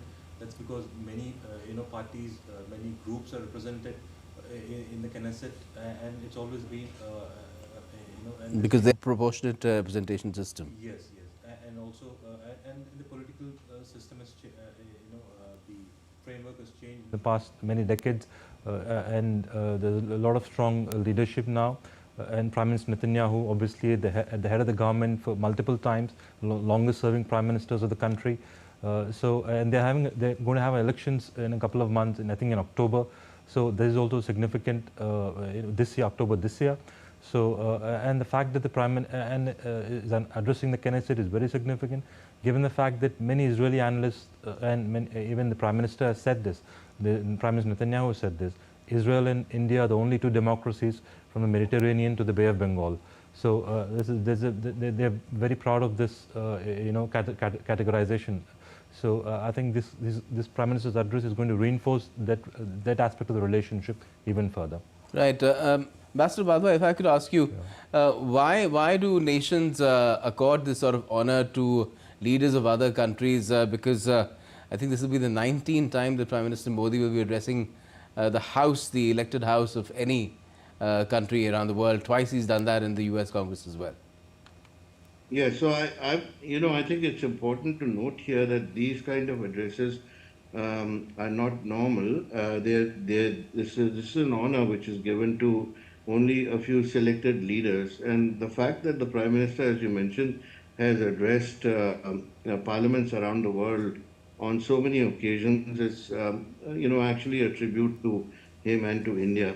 Because I would say that it's a matter of pride that the Knesset in this case and the parliaments actually want to listen to a leader address them, which arises out of a strong sense of partnership with that country.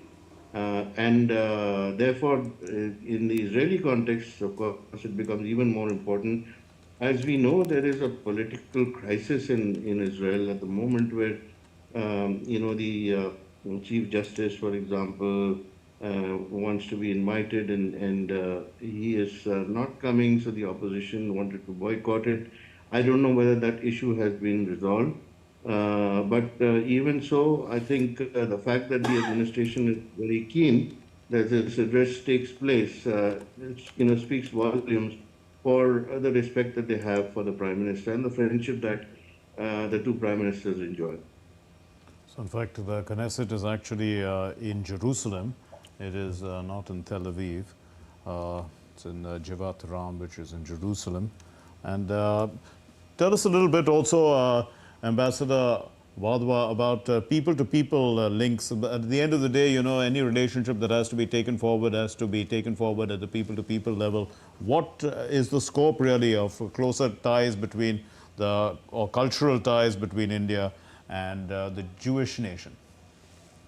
So, in the community, the Indian diaspora in Israel consists of a lot of members of the Jewish community who have actually gone and settled there. In fact, when I was visiting Israel with the president, a number of them especially had a meeting with the president and also related the long history and the ties that their families had with Israel.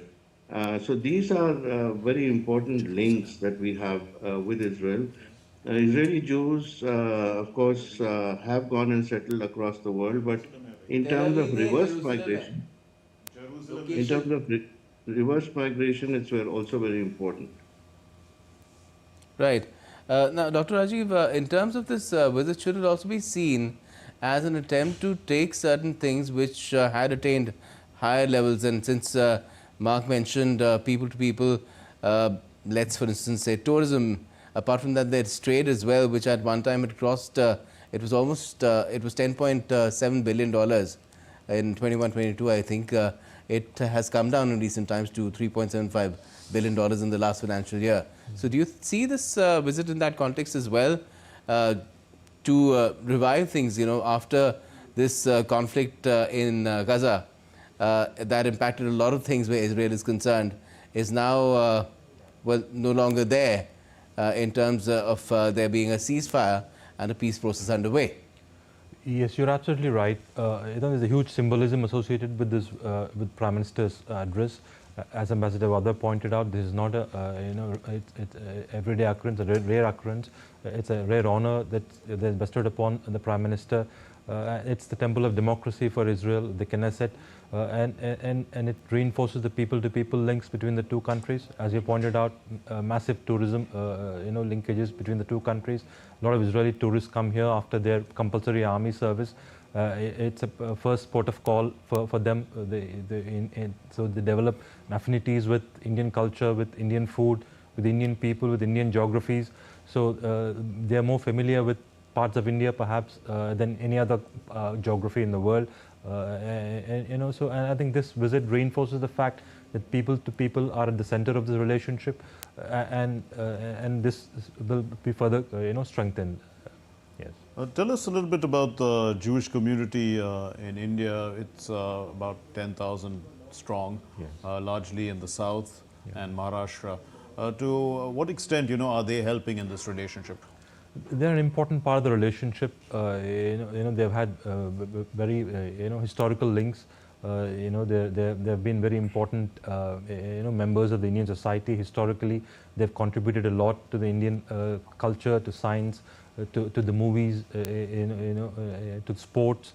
So there's a whole range of contributions. Just like Indians in Israel have contributed to the life there in Israel.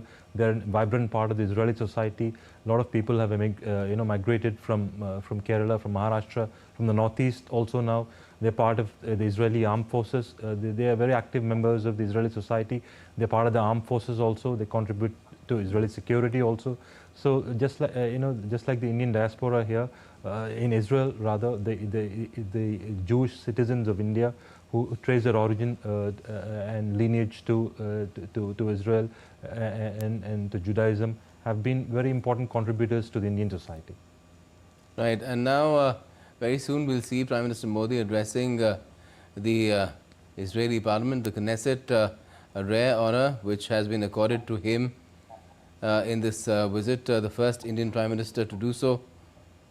Although a President of India has done that in the past, Mark, but this is something quite remarkable, the kind of honor that has been accorded, and he will be, of course, letting not just Israel know what India feels about a lot of issues which are of import to the people of Israel, but to the world as well from this important stage. Ambassador Vada, we were talking about that, the emphasis on peace, India has always laid that, and that perhaps applies not only to the context of Gaza and the region, but also what's been happening with the evolving situation related to Iran. Absolutely.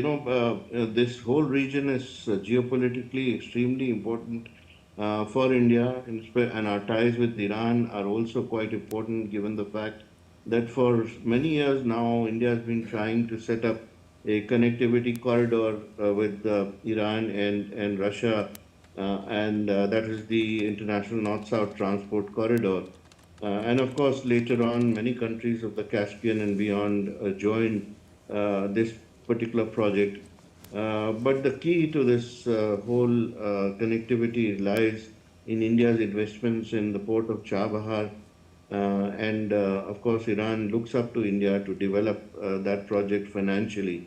And given the current situation, the sanctions from the United States on Iran, the project has been put on hold. India would like to increase its exports to the Central Asian economies, as also to have a connectivity project ongoing with Afghanistan, because otherwise it's very difficult to export our projects to this region on a much larger scale.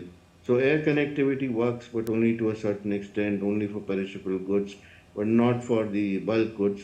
And therefore that project becomes very important. And that's why India would like to see that the region returns to normalcy as quickly as possible, and that a conflict does not happen, because it's not just the trade and economic aspect of connectivity, but it's also the effect that it will have on the large Indian diaspora in the region, and the displacements that it will cause to them, and consequently the effect it can have on the Indian economy.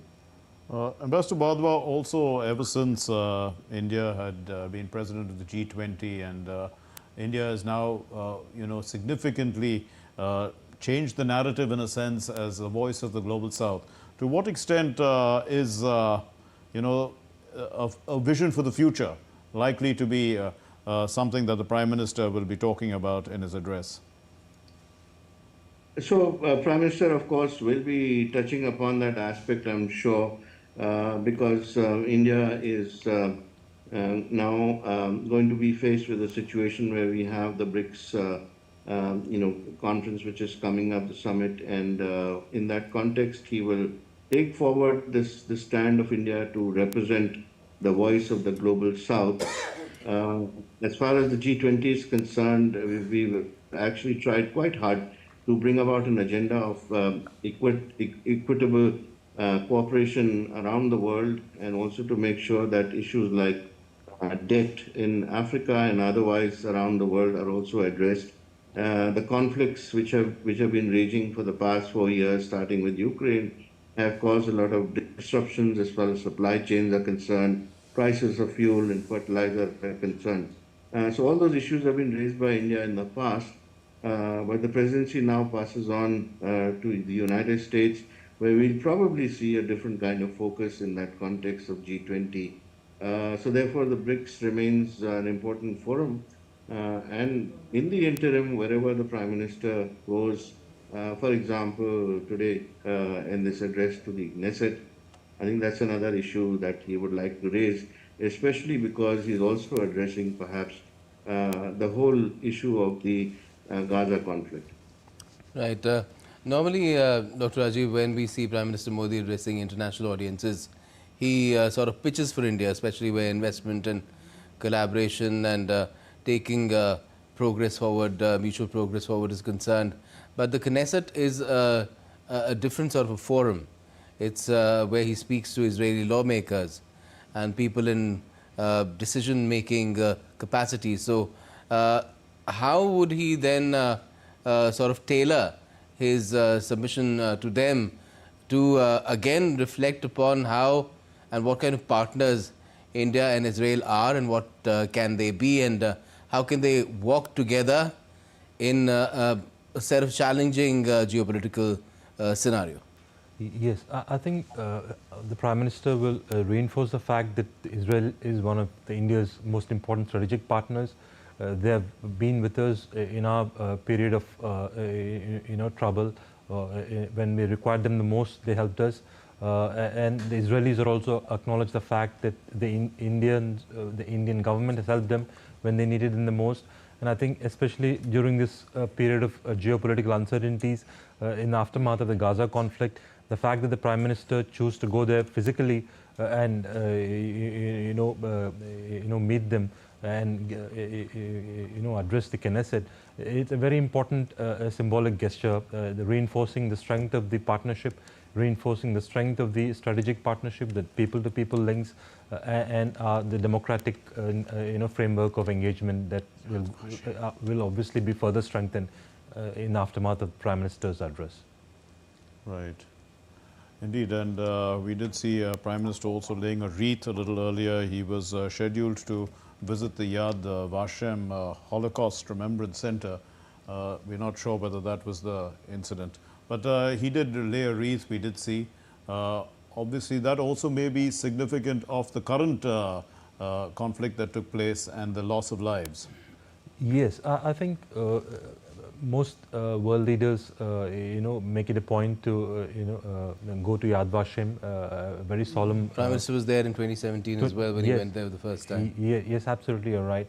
So, and it's very, it's in acknowledging the fact that the Holocaust happened, and in expressing solidarity and goodwill with the Israelis, for the fact that they've risen from there and they've become massively successful as a nation, as a people. They're an example to most of the other countries in the world, given the fact that they've achieved stupendous achievements. For instance, in the water sector, for instance, half of the country is a desert, but they are now water sufficient now. So because of the use of technology, and they've transferred sharing these technologies with their friends and strategic partners. So I think there's a huge symbolism, to the Prime Minister going to Yad Vashem and to his address to the Knesset. Right, Mark, I'm not sure if you mentioned this earlier, but of course, Prime Minister Netanyahu and his wife Sarah are right next to Prime Minister Modi, to his right, and on his left is the Speaker of the Knesset, Amir Ohana. Right. He's been heading the Knesset, or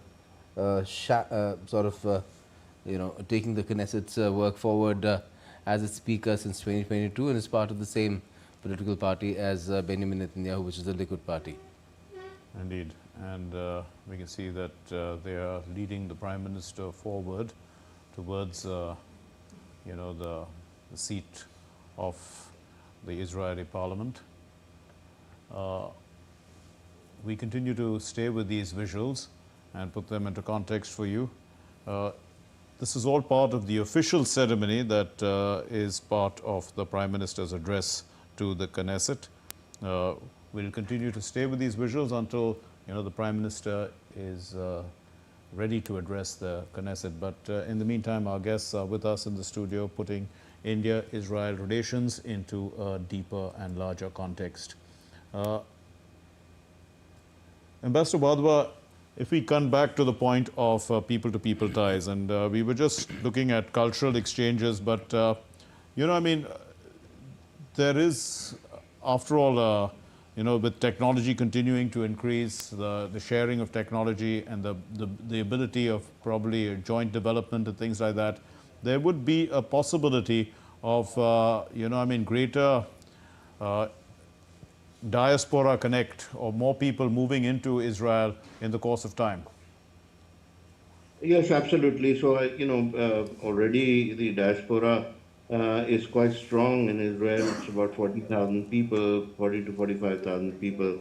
They've been growing over the years. They've been growing because of the fact that Israel has been encouraging migration. And in fact, now There is also the possibility of another 10,000 people who are from the northeast of India, who trace their ancestry, of course, to the triangle between India and Myanmar and Bangladesh, and they will be the ones who can trace their ancestry back to Israel as well. So they've been accepted as the next wave of immigration from India into Israel. So we will see a number of them also going there. Many of them are into are caregivers at the moment in Israel. That's one of the professions that has taken off as far as India is concerned into Israel. Part of the mobility agreement that India and Israel have signed. And going forward, I think the presence of increased amount of diaspora from India in Israel definitely will affect the bilateral relationship as well. I would also like to add here that in terms of some of our major cities, if you look back into history, there have been Armenian settlements and Armenian Jews, and similarly, there have been Jewish settlements and Jewish structures which have been built and now remain as remnants of that era. India has done well to actually preserve them and also to make sure that these are on the tourist map.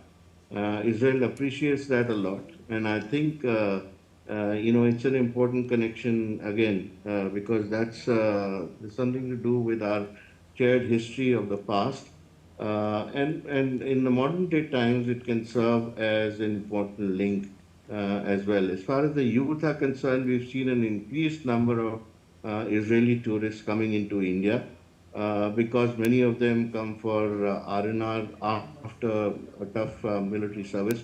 Conscription is very important as far as Israel is concerned, as we know the situation there, and therefore, it's important for the youth to take off on a vacation sometime. And our Himachal and Uttarakhand, for example, have seen an influx of tourists. Earlier, it used to be places like Goa and Pune and down south in Kerala. So that is something which will keep happening as we come closer together. And I'm sure when the mobility aspects are considered for strengthening, we will see increased number of tourists from both sides to each other's countries. Right. Dr. Rajiv, I'd like you to speak to the images in terms of the importance of Prime Minister Modi's not only his visit but coming to the Knesset to address it as well. What does it mean for Israel and for Benjamin Netanyahu, showcasing the visit of a leader of the stature of Prime Minister Modi, who leads a country of 1.4 billion people. It's a democracy, the world's largest democracy, a pluralistic society as well. Yes, so I think Prime Minister Netanyahu is on record stating that Prime Minister Modi is very popular globally. He's one of the most popular leaders globally, and the Prime Minister has said that the fact that Prime Minister Modi is coming to Israel at this time is very significant for them. He has appreciated the gesture, in glowing terms.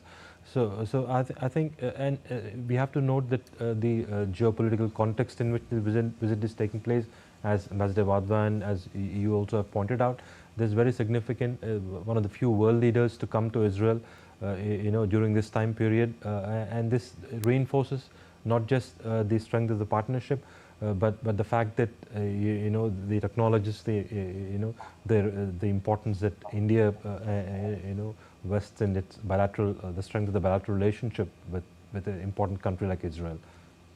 Indeed, and Ambassador Wadhwa was talking a little earlier about the Jewish community from the northeast of India, Manipur and Mizoram, and they are called the Bnei Menashe. They are children of Manasseh, one of the 10 lost tribes of Israel, and it has been recognized, as you say, by Israel now as one of the 10 lost tribes, and they were a number about 10,000, and they're all moving back to Israel. So they strengthen the relationship even further. Let's continue with these visuals.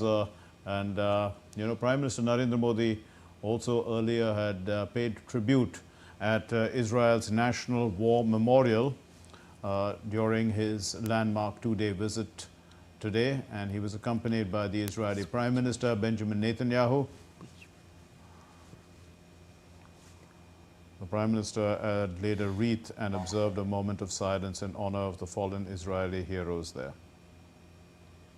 And you can see quite a gathering there ahead of Prime Minister's address. Some of the in children Knesset, looked yes. like they're people of Indian origin.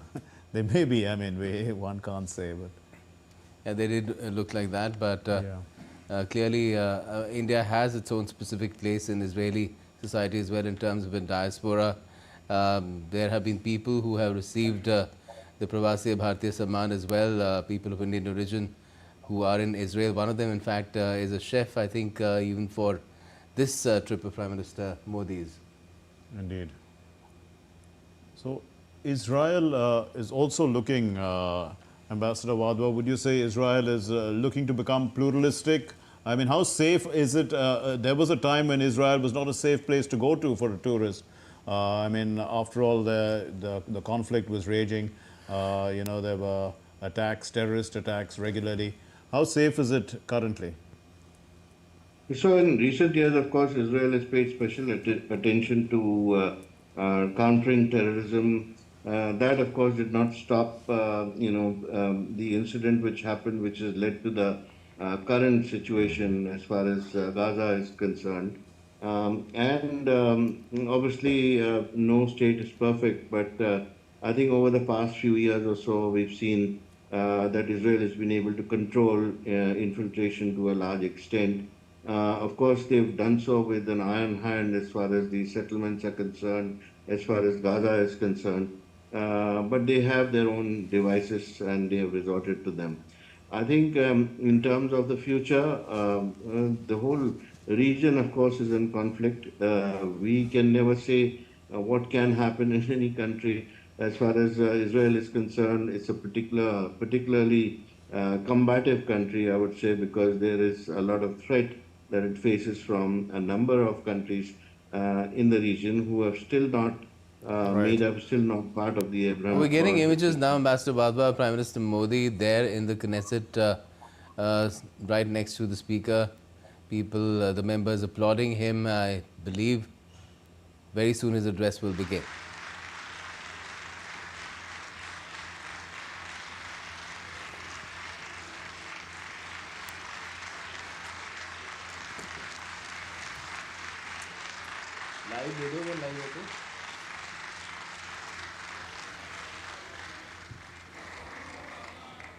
נא לשבת.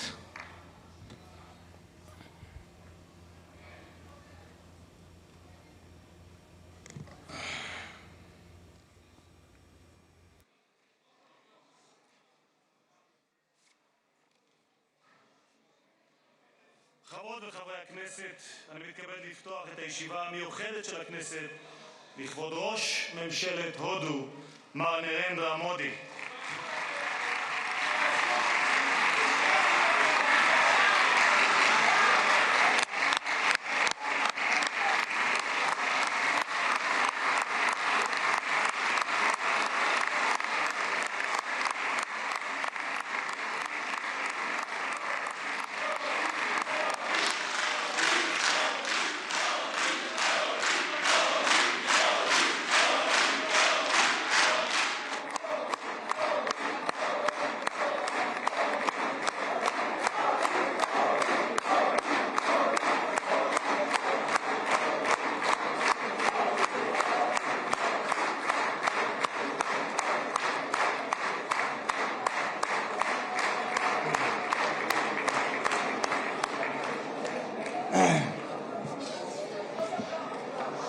ראש הממשלה חבר הכנסת בנימין נתניהו ורעייתו שרה.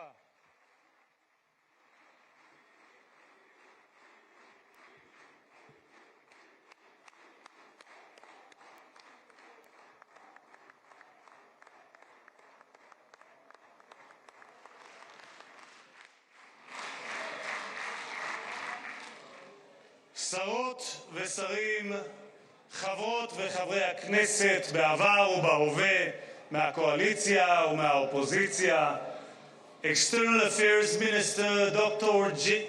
Dr. S.J. Shankar, National Security Advisor, Mr. Ajit Doval, Foreign Secretary, Mr. Vikram Misri, Ambassador of India to Israel, J.P. Singh, Ambassador, yes,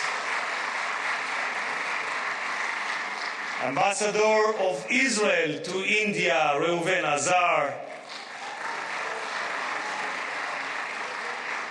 members of the distinguished delegation, members of Israel's senior state leadership, heads of foreign missions to Israel, Mankal Knesset, Moshe Chiko Edri, מזכיר הכנסת דן מרזוק, היועצת המשפטית לכנסת, עורכת הדין שגית אפיק, חברי הנהלת הכנסת, אורחים נכבדים מקהילות יוצאי הודו בישראל, distinguished guests, it is our profound honor to welcome the leader of the world's largest democracy and a leader that defining statesman of our time, the Prime Minister of the Republic of India, His Excellency Narendra Modi. Namaste.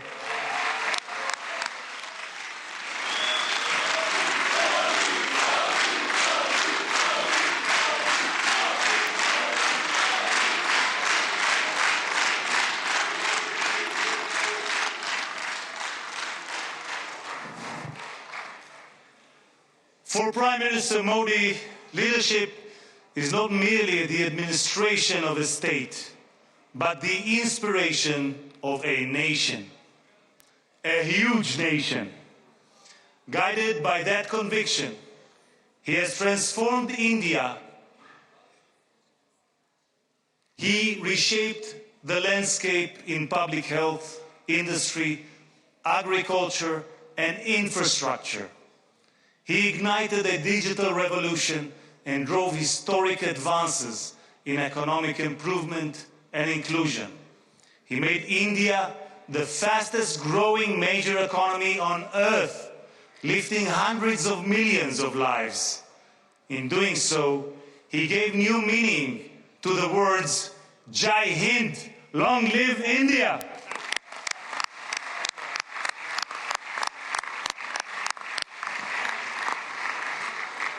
For over 2 millennia, India gave Jews a home and, in our darkest hours, a refuge. India's ancient Jewish communities helped build this land and this country and continue to enrich it with India's culture, cuisine, and warmth. Diplomatic relations were established early, but it was the two prime ministers, Modi and Netanyahu, who forged a true strategic partnership.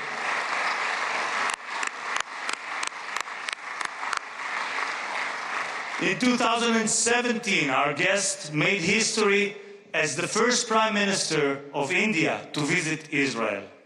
I was honored at Prime Minister Netanyahu's invitation to meet him as a Knesset freshman.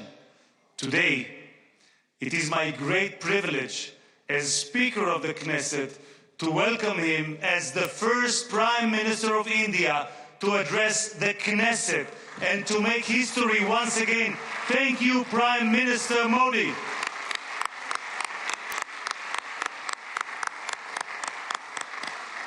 Between these milestones, cooperation has deepened across every field, most notably in security and technology.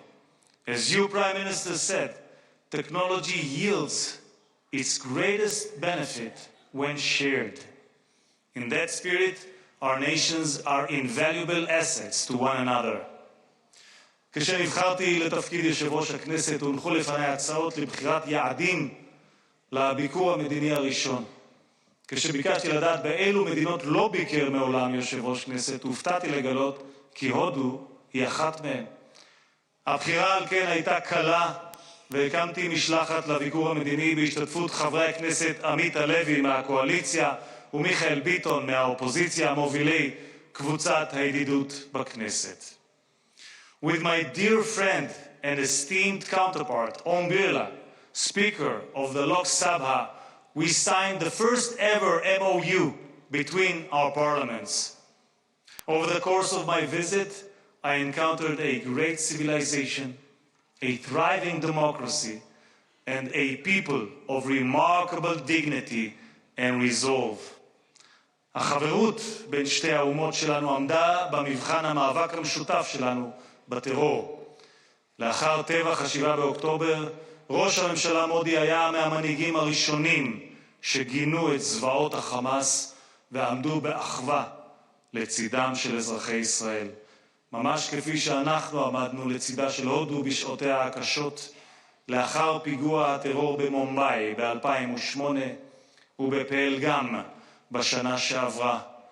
שני העמים שלנו נאלצים להילחם בטרור, ושניהם, בעזרת השם, ימשיכו לנצח. Next week, the Jewish holiday of Purim and the Indian holiday of Holi will coincide. Colors will fill the air as both our nations celebrate light's triumph over darkness. Both our peoples will proclaim the same timeless truth. Hope always prevails. Prime Minister, you are, as King David was, both statesman and poet. In your poem, Ash, Hope, you describe it as a flame that bursts forth to sear the darkness with its might. That flame burns in the Psalms of King David too. Kaveh el Adonai, chazek ve'yametz libecha, kaveh el Adonai. Hope in the Lord, be strong and let your heart take courage. Hope in the Lord. Our national anthem is called Hatikva, the hope. Mr. Prime Minister, you have called the India-Israel relationship a partnership of hope. From Hatikva to Asha, hope is the hallmark of our bond. Since last night, Prime Minister, the Knesset building has been illuminated in the colors of India. May the light that unites Jerusalem and New Delhi illuminate our nation's future. Mr. Prime Minister, a Jerusalem main apka swagate, Knesset main apka swagate. Welcome to Jerusalem, welcome to the Knesset.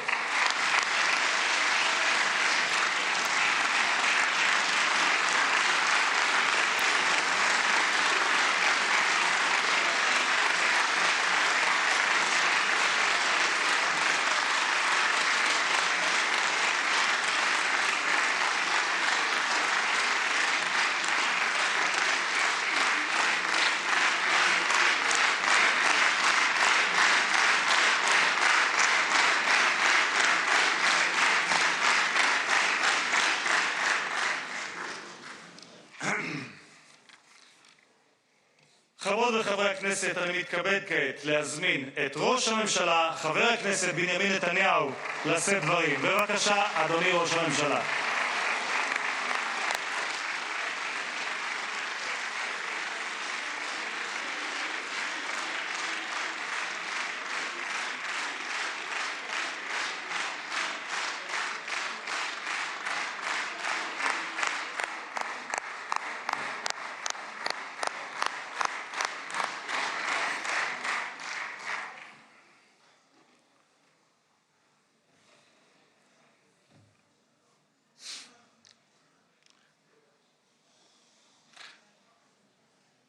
אדוני היושב-ראש,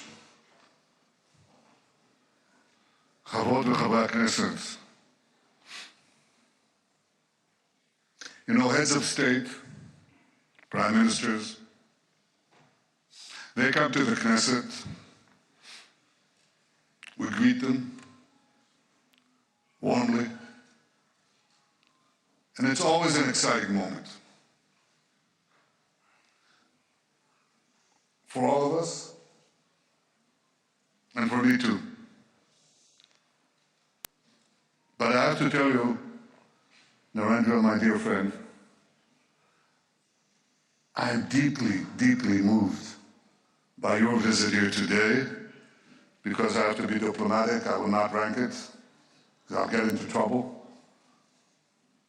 But I've never been more moved than by your visit here with us, a great friend of Israel, a great champion of the Indian-Israeli alliance, and a great leader on the world stage. Welcome to Jerusalem, my dear friend, Prime Minister Narendra Modi, and your distinguished delegation. Welcome to Jerusalem. Now, I said, Narendra, my dear friend, these are not just words. I would almost venture to say, more than a friend, a brother. In many ways, brothers. Now, when you were last here, we, the two of us, were in the Mediterranean coast, and I said, why don't we take off our shoes and go into the water, which we wanted to purify, and we did, with Israeli technology. So, with all deference to our Christian friends, they said we didn't wade in the water, we walked on water. That's not true. We didn't walk on water, but we did perform miracles since then.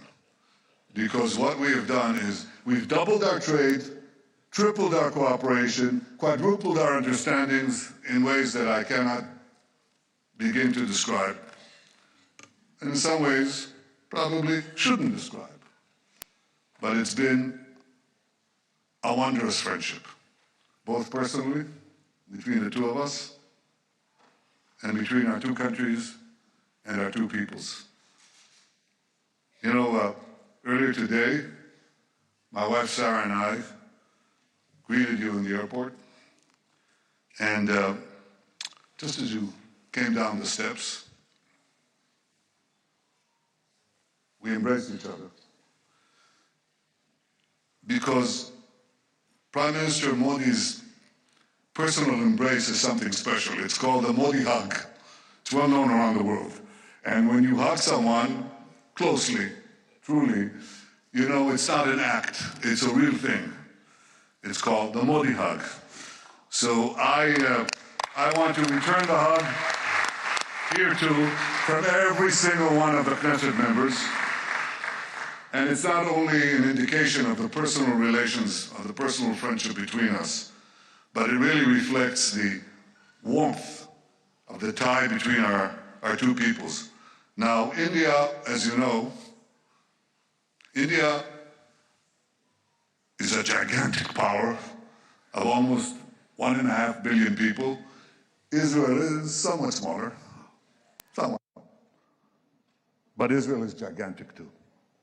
It's a gigantic power, gigantic in spirit, gigantic in deed, capable of performing miracles.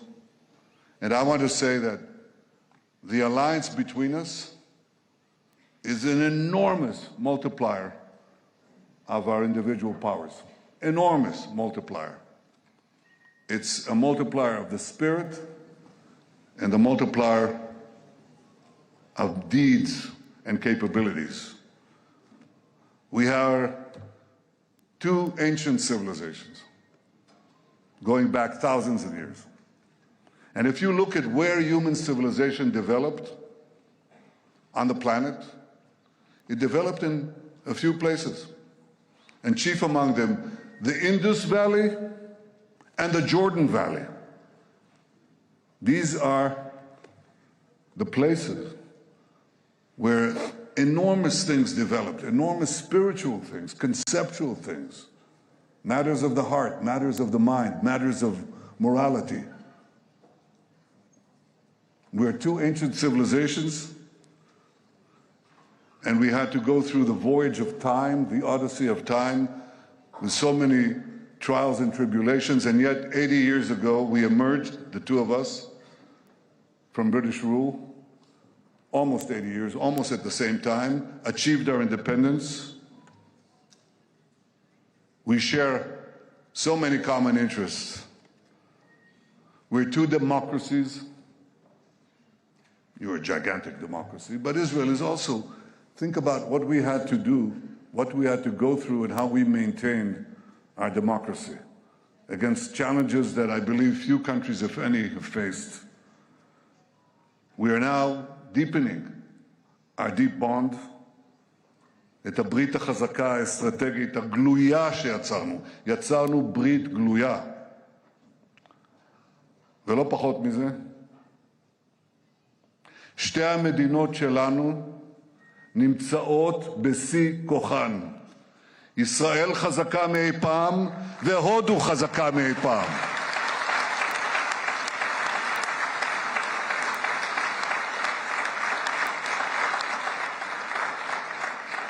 אמרתי עכשיו לראש ממשלת הודו, שישבנו אצלך במשרד, אדוני היושב ראש, אמרתי, אני עוקב, באופן אישי, אני עוקב אחרי כל הידיעות שמגיעות מהודו. הודו עכשיו מדורגת ממספר כזה וכזה בעולם, גבוה גבוה. הודו עכשיו השיגה יעד נוסף, גבוה גבוה. הודו עשתה כך והודו עשתה כך. אני אומר, קודם כל, נרנדרה עשה. ויחד איתו העם ההודי, ואני כל כך מרוצה, אני רק אומר עוד ועוד ועוד. כי ב-12 השנים תחת מנהיגותך אתה יזמת רפורמות, אתה השקעת בתשתיות, אתה עשית בתעסוקה, בבריאות, בחקלאות, ברווחה, באיכות החיים, באנרגיה, בטכנולוגיה, בחדשנות. רציתי להגיד לכם, השמיים הם הגבול, מה פתאום? הודו היא מעצמת חלל, אחת הגדולות בעולם, שמיים לא הגבול. כלומר, האתגרים אף פעם לא נגמרים, אבל הודו, בהנהגתך, ידידי, ביססה את מעמדה כאריה אסייתי שמסתער על היעד. עוד צמיחה, עוד קדמה, עוד שגשוג, עוד שגשוג. ואני רוצה לומר לך, חברי נרנדרה, יש עוד סיבה להערכה עמוקה שאתה זוכה לה פה בבית הזה ומהציבור בישראל.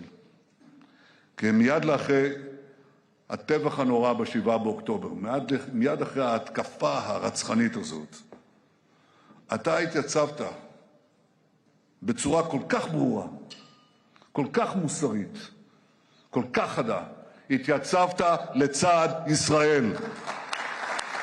You didn't flinch, you didn't waver, you didn't give excuses. You stood next to Israel, you stood by Israel, you stood for Israel, you stood for the truth. Thank you, my friend.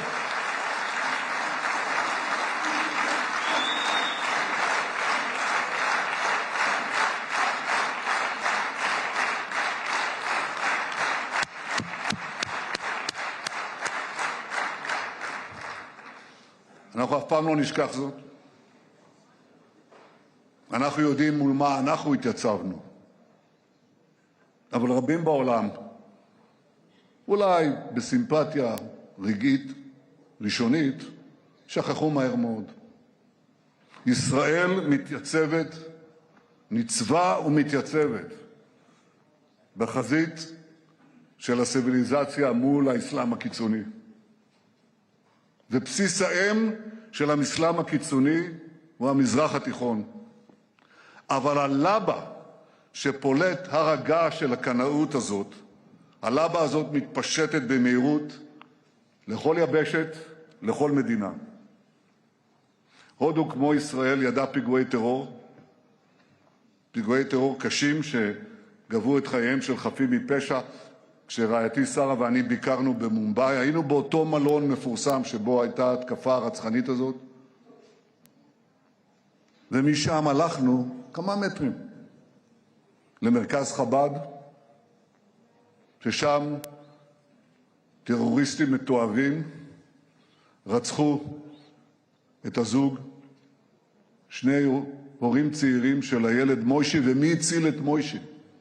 מי שהצילה את מוישי הייתה האומנת ההודית שלו. גם את זה לא נשכח אף פעם.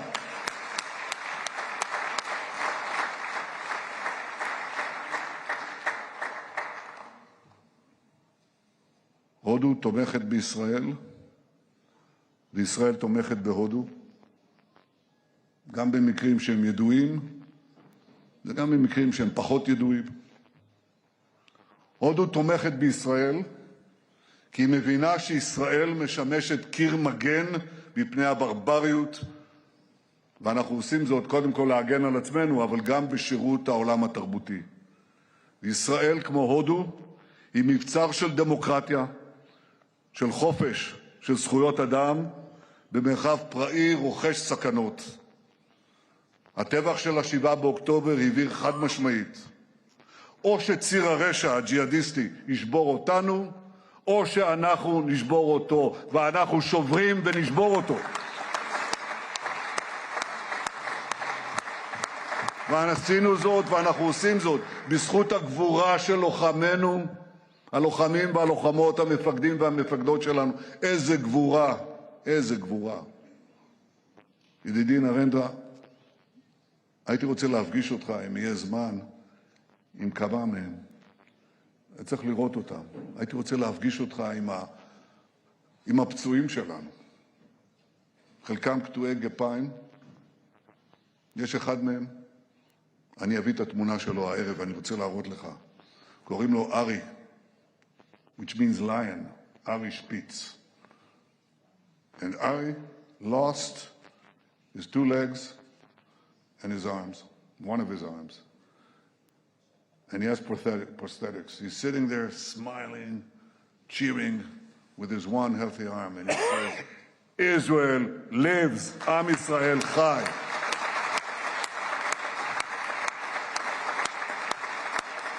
בזכות הגבורה של לוחמינו, בזכות ההחלטות המושכלות והאמיצות שקיבלה ממשלת ישראל שפרוסה פה לפניך, בזכות העמידה האיתנה של אזרחינו, בזכות כל אלה הכינו את אויבינו שוק על ירך ב7 חזיתות של מלחמת התקומה.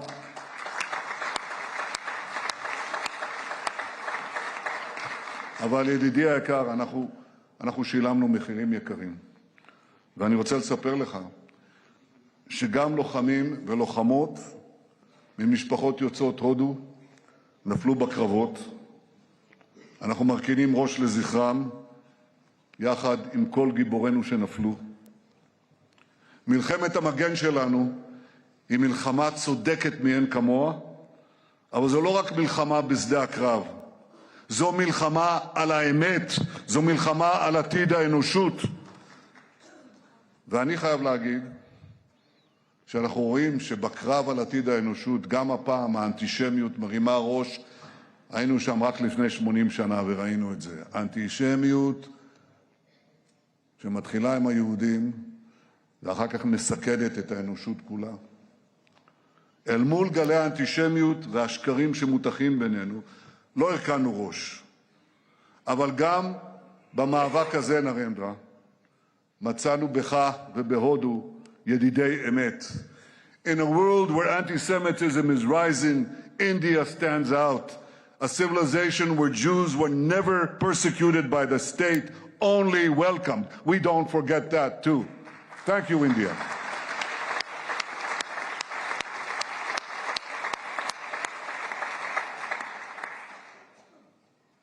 נרנדרה, ידידי ראש ממשלת הודו, מול האסלאם הקיצוני שמאיים על האנושות כולה ועל המדינות החופשיות, נבנה יחד ברית ברזל.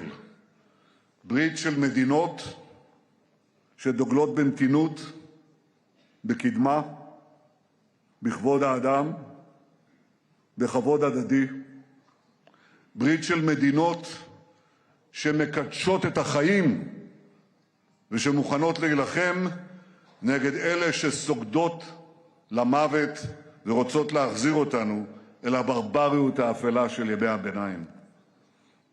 בשבוע הבא אנחנו נחגוג את חג הפורים, והעם היהודי יקרא את מגילת אסתר מתוך התנ"ך. הודו מוזכרת שם, כפי שאמרת יושב ראש, בתיאור ממלכת פרס ומדי הקדומה, שכדברי המגילה הסתרה מהודו עד כוש. קהילות יהודיות התקיימו במשך הדורות בהודו. מאז שזכינו בעצמאותנו, רבבות יהודים ילידי הודו באו לישראל, ולאחרונה החלטנו בממשלה לעלות לארץ חלק מקהילת בני המנשה בהודו. פגשנו את הנציגים שלהם, ילדים חמודים, ואחד מההורים אמר לי, אנחנו לא בני מנשה, אנחנו בני ישראל, נכון מאוד, והם עולים ארצה, מתוך רצונם להיקלט במדינתנו. כי הכמיהה לציון, הכמיהה לארץ ישראל, עומדת בלב החזון הציוני. את זה הבינו כמה מגדולי הרוח של הודו, שהתייחסו לציונות בראשית דרכה באהדה גדולה. ביניהם היה המשורר הדגול טגור. טגור זכה בפרס נובל לספרות עוד לפני מלחמת העולם הראשונה. במהלכו, מלחמת העולם הראשונה, I know you know this, but I want to make sure that everyone knows this. In the First World War,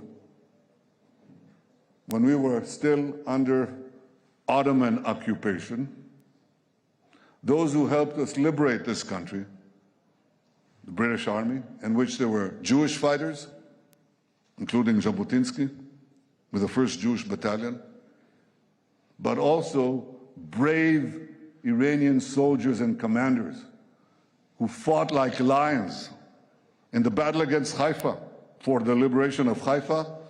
The forces were pushed back, and who stormed forward, gave their lives? Indian commanders. We never forget that too. They gave their lives for us.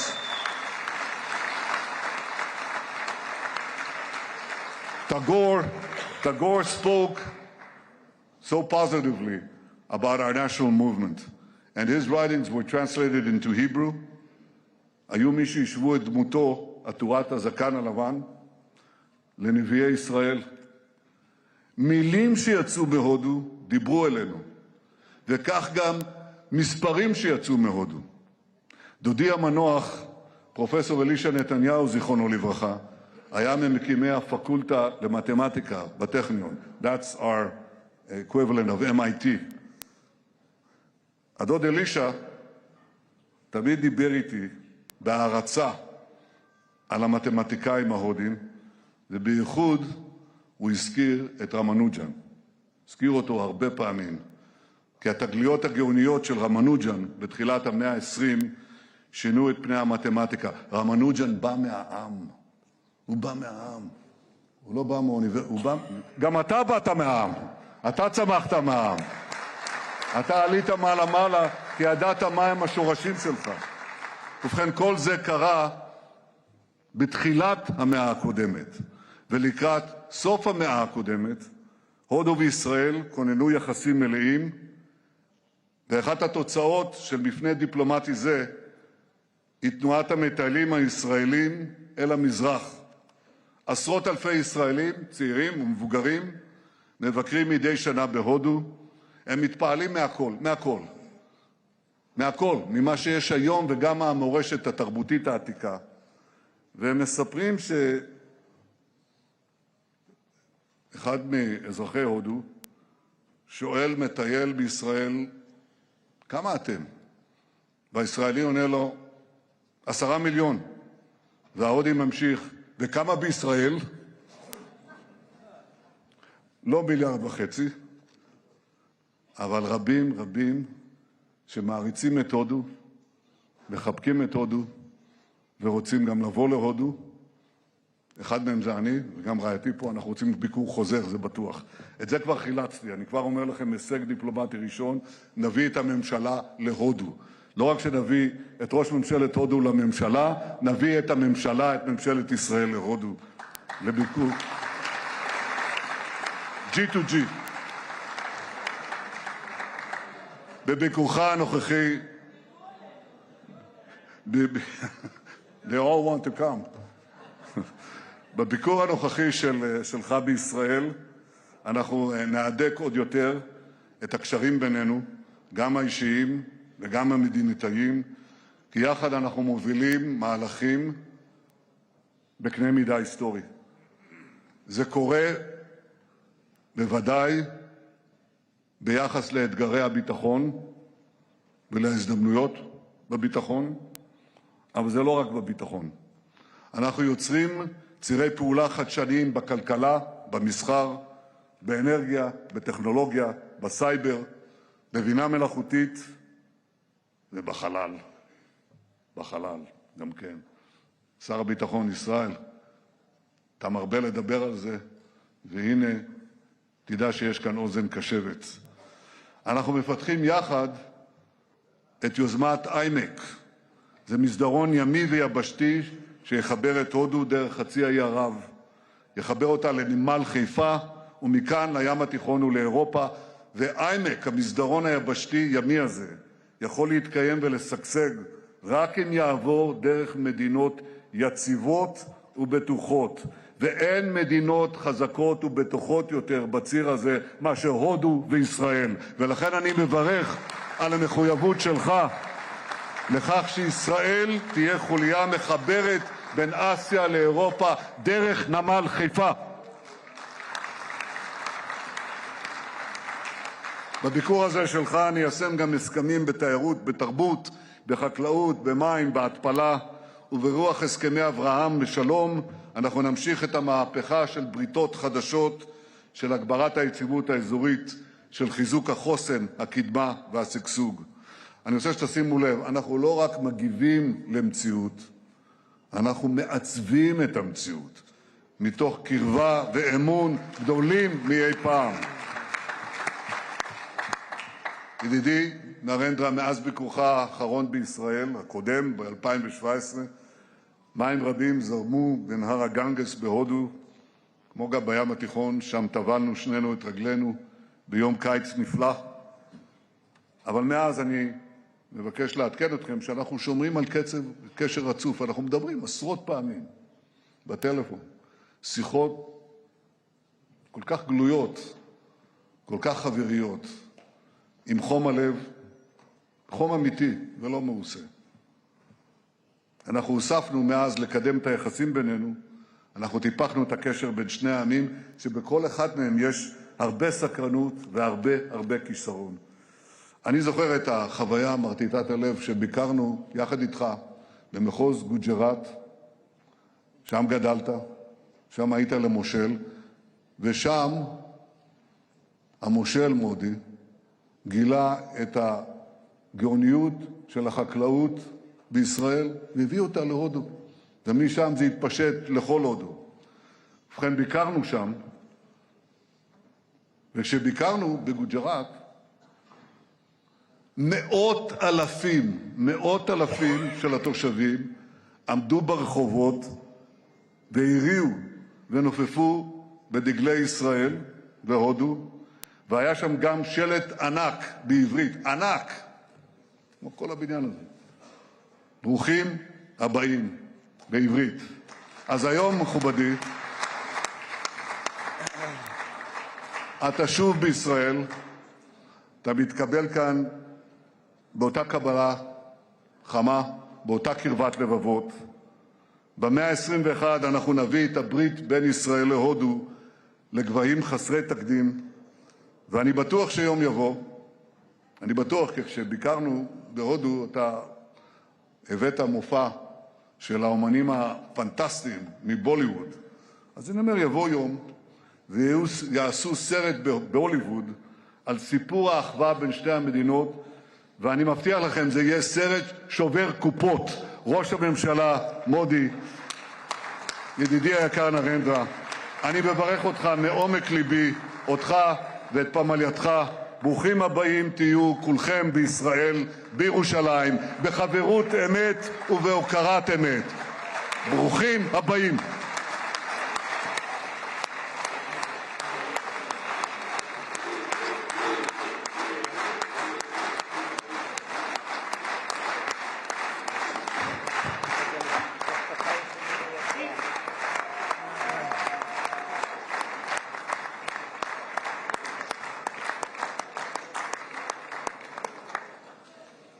תודה לראש הממשלה, ואני מזמין כעת את ראש האופוזיציה, חבר הכנסת יאיר לפיד, לשאת דברים. בבקשה.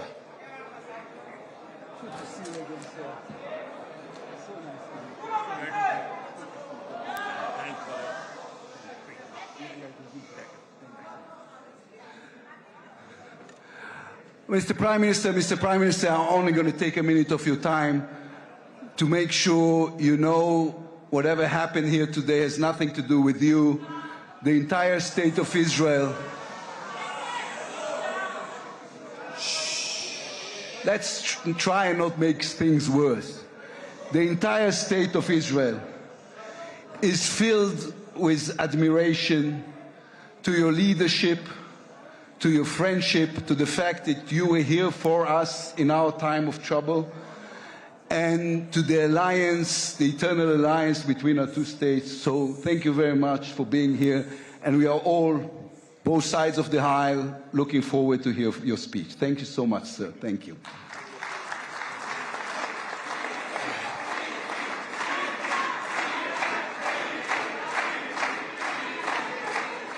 אני מתכבד, חברות וחברי הכנסת, אני מתכבד כעת להזמין את ראש ממשלת הודו, מר נרנדרה מודי, לשאת דברים. בבקשה.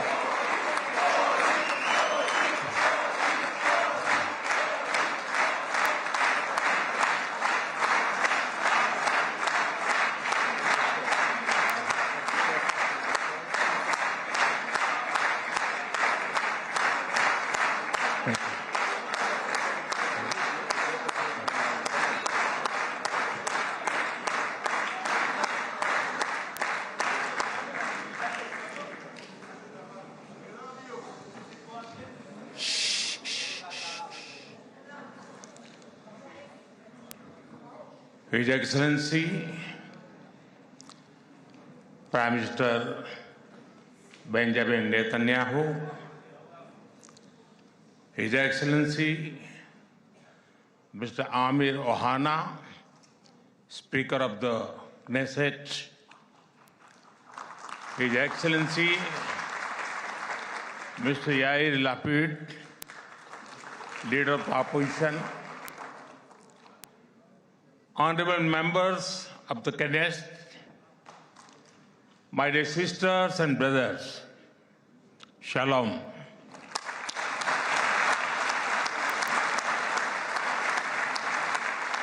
Namaste. Honorable members, it is a privilege and an honor for me to stand before this distinguished House. I do so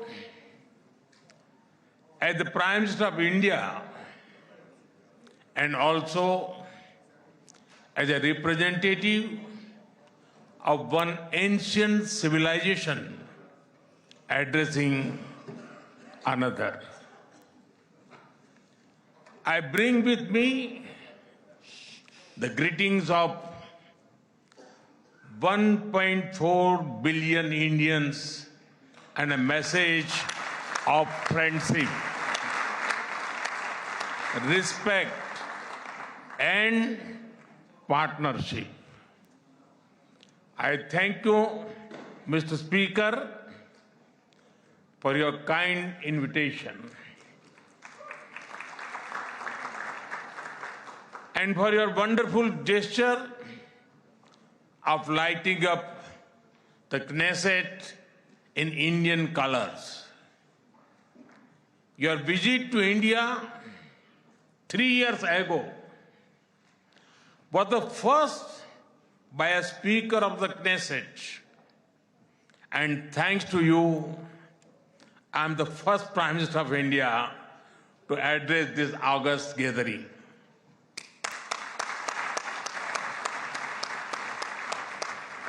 9 years ago, I had the good fortune to be the first Prime Minister of India to visit Israel. And I'm very happy to be here again, returning to a land to which I've always felt drawn. After all, I was born on the same day that India formally recognized Israel, September 17, 1950.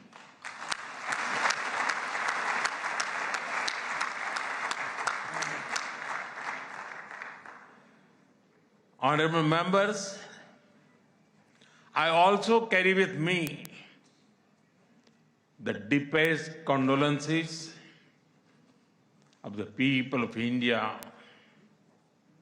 for every life lost and for every family whose world was shattered in the barbaric terrorist attack by Hamas on October 7. We feel your pain. We share your grief. India stands with Israel firmly, with full conviction in this moment and beyond.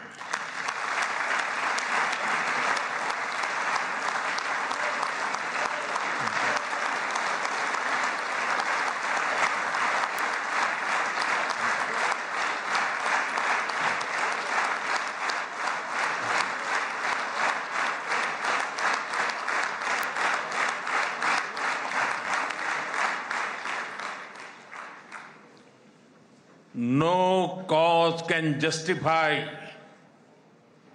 the murder of civilians. Nothing can justify terrorism. India has also endured the pain of terrorism for a long time. We remember the 26/11 Mumbai attacks and the innocent lives lost, including Israeli citizens. Like you, we have consistent and uncompromising policy of zero tolerance for terrorism with no double standards. Terrorism aims to destabilize societies, to block development, and to erode trust. Countering terrorism requires sustained and coordinated global action because terror anywhere threatens peace everywhere. That is why India supports all efforts that contribute to durable peace and regional stability. Some years ago, when you concluded the Abraham Accords, we applauded your courage and vision. It was a moment of new hope for a long troubled region.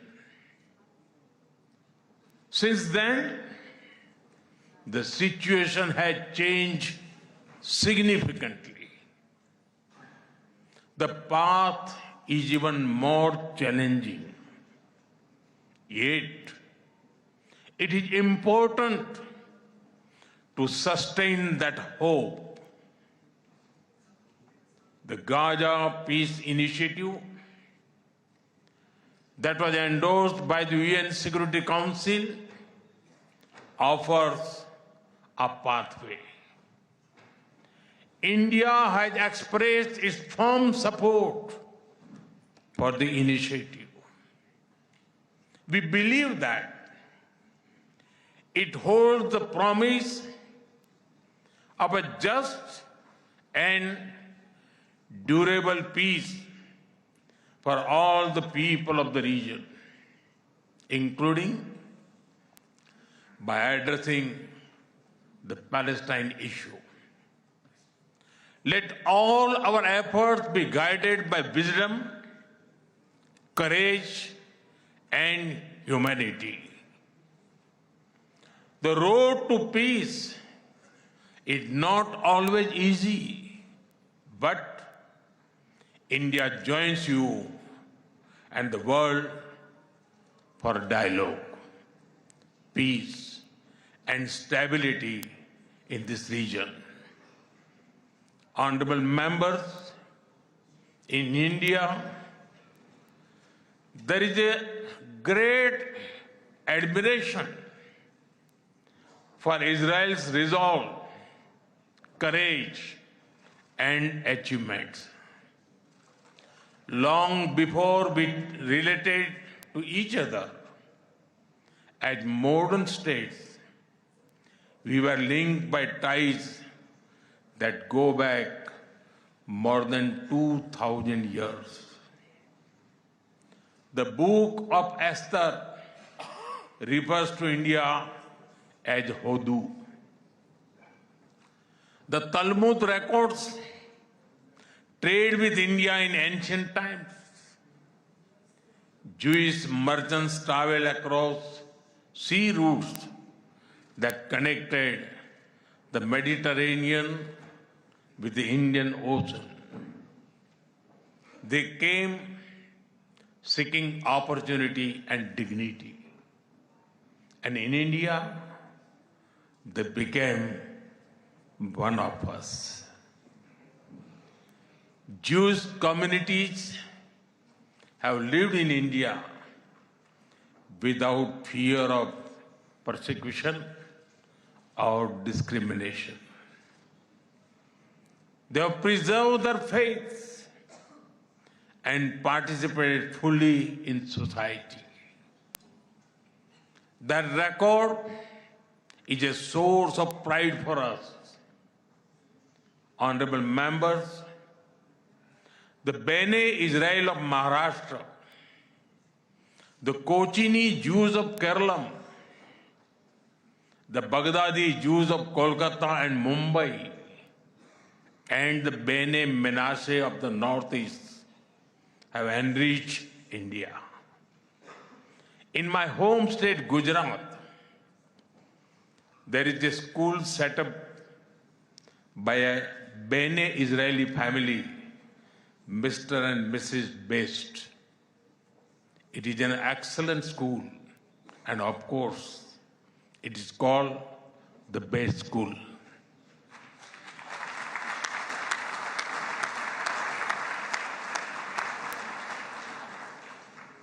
Edwin Myers gave shape to the film's division of India and was a towering figure in the history of Indian cinema.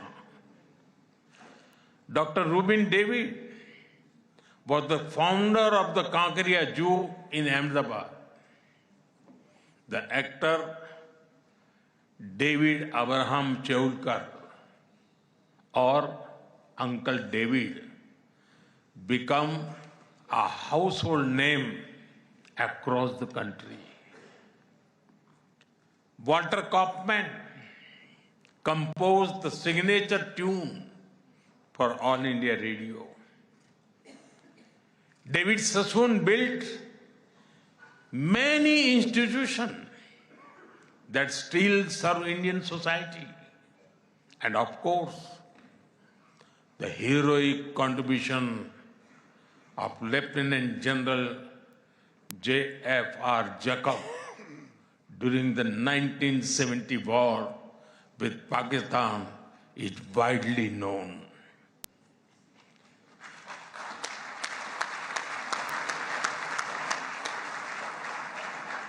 I had the honor of working closely with him after his retirement. We discussed India-Israel relations, among many other things, over many cups of tea. There have been countless others whose contributions are woven into India's rich fabric of life. Honorable members, there was movement from India to Israel too, when many Indian Jews migrated to Israel in the mid-20th century. Today, a vibrant Indian origin Jewish community lives here. They are contributed to the building of modern Israel in laboratories and hospitals, in classrooms, and also on the battlefield. They hold firmly that Israel is their fatherland and India their motherland.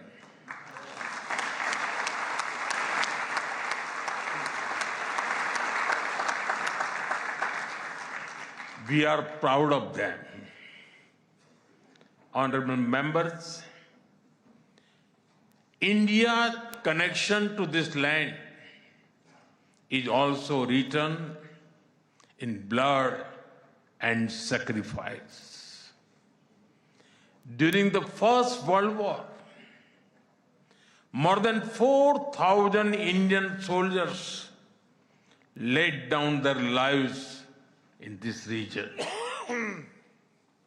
The cavalry charge at Haifa in September 1918 remains a significant chapter in military history.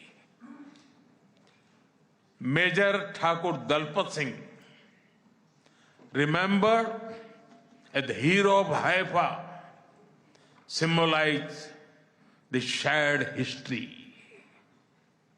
During my last visit, I was deeply moved to pay my respect at the Haifa Memorial for Indian soldiers.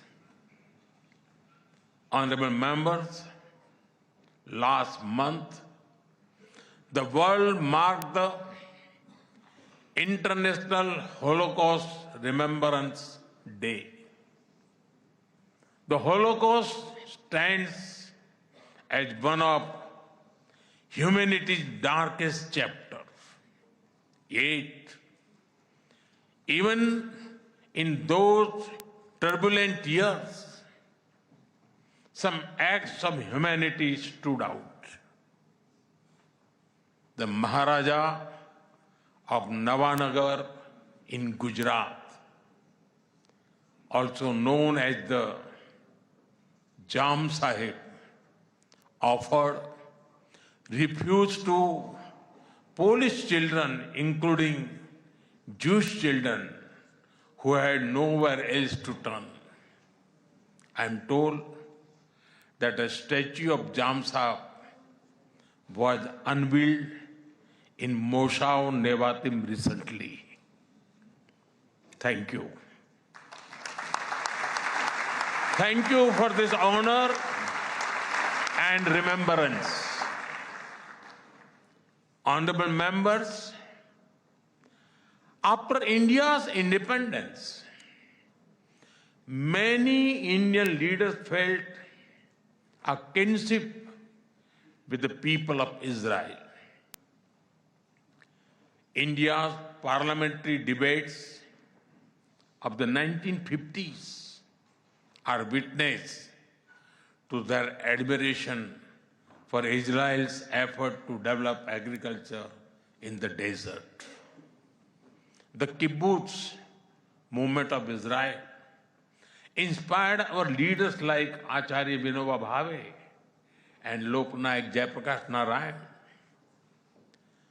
First in my home state, Gujarat, and now across India, I've seen the approach of per drop, more crop work wonders in agriculture.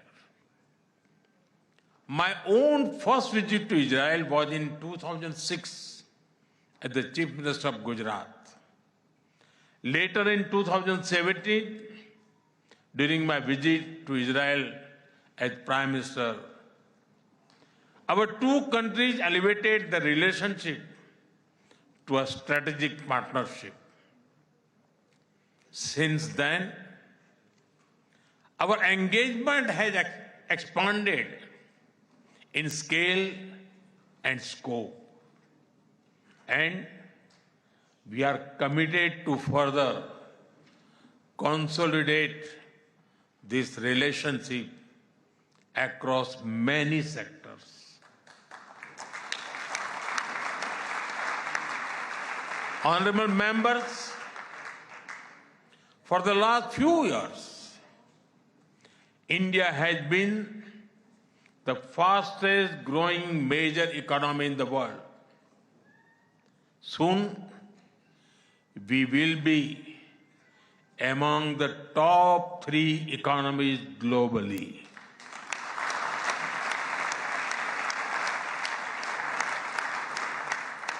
At the same time, Israel is a powerhouse of innovation and technological leadership. This creates a natural foundation for our forward-looking partnership. We are committed to expanding trade, strengthening investment flows, and promoting joint infrastructure development. The bilateral investment treaty signed last year will provide confidence and predictability to our businesses. In the last few years, India has concluded a number of important trade agreements with other nations. To your west, the European Union and the UK. To your east, the UAE and Oman. Our bilateral goods trade has grown significantly in recent years, but it does not reflect the full scope of opportunity. That is why our teams are working hard to negotiate an ambitious free trade agreement. It will unlock the vast untapped potential in our trade relationship.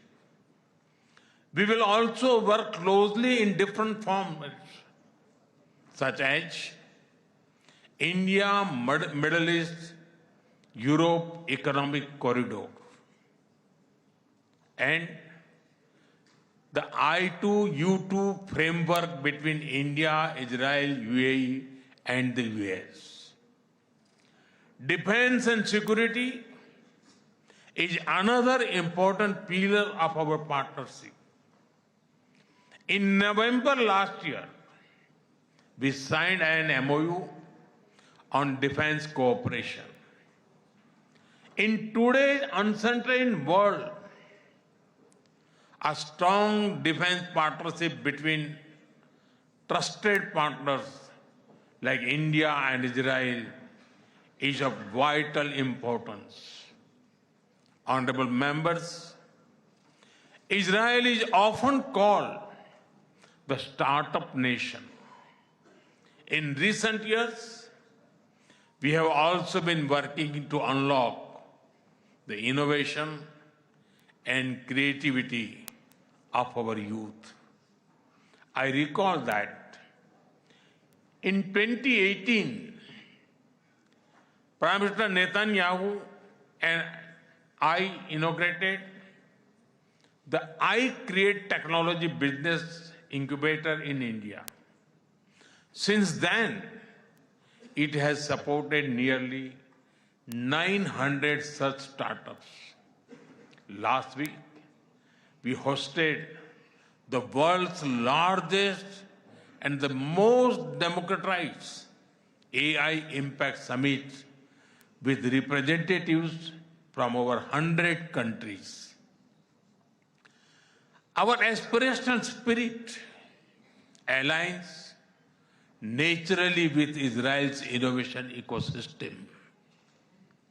I see a lot of synergies in areas such as quantum technologies, semiconductors, and artificial intelligence. We are also working with Israel on creating cross-border financial linkages using our digital public infrastructure. Honorable members, I mentioned how inspiring we found Israel's agricultural miracle in desert. Israeli expertise in precision irrigation and water management has already transformed agricultural practices in India. Together, we have established 43 centers of excellence across India that have provided training to more than 500,000 farmers. We should now set an ambitious goal to expanding to 100 centers to benefit millions of farmers and fishermen. Honorable members, at the heart of the India-Israel partnership are the ties between our peoples. When I first visited Israel in 2006, there were a handful of yoga centers in Israel. Today, yoga seems to be practiced in almost every neighborhood. I am told that interest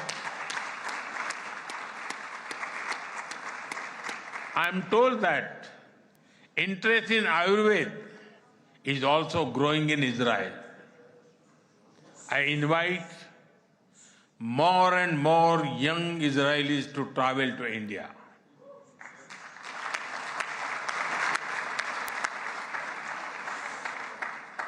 They will witness the dynamism of our society and experience what holistic wellness can do for the body and the mind. I'm happy to inform this August House that the Indian Parliament has set up a Parliamentary Friendship Group for Israel. I invite you all to visit India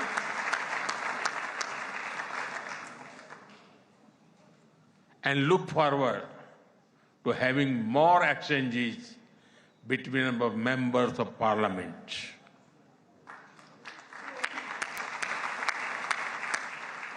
I am aware that Indian caregivers and skilled workers in Israel contribute immensely to families and communities. They have displayed remarkable courage and dedication in times of crisis, including on October 7. We are proud of them.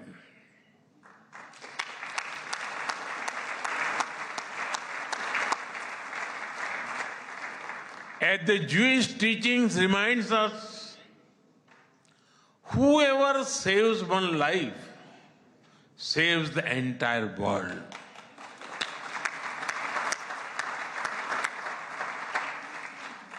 Their service reflects the strength of the human bonds behind our cooperation. We will continue to facilitate the movement of workers and professionals across sectors that benefit both of our nations. Honorable members, we are both ancient civilizations, and it is perhaps no surprise that our civilizational traditions also reveal philosophical parallels. In Israel, the principle of Tikkun Olam speaks of healing the world. In India, Vasudhaiv Kutumbakam affirms that the world is one family. Both ideas extend responsibility beyond immediate boundaries. They ask societies to act with compassion and moral courage. Judaism emphasizes halakha, guiding everyday conduct through law and practice. Hindu philosophy speaks of dharma, the moral order that shapes duty and right action. In both traditions, ethical life is lived through action and faith is expressed through conduct. There is an enduring similarity in our festivals as well. You celebrate Hanukkah with the warm glow of candles. Around the same time, we celebrate Diwali, the festival of lights, with the gentle radiance of lamps. Soon, India will celebrate the festival of Holi, filled with happiness and color. And around the same time, Israel will also celebrate Purim with enthusiasm and joy.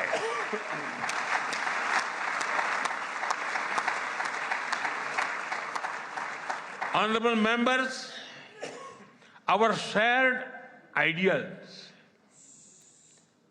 are the deep foundations that give strength to our modern partnership. We are democracies shaped by history and focus on the future. Our partnership is grounded in shared experience and shared aspirations. Our strong partnership not only serves national interests, but also contributes to global stability and prosperity.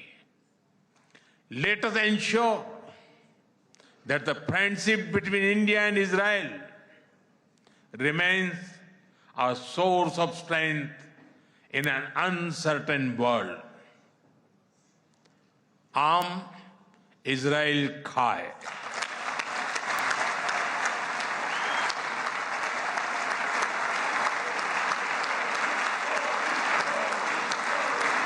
Jai Hind. Thank you.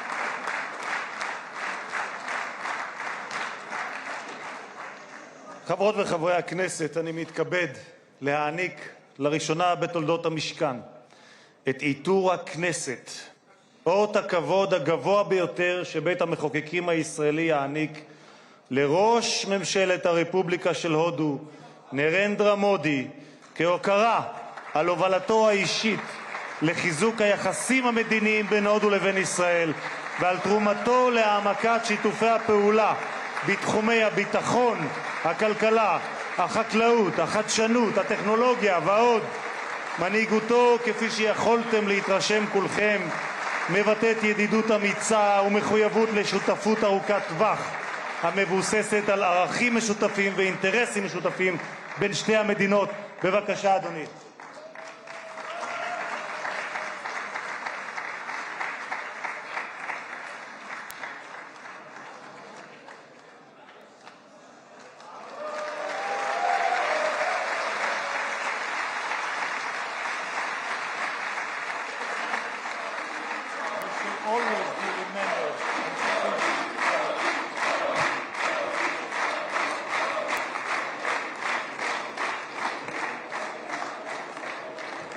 כבוד יושב ראש הכנסת וכבוד ראש ממשלת הודו.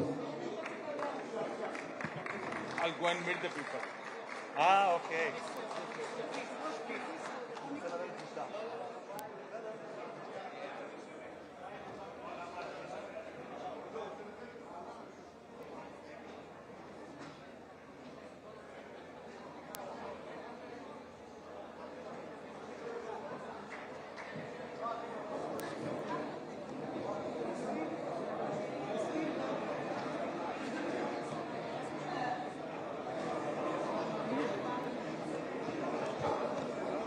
קהל נכבד, אנא יישארו במקומותיכם עד ליציאת הפמליה ממשכן הכנסת.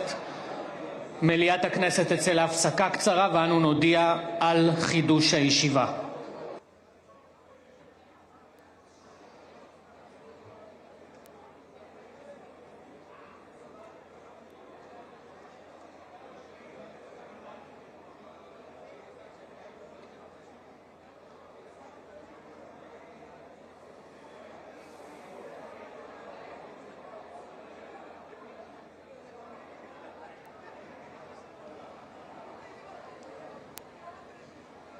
Israel की संसद Knesset में प्रधानमंत्री नरेंद्र मोदी का संबोधन और उससे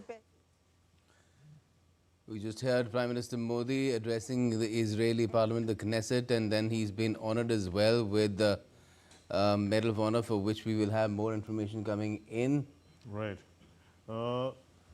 We heard a lot in Hebrew as well, and before the Prime Minister spoke, we heard the Prime Minister of Israel also speaking, and he spoke about how deeply moved he was by the visit of the great leader of the world stage to Israel, mentioning Prime Minister Narendra Modi not just as a friend, now moving closer to being brothers, and he talked about the Modi hug, and both leaders talked about the ancient civilizations.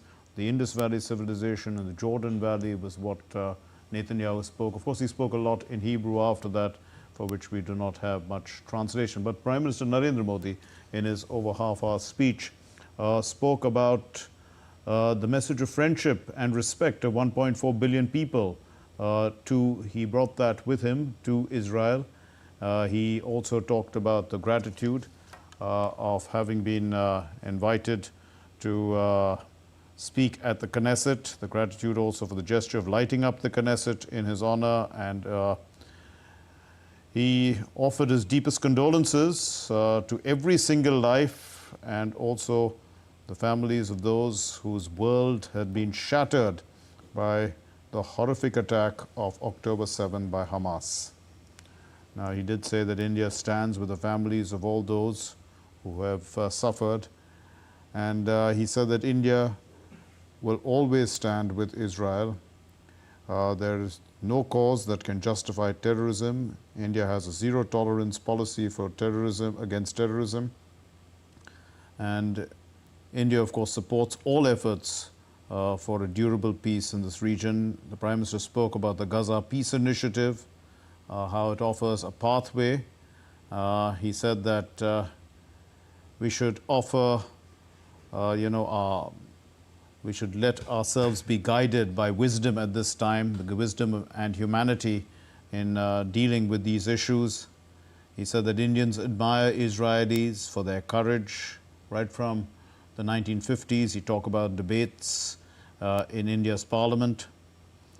He did mention about the book of Esther, which also, in fact, Benjamin Netanyahu also referred to, which mentions India in it, which is a Jewish holy book from the Talmud. He also mentions about the sea routes to India and about the Jewish community in India and what a role it has played.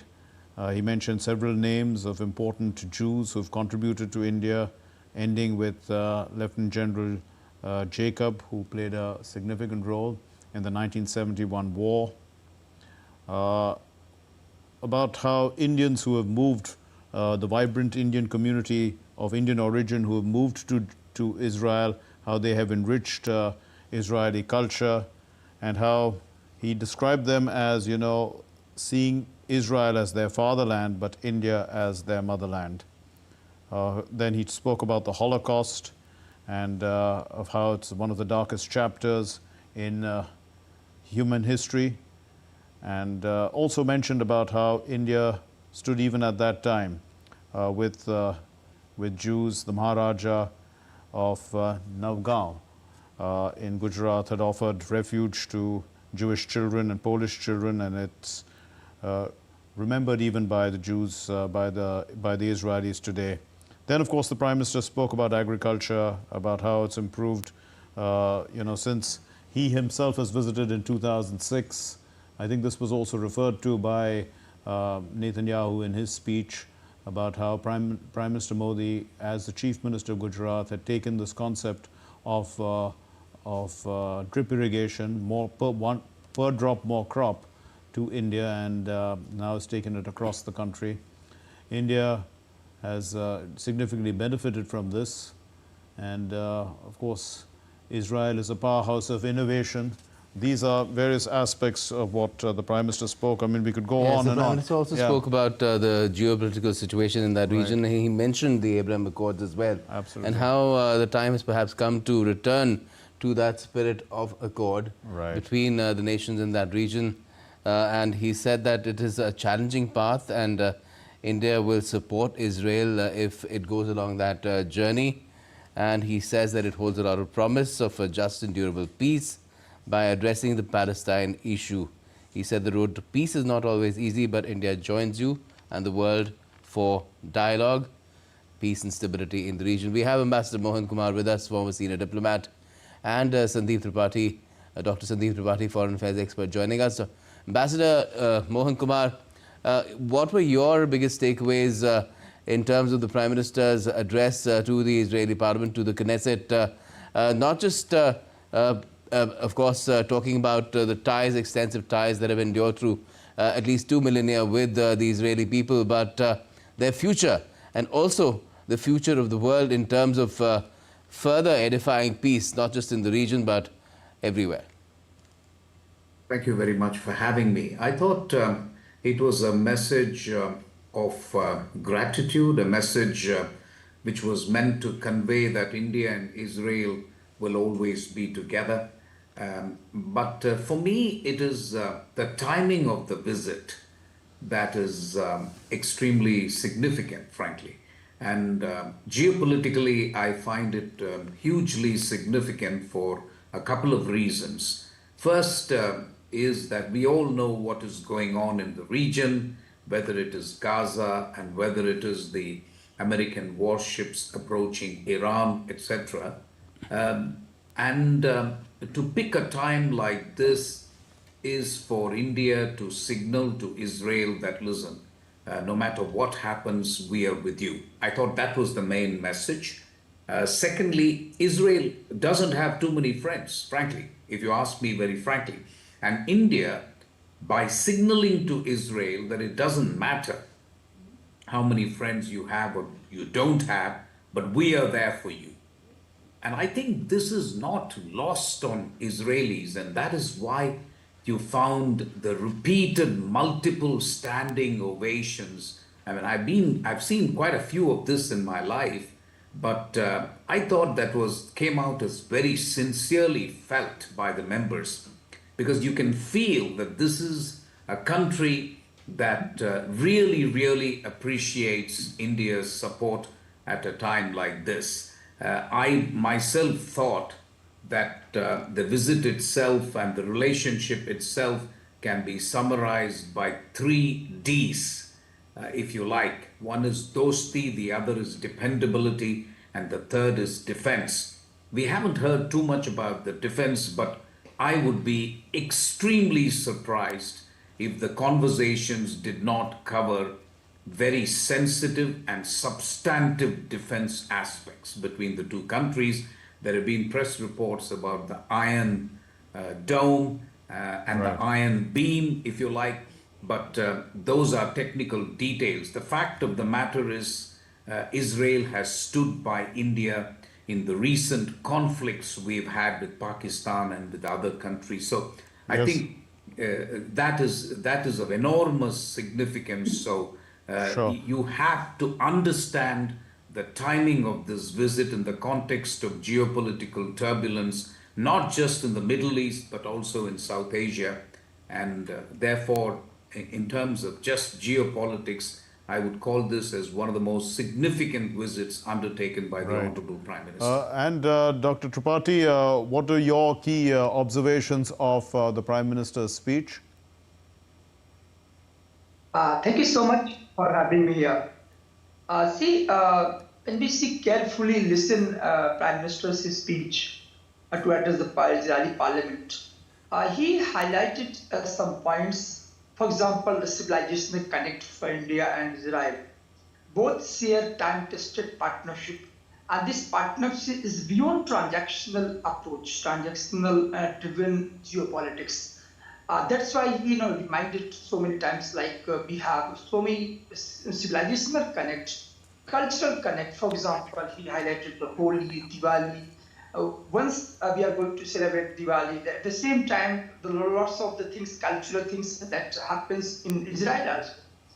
At the same time, he also highlighted the kind of pain Israeli felt during October 2023. And Prime Minister underscored that we are with you.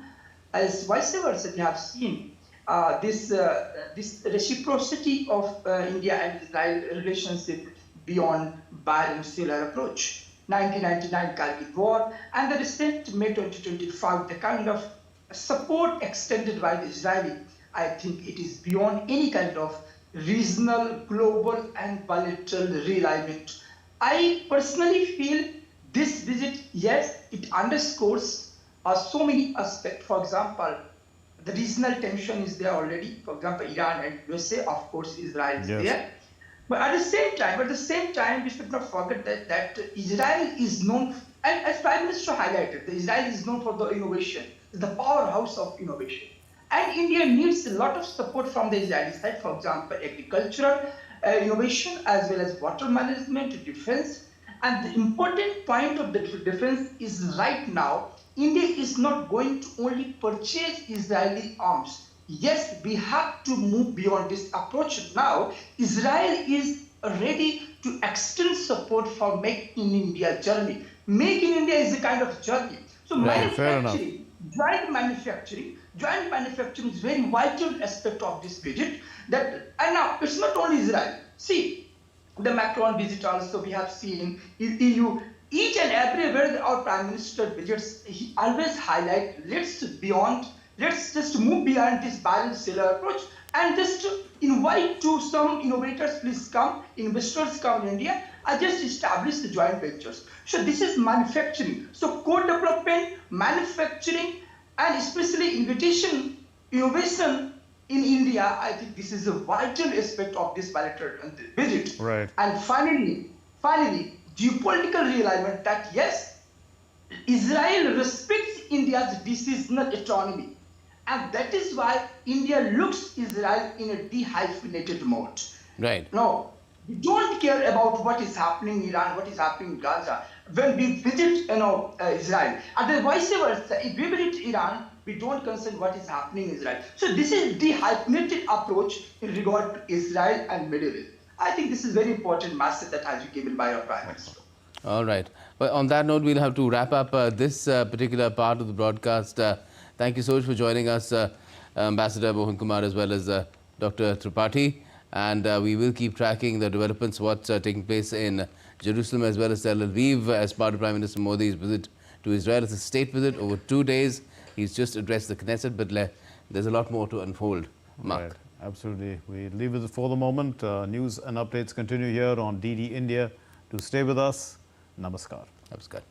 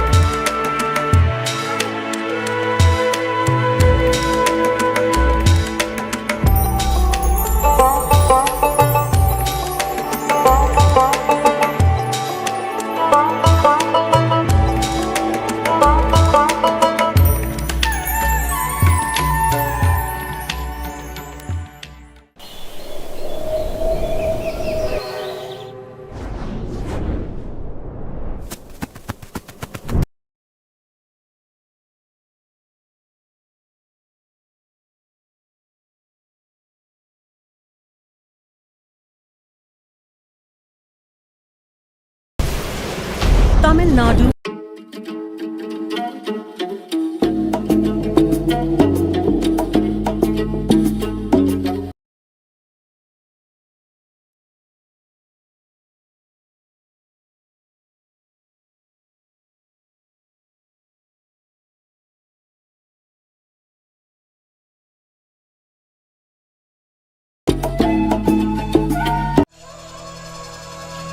Open your mind to a whole new world. Explore mystic wonders of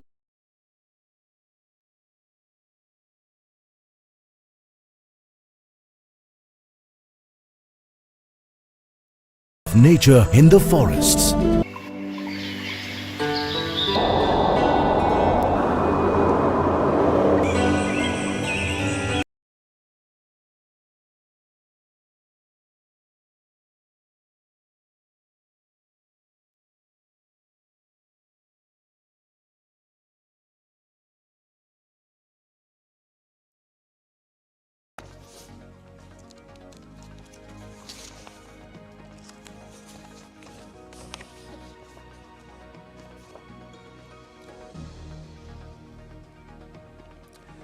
Live from New Delhi, you're watching DD India News Hour, India's voice to the world. I'm Ramesh Ramachandran.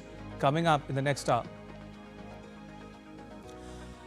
Prime Minister Modi addresses Israel's parliament, invokes the 2023 Hamas attacks to say that India feels Israel's pain and shares its grief, and that nothing can justify terrorism.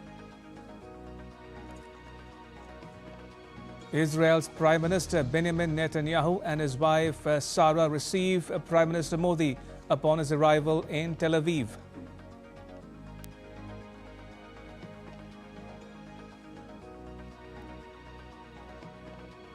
US President Trump delivers the longest ever State of the Union address, talks about immigration, economy and Iran. And the Louvre gets a new head. France effects a leadership change after high-profile theft at the Paris Museum.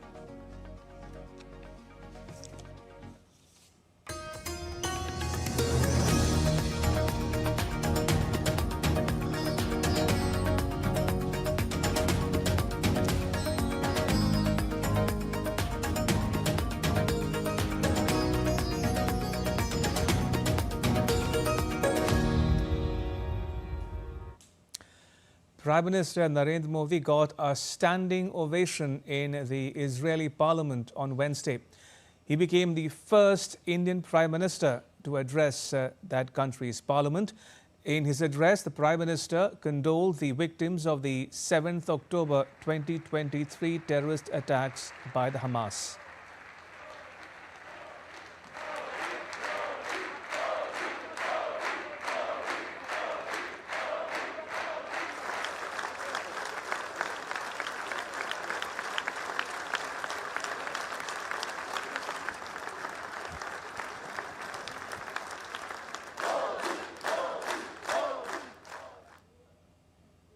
I also carry with me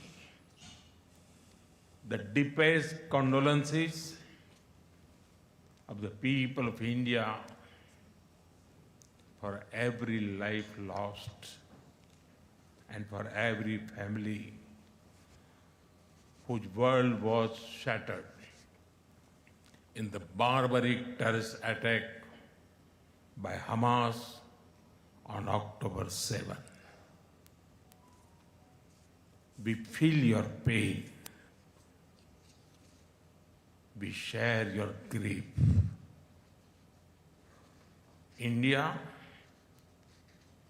stands with Israel firmly, with full conviction in this moment and beyond. No cause can justify the murder of civilians.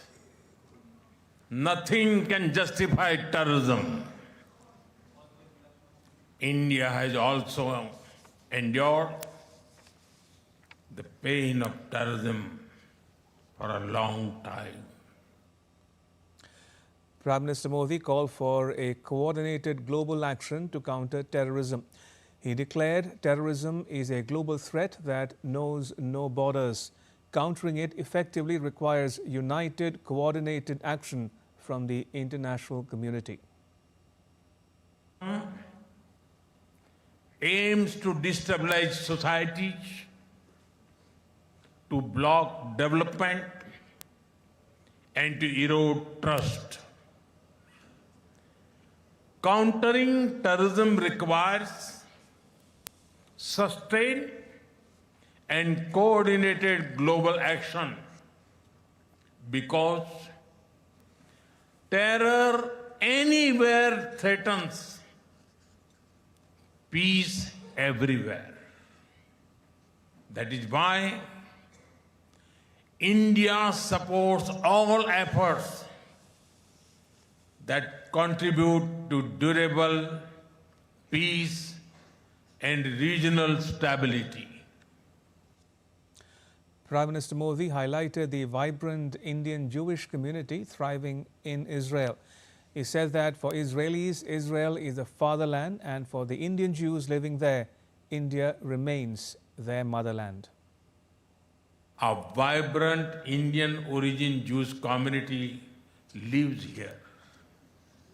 They are contributed to the building of modern Israel in laboratories and hospitals, in classrooms, and also on the battlefield. They hold firmly that Israel is their fatherland and India their motherland.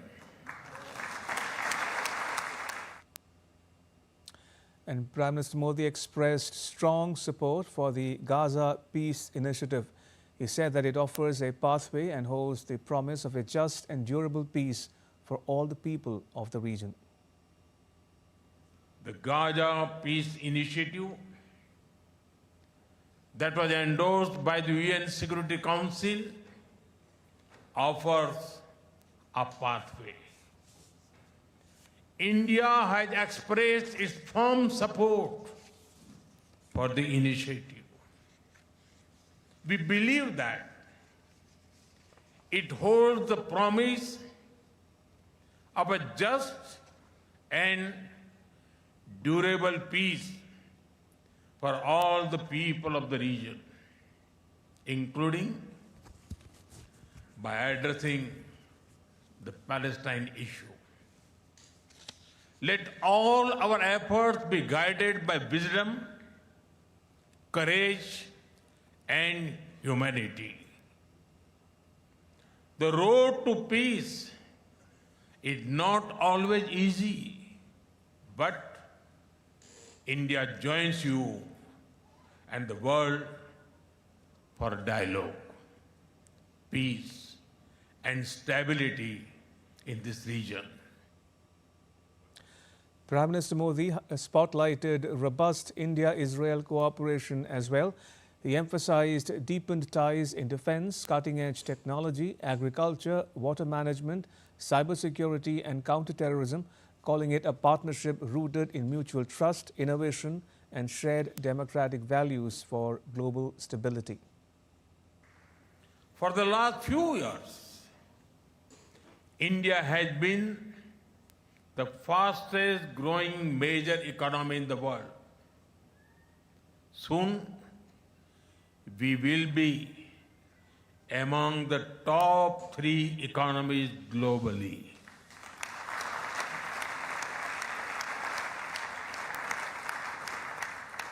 At the same time, Israel is a powerhouse of innovation and technological leadership.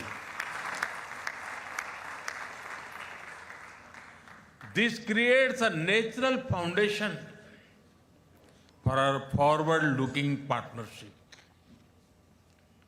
We are committed to expanding trade, strengthening investment flows, and promoting joint infrastructure development.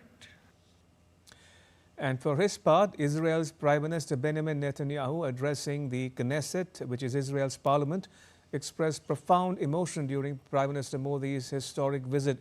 He said, "I've never been more moved than by the presence of my dear friend Narendra Modi here in Israel as a steadfast ally of our nation and a great champion of the thriving Indian-Israeli alliance." I've never been more moved than by your visit here with us, a great friend of Israel, a great champion of the Indian-Israeli alliance, and a great leader on the world stage. Welcome to Jerusalem, my dear friend, Prime Minister Narendra Modi, and your distinguished delegation. Welcome to Jerusalem. And Prime Minister Netanyahu hailed India as one of the Asian lions roaring ahead on the global stage. He said that India has established itself as an Asian lion that is looking ahead, praising its remarkable rise as a dynamic economic and strategic powerhouse. India right now is going higher and higher. India is growing bigger, and India is doing one thing, and India is doing another thing, and everything is doing by Narendra. And I am so happy, and I am so in awe of him, and I just want more and more and more. And all this 12 years of your power, you have done so much. You have done so much for technology, for agriculture, for health, for technology, for renewing. And I just wanted to tell you all. And sky's the limit. India is one of the biggest, and it is one of the Asian lions.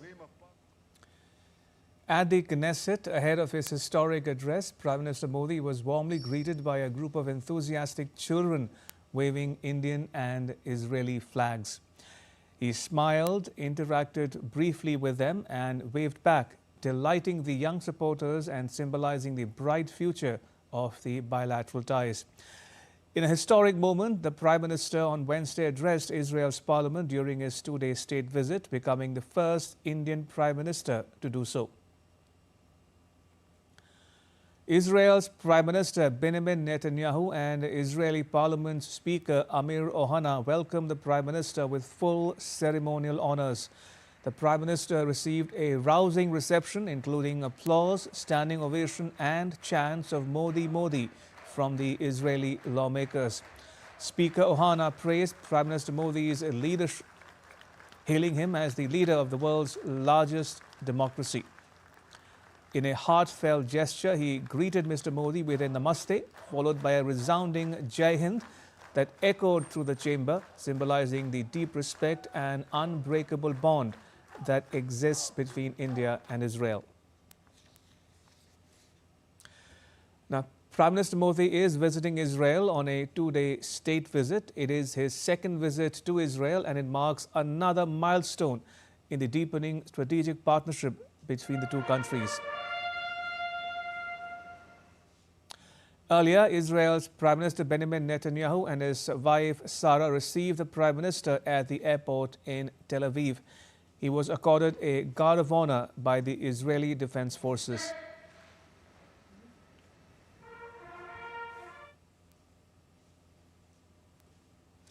The welcome ceremony included an official reception with the two Prime Ministers exchanging greetings and participating in a tete-a-tete at the airport lounge.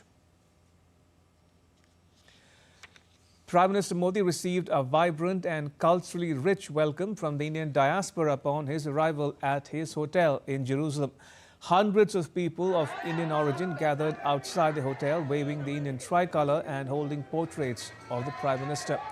The atmosphere came alive with energetic folk dances and traditional performances, blending classical and regional styles that showcase India's vibrant heritage.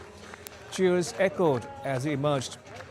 The Prime Minister interacted with the performers and the enthusiastic crowd, exchanging greetings and smiles. The reception highlighted strong people-to-people ties, complementing the deepening strategic partnership between India and Israel. And now take a listen to what members of the diaspora had to say while welcoming the Prime Minister. Very happy because I'm waiting for him from 7 years. 2017 also he came, but I couldn't meet him. I attended the event, but I couldn't meet him. Today directly I see him and he gave me shake hand. I'm very happy. This is my lifetime achievement.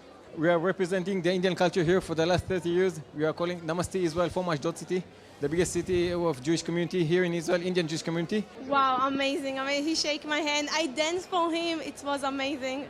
It was very exciting. He took a lot of attention, and some of us had the chance to talk to him, and he got a lot of interest in what we are doing. He's a very nice person. We only pray that India-Israel friendship will always grow, grow, grow. And we want him to come again. It was very nice. He greeted all of us, and it was very nice to see him in this country. We are very lucky to have the opportunity to meet him here. It was a pleasure to have a brief interaction with him, and it was nice to greet and see this Indian community here in Israel. Great experience, like we feel honored, and this is like a dream come true moment for everyone who is Indian, and meeting him here in abroad, it was such a dream come true moment for us. It is a real honor to meet with him, our Prime Minister Narendra Modi ji, and what you can say under his times, and like that we as a global employees feel very confident and proud. It was very exciting. I was very happy to see Prime Minister Modi for the second time here in Israel. It's a great honor for us as a state, as a people, and we hope that the collaboration between the two states will continue, and we'll have an alliance and good friendship for the future in many fields. I'm very happy to see Modi ji because I am from the same city from Ahmedabad, and I talked to him in Gujarati, so I was very happy. And I want to thank you, Modi ji, to visiting us, and hope to continue the relationship with India and Israel. My mama and papa come from Maharashtra, Mumbai. For me, it's much more specially than other Israelis, so I'm very glad to see him, and I really hope to meet him personally and shake his hand and talk with him about the Indian Jewish. And joining us is Ambassador Ashok Sajanhar. Ambassador Sajanhar is a former Indian envoy to Kazakhstan, Sweden and Latvia.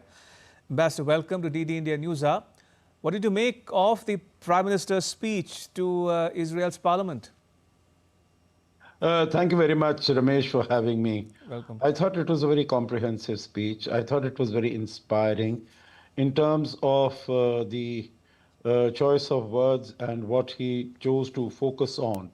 It was, sent out a very clear message, a very strong message about the unshakable partnership and friendship between India and Israel, and how there are several issues on which India and Israel, they stand together, they see eye to eye, and on the multitude of issues on which both the countries can cooperate.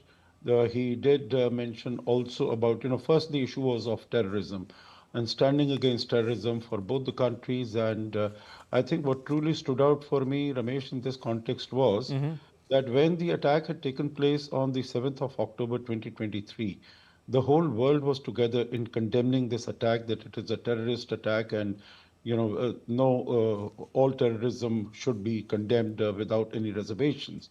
But slowly and gradually, that support from Israel started withering away. That started getting diluted because of the manner in which the response by Israel was being carried out, in terms of the number of deaths, number of children who died, the destruction, the violence, etc.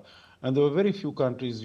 He was even, Prime Minister Benjamin Netanyahu was even taken to the International Court of Justice, declared a war criminal, etc. by countries, important countries like South Africa, Brazil, etc., even from Europe. But India is one country that has steadfastly stood with Israel, and that was the also the statement that the Prime Minister made, and he spoke in very in terms of the message that communicated, very grave voice, very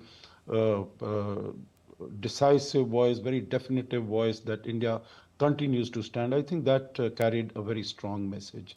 About the Abraham Accords also, he was very, very clear, and the need for peace. And he didn't mention the two-state solution, but he did say that peace has to be established, and India will stand with Israel as it seeks just peace and peace with dignity. So these were very, very important issues. Indeed. But a whole host of other issues also, he made very significant comments.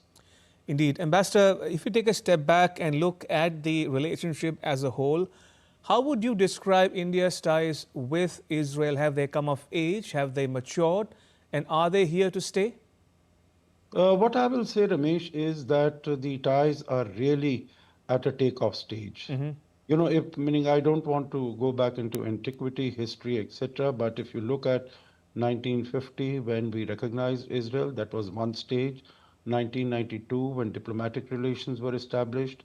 2017, when we had a strategic partnership that was established. I think the last 10 years have really taken the relationship to a very high level. It has, it has been an upward trajectory. The similarity that comes to my mind is the Clinton visit of March 2000 to India, and how that was instrumental in taking the relationship forward. So the 2017 visit by Prime Minister Modi, and after that there have been so many agreements, whether it's in the area of security, it's in the area of defense. Israel has today become the second largest supplier of weaponry. It is a storehouse of innovation. It is a storehouse of science and technology. And that is also coming in the area of agriculture, in the area of water technology, in the area of cyber security. There are a whole host of areas where we have been working together. But still, there is so much more to do, because today, if you look at the bilateral trade figures, they came down after 2023 attack. Today it is, I think, in the close to about $4 billion, which is not at all, commensurate with the potential that both the countries have.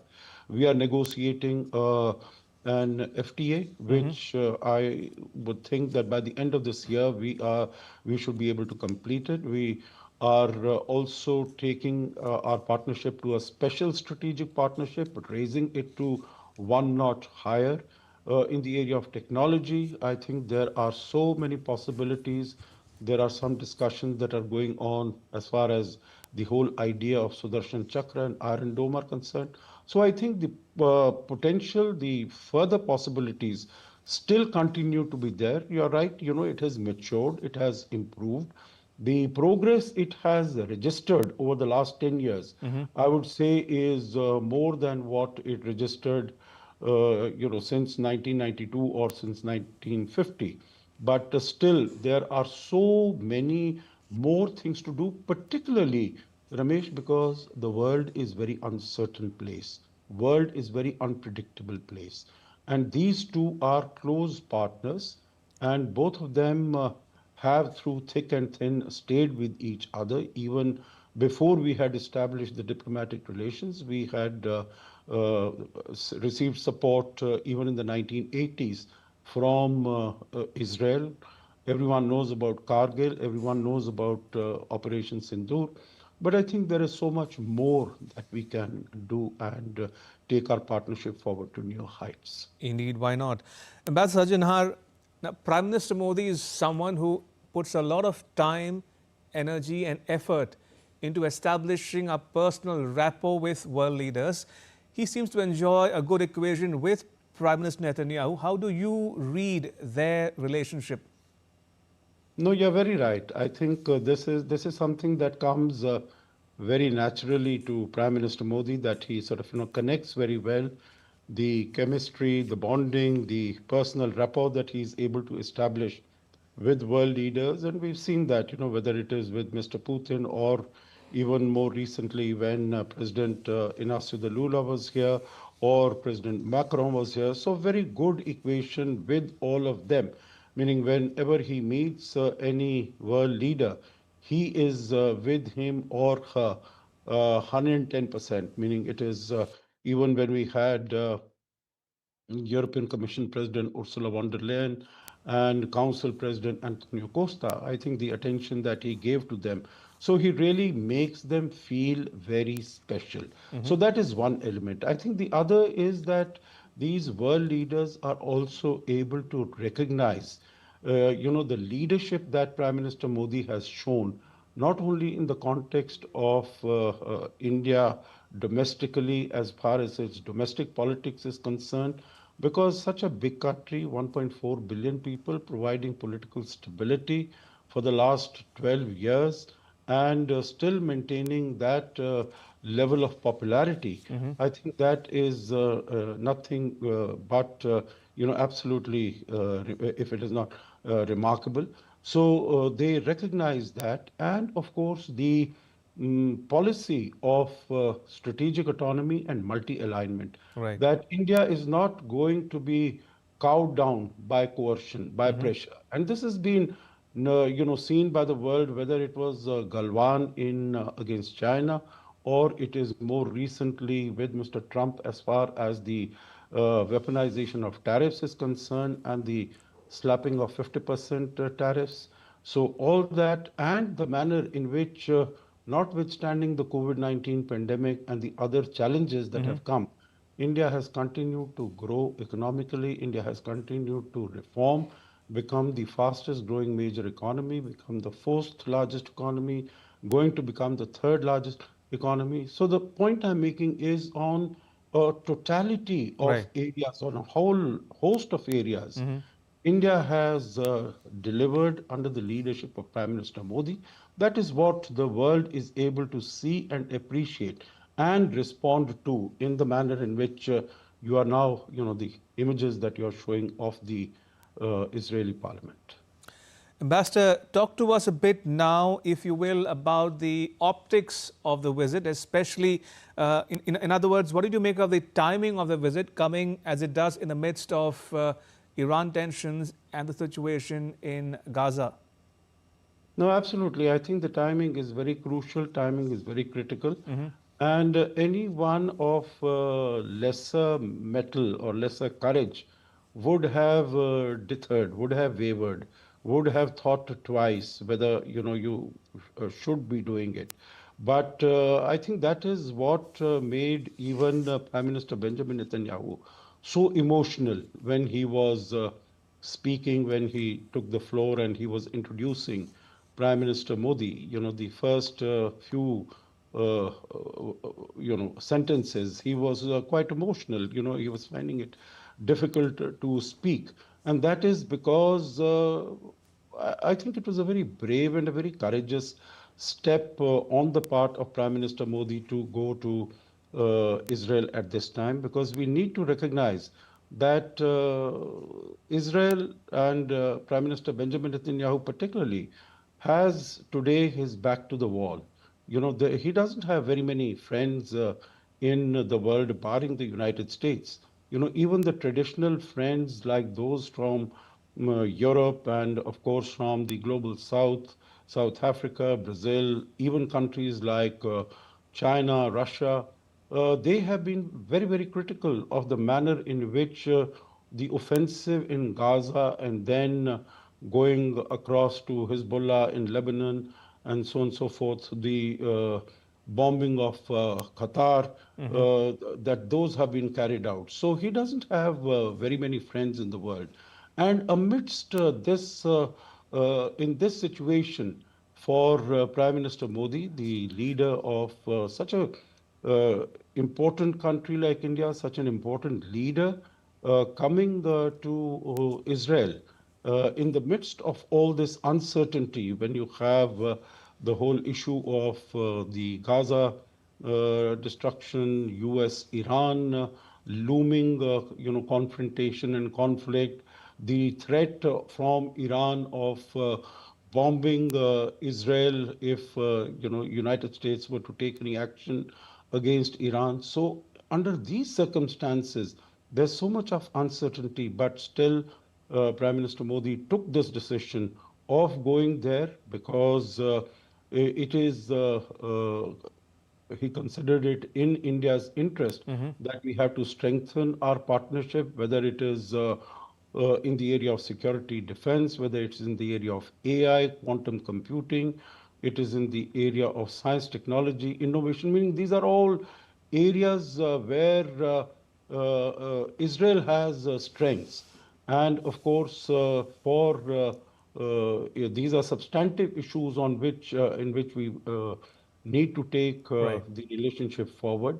Of course, as far as India is concerned, meaning India could have, Ramesh, even postponed it by some time. India, in my view, finds itself today in a Goldilocks moment, because you have the whole world is really courting and wooing India. We've seen that.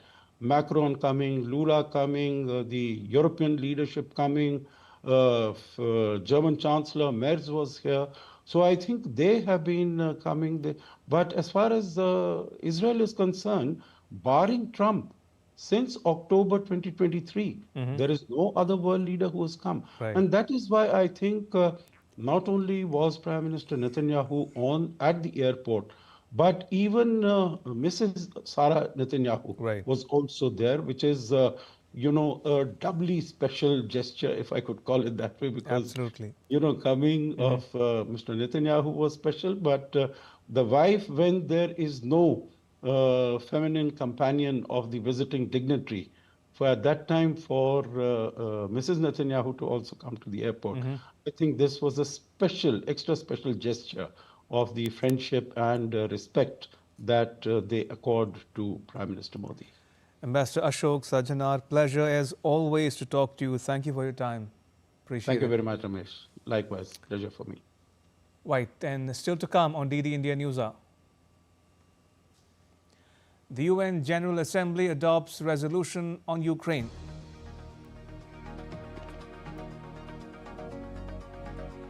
And all the latest on German Chancellor Friedrich Merz's visit to China.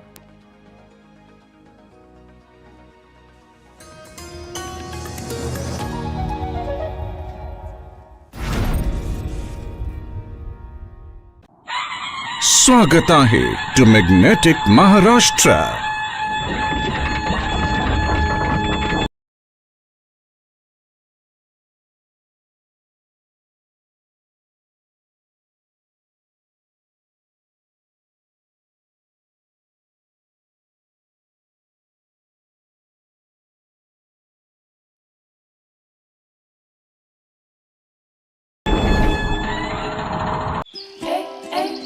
One of India's newest states. One of India's. Can the US launch a bombing campaign against Iran?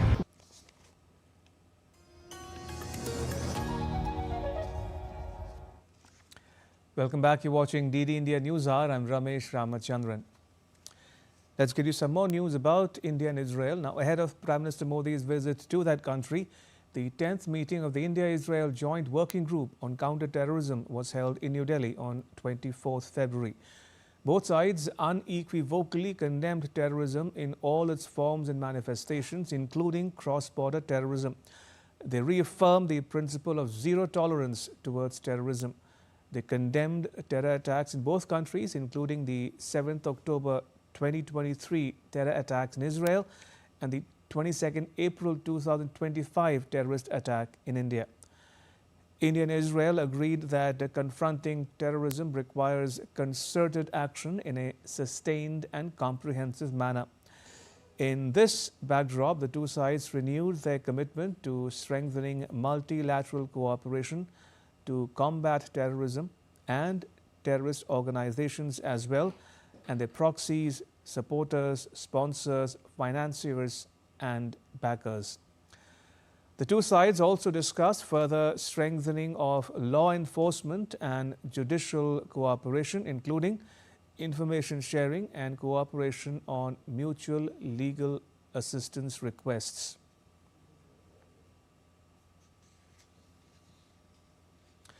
The first round of negotiations on an India-Israel free trade agreement began on 23rd February in New Delhi.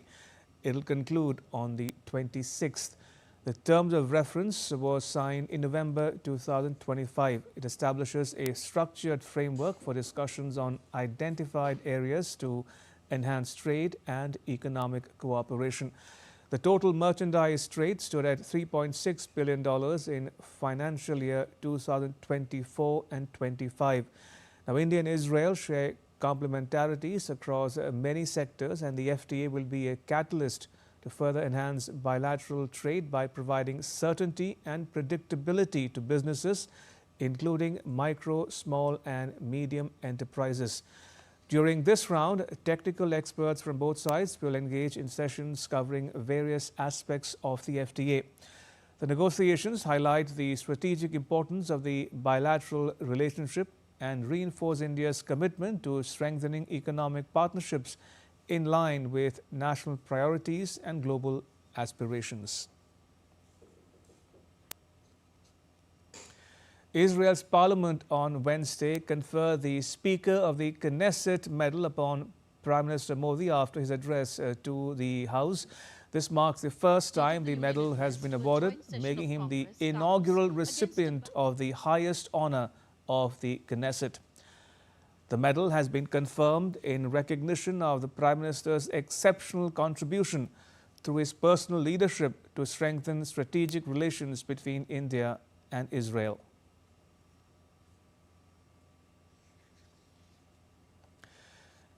The Prime Minister now stands out as a rare world leader who has received top honors from both Israel and Palestine.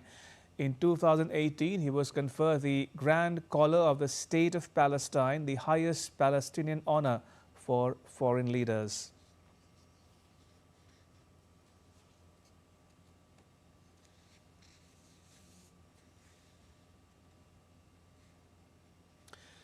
Some other news, U.S. President Donald Trump delivered the longest State of the Union address in American history on Tuesday. He spoke on a number of issues, including Iran. He issued a fresh warning to Tehran, saying that he prefers to solve this issue through diplomacy.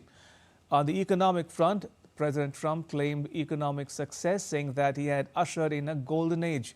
He slammed the U.S. top court's ruling that struck down his global tariffs. He called for lawmakers to pass the Save America Act. U.S. President Donald Trump's State of the Union address to a joint session of Congress comes against a backdrop of rising tensions with Iran. During the longest State of the Union address in history, Trump did not mention Iran until well over an hour into his speech. Trump accused Tehran of working to rebuild a nuclear program that was targeted by American strikes last year. Trump said his preference is to solve the problem through diplomacy. My preference is to solve this problem through diplomacy. But one thing is certain, I will never allow the world's #1 sponsor of terror, which they are by far, to have a nuclear weapon. Can't let that happen. In his 1 hour and 47-minute speech, Trump also touted his economic record that he had ushered in a golden age. Today, our border is secure, our spirit is restored, inflation is plummeting, incomes are rising fast, the roaring economy is roaring like never before, and our enemies are scared, our military and police are stacked, and America is respected again, perhaps like never before. Trump also slammed the Supreme Court's ruling that struck down his global tariffs. Trump said the Supreme Court ruling makes president's ability on tariffs more powerful. And then just 4 days ago, an unfortunate ruling from the United States Supreme Court. It just came down. It came down. Very unfortunate ruling. But the good news is that almost all countries and corporations want to keep the deal that they already made. President Donald Trump also urged the Congress to back what he described common sense legislation requiring voters to have proof of U.S. citizenship in the November midterm elections. Virginia Governor Abigail Spanberger delivered the Democrats' response to President Donald Trump's State of the Union address, slamming the U.S. president's policies. In his speech tonight, the president did what he always does. He lied, he scapegoated, and he distracted. And he offered no real solutions to our nation's pressing challenges, so many of which he is actively making worse. During his State of the Union address, Trump also welcomed the U.S. men's ice hockey team following their Olympic gold medal victory. The United States ended a nearly half-century wait for Olympic men's ice hockey gold with a 2-1 overtime victory against Canada in a thrilling final on Sunday. Trump declared the team's goaltender, Connor Hellebuck, would receive the Presidential Medal of Freedom. Bureau Report, DD India. The U.S. Treasury Department on Wednesday imposed new Iran-related sanctions on individuals, several entities and tankers, hours after President Trump laid out his case for a possible attack in his State of the Union speech. The Treasury's Office of Foreign Assets Control sanctioned over 30 persons, entities and vessels, it said, enabled illicit Iranian petroleum sales and Iran's ballistic missile and advanced conventional weapons production. It targeted multiple networks that enable Iran's Islamic Revolutionary Guard Corps to secure the precursor materials required for ballistic missile and other weapons production. The UN General Assembly voiced support for Ukraine on Tuesday when the 4th anniversary of the Ukraine-Russia conflict was observed. The US abstained from voting. The Assembly passed a resolution saying that it was committed to the sovereignty, independence, unity and territorial integrity of Ukraine within its internationally recognized borders. The resolution was passed by a tally of 107 countries in favor, 12 against and 51 abstentions from the 193-member Assembly. The resolution also called for an immediate and unconditional ceasefire and a comprehensive, just and lasting peace. And Ukraine's President Volodymyr Zelensky said on Wednesday that Russian claims that Kyiv was trying to obtain nuclear weapons was an attempt to pressure Ukraine. In a press conference alongside Norway's Prime Minister Jonas Gahr Støre, President Zelensky said Ukraine unfortunately had no nuclear weapons and that the Russian claim came ahead of another anticipated trilateral meeting with representatives from Russia and the US at the beginning of March. Amid rising tensions and military signaling, Iran and the US are resuming crucial nuclear negotiations in Geneva. The US demands zero uranium enrichment, a condition Tehran rejects, even as President Trump insists that Iran will never acquire a nuclear weapon. With US naval deployments and Iranian drills near the Strait of Hormuz, the talks carry major implications for regional stability. DD India's Nishchoy Roy reports.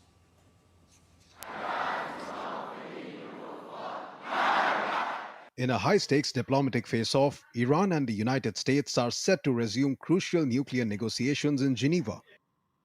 Iranian Foreign Minister Abbas Araghchi left for Geneva on Wednesday to lead a third round of talks with the US. US envoys Steve Witkoff and Jared Kushner will meet the Iranian delegation, with Washington demanding zero uranium enrichment and limits on Iran's missile program. US President Donald Trump, in his State of the Union address on Wednesday, once again declared that Iran will never be allowed to build a nuclear weapon, accusing Tehran of pursuing what he called sinister nuclear ambitions. After Midnight Hammer, they were warned to make no future attempts to rebuild their weapons program, and in particular, nuclear weapons. Yet they continue. They're starting it all over. We wiped it out, and they want to start all over again, and are at this moment again pursuing their sinister ambitions. We are in negotiations with them. They want to make a deal, but we haven't heard those secret words. We will never have a nuclear weapon. But diplomacy is unfolding under the shadow of military signaling. The US has expanded naval deployments in the region, its largest build-up since 2003, while Iran has conducted military drills near the strategic Strait of Hormuz. Iran's Gulf neighbors and Israel increasingly view the risk of conflict as rising. From an international relations perspective, this moment reflects a contest over deterrence credibility, regional influence, and the future architecture of non-proliferation. As negotiations resume in Geneva, the pressing question remains: can diplomacy outpace escalation? Nishoy Roy, DD India. France has appointed Christophe Lehibeau as the new head of the Louvre. A French government spokesperson said the new head, currently leading the Palace of Versailles, will focus on strengthening security and modernizing the museum following the October theft of jewels worth more than $100 million. The leadership change comes after President Emmanuel Macron accepted the resignation of the outgoing director, who faced sharp criticism following the theft. Germany's Chancellor Friedrich Merz won a pledge by China to import more high-quality goods from Germany on Wednesday during his visit to Beijing. On his first visit to China as Chancellor, Mr. Merz was accompanied by a large business delegation. His visit follows his warning this month that the post-war international order underwritten by the US alliance with Europe was no more, and that Europe must stand on its own in a world of great power rivalry. A bus service between the two Indian cities of Kolkata and Agartala via Bangladesh's capital Dhaka has resumed operations after an 18-month suspension. The international bus service resumed operations on Tuesday through the Agartala-Akhora integrated land port. The Royal Maitri service had been suspended because of political turmoil in Bangladesh. With conditions stabilizing and visa services resuming in Agartala, the service is set to strengthen cross-border connectivity and travel between India and Bangladesh. Sri Lanka's authorities arrested the country's former intelligence chief Suresh Saleh on Wednesday in connection with the 2019 Easter Sunday terror attacks that killed 279 people. Police said that the retired Major General was taken into custody at dawn in a suburb of Colombo. Earlier, Sri Lanka's top court found the country's former President Maithripala Sirisena and other officials negligent of failing to prevent the attack. Time for a short break. Keep watching DD India News Hour. Don't go anywhere.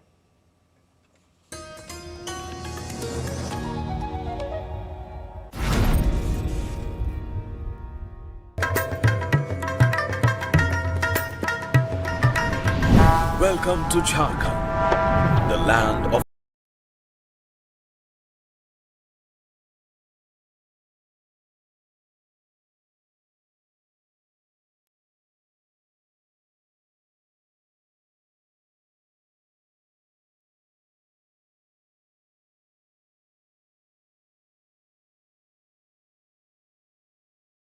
forests.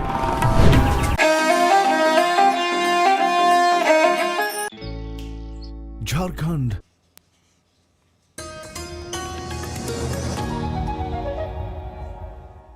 Welcome back. You're watching DD India News Hour. I'm Ramesh Ramachandran. The National Investigation Agency has apprehended 2 more terror operatives allegedly involved in the Delhi Red Fort area bomb blast conspiracy, taking the total number of arrests in the case to 11. The duo, identified as Zamir Ahmed Ahangar of Ganderbal and Tufail Ahmed Bhatt of Srinagar, had supplied the weapons to the prime accused for the blast and were engaged in the collection of arms and ammunition intended for use against the Indian state. 11 persons were killed and several injured in the blast that shook the national capital on 10th November 2025. The prime accused, Omar Onnabi, was also killed in the deadly explosion. As per the findings of the National Counter-terrorism Agency, the Delhi blast conspiracy was masterminded by Omar, along with other accused, namely Muzammil Ganai, Shaheen Saeed, Mufti Irfan, Adil Ahmed Rathar, as well as 5 others who had provided shelter and logistical support to the main conspirators. These 9 men were arrested earlier from various locations in Jammu and Kashmir and Haryana. The All India Institute of Medical Sciences near Hyderabad in Telangana state is leveraging artificial intelligence to deliver improved healthcare and also conducting research to expand its applications in future. Its director, Dr. Amita Agarwal, has spoken about the need to adapt thinking and practices in line with evolving technology and how her institute is imparting targeted training to new doctors and creating awareness among nursing staff to align with these advancements. Intelligence is going to play a major role in healthcare, as we have seen during the current summit. The Ministry of Health and Family Welfare, under the eHealth AI initiative, asked us to validate certain AI solutions. The AIIMS BB Nagar helped in validation of diabetic retinopathy and recognition of skin lesions by using AI. So these projects have finished, and gradually this technology should move to the clinic. In addition, we are also doing capacity development of our staff, taking help from IIT Hyderabad as well as NIT Warangal. Artificial intelligence is now reshaping India's judicial system, from research and translation to live streaming of court proceedings. India's top court is leading this digital push with AI tools aimed at faster, more accessible justice. Here's a report on how technology is transforming India's judiciary. Take a look. Intelligence is rapidly expanding its reach, and courts and the judicial system have not remained untouched. From managing court cases to preparing petitions and other legal documents, the role of AI has grown significantly. In India, while proceedings in lower courts are conducted in local languages, high courts and the Supreme Court function in English, making the timely translation of documents a major challenge. AI is playing a crucial role in translating documents from major Indian languages into English. To assist judges with judicial research, a platform called the Supreme Court Portal for Assistance in Court Efficiency has been developed. Additionally, for translating documents, the Supreme Court has created a legal translation software that can translate all major Indian languages with the help of AI. In 2023 alone, 36,000 Supreme Court judgments were translated into 19 Indian languages using this software. AI is also being used for live streaming of court proceedings and for preparing transcripts of lawyers' arguments. AI software has also been developed to help file petitions and correct errors in them. The Supreme Court initiated this project with the assistance of IIT Madras. Following the success of these experiments in the Supreme Court, several high courts and tribunals are also focusing on the use of AI. AI is also introducing new models to make lawyers' work easier, which are expected to reduce litigation cost and help deliver quicker judgments. Meanwhile, an Indian startup, RET, has developed a platform where anyone can share the legal problem and speak free of cost with experienced legal experts. Today, this startup is working with more than 60 big companies. कि आपकी जो भी service है उसका क्या state है, क्या status है, क्या वो लॉयर वेरीफाई कर रहा है, उसे कौन सा लॉयर वेरीफाई करेगा, किस तरीके से करेगा, आपकी क्या एक्चुअली में रिक्वायरमेंट है, और ये सारी चीजें हमने एक ही प्लेटफॉर्म पे इंटीग्रेट कर दी है. Considering the growing role of AI in the judiciary, the government is also paying special attention to it, along with upgrading court infrastructure.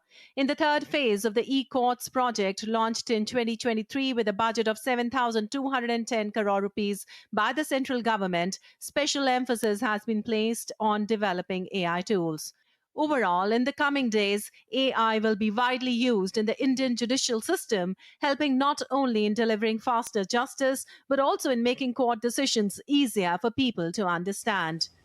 Bureau Report, DD India. And that's all for this edition of DD India News Hour. You can get the latest news on the DD India mobile app on both Android and iOS platforms. Scan the QR code to download it. And we'll be back with more news as it breaks. I'm Ramesh Ramachandran. From all of us here in New Delhi, thanks for watching DD India News Hour.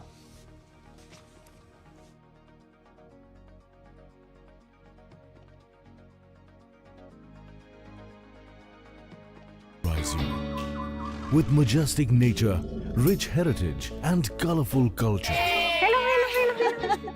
Johar. Arey, it fits perfectly. Thank you. Full workout ho gaya. Ready?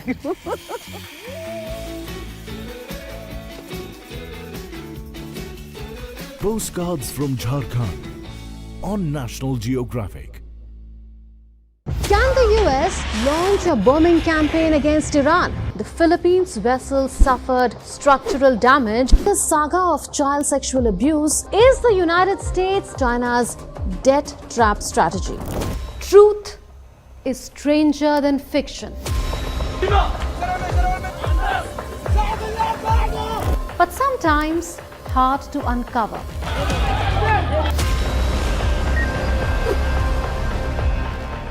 Trust us to tell the truth, unadulterated and pure, of every story that matters to you.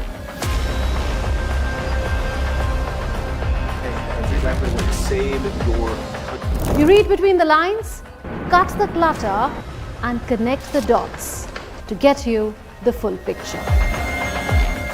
Watch Connecting the Dots at these times with me, only on DD India. Welcome to DD India, where a billion voices unite, connecting viewers to the stories that matter. India is not just another news channel. It's the international channel that puts the spotlight on the global south, bringing you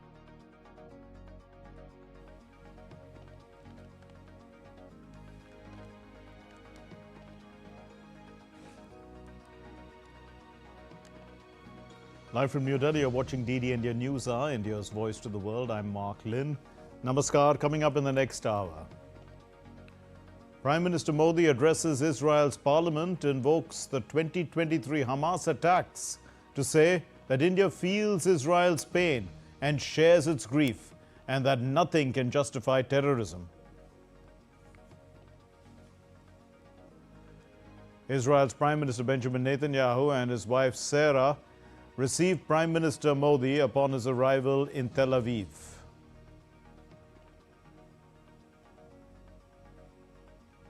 US President Trump delivers the longest ever State of the Union address, talks about immigration, economy, and Iran. And the Louvre gets a new head. France effects a leadership change after the high-profile theft at the Paris Museum.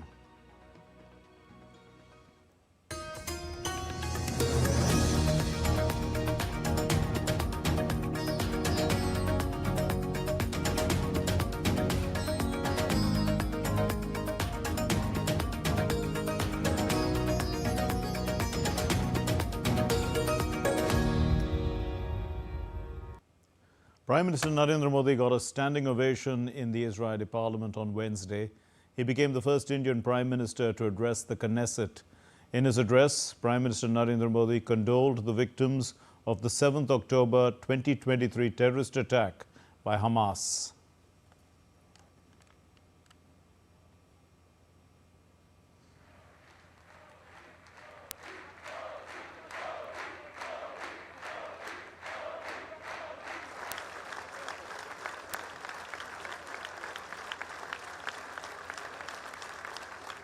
Also carry with me the deepest condolences of the people of India for every life lost and for every family whose world was shattered in the barbaric terrorist attack by Hamas on October 7. We feel your pain. We share your grief. India stands with Israel firmly, with full conviction in this moment and beyond. No cause can justify the murder of civilians. Nothing can justify terrorism. India has also endured the pain of terrorism for a long time. Further, Prime Minister Narendra Modi called for coordinated global action to counter terrorism. He declared terrorism as a global threat that knows no borders.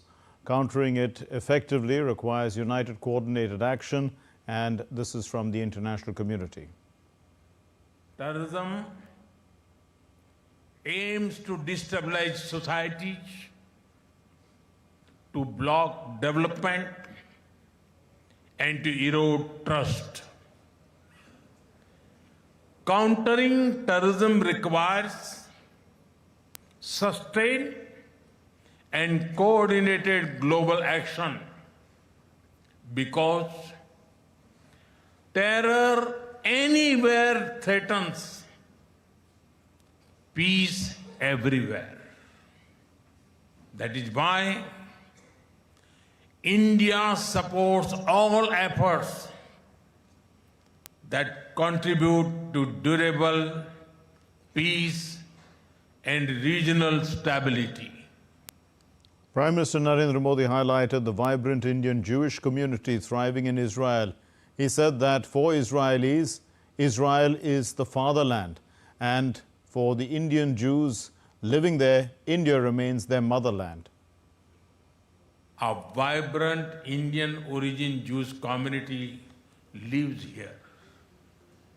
They are contributed to the building of modern Israel in laboratories and hospitals, in classrooms, and also on the battlefield. They hold firmly that Israel is their fatherland and India their motherland. Prime Minister Narendra Modi expressed strong support for the Gaza Peace Initiative. He stated that it offers a pathway and holds the promise of a just and durable peace for all the people of the region.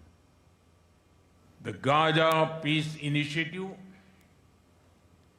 that was endorsed by the UN Security Council offers a pathway. India has expressed its firm support for the initiative. We believe that it holds the promise of a just and durable peace for all the people of the region, including by addressing the Palestine issue. Let all our efforts be guided by wisdom, courage, and humanity. The road to peace is not always easy, but India joins you and the world for dialogue, peace, and stability in this region. Prime Minister Narendra Modi spotlighted a robust India-Israel cooperation, and he emphasized deepened ties in defense, cutting-edge technology, agriculture, water management, cybersecurity and counter-terrorism, calling it a partnership rooted in mutual trust, innovation and shared democratic values for global stability. For the last few years, India has been the fastest growing major economy in the world. Soon, we will be among the top 3 economies globally.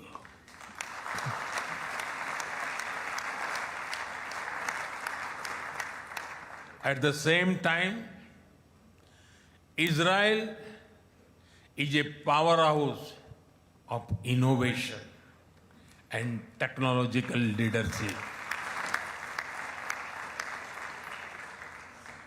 This creates a natural foundation for our forward-looking partnership. We are committed to expanding trade, strengthening investment flows, and promoting joint infrastructure development. Israel's Prime Minister Benjamin Netanyahu addressed the Knesset as well, and he expressed profound emotion during Prime Minister Narendra Modi's historic visit. He said, "I've never been more moved than by the presence of my dear friend Narendra Modi here in Israel as a steadfast ally of our nation and a great champion of the thriving Indian-Israeli alliance." I've never been more moved than by your visit here with us, a great friend of Israel, a great champion of the Indian-Israeli alliance, and a great leader on the world stage. Welcome to Jerusalem, my dear friend, Prime Minister Narendra Modi, and your distinguished delegation. Welcome to Jerusalem. Further, the Israeli Prime Minister Benjamin Netanyahu hailed India as one of the Asian lions roaring ahead on the global stage. He also said that India has established itself as the Asian lion that is looking ahead, praising its remarkable rise as a dynamic economic and strategic powerhouse. India right now is going higher and higher. India is growing bigger, and India is doing one thing, and India is doing another thing, and everything is doing by Narendra. And I am so happy, and I am so in awe of him, and I just want more and more and more. And all this 12 years of your power, you have done so much. You have done so much for technology, for agriculture, for health, for technology, for renewing. And I just wanted to tell you all. And sky's the limit. India is one of the biggest, and it is one of the Asian lions. At the Knesset, ahead of his historic address, Prime Minister Modi was warmly greeted by a group of enthusiastic children waving Indian and Israeli flags.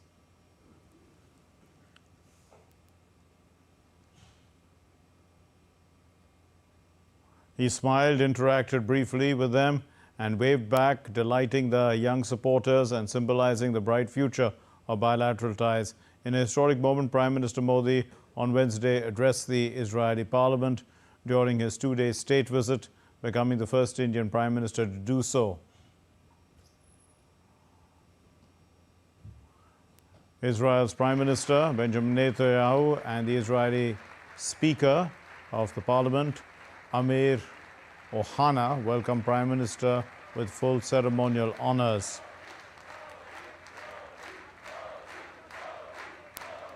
The Prime Minister received a rousing reception including applause, standing ovations, and chants of Modi, Modi from the Israeli lawmakers. Speaker Ohana praised Prime Minister Modi's leadership in an address, and he hailed him as the leader of the world's largest democracy. In a heartfelt gesture, he greeted Prime Minister Modi with a namaste, followed by a resounding Jai Hind that echoed through the chamber, symbolizing deep respect and an unbreakable bond between India and Israel.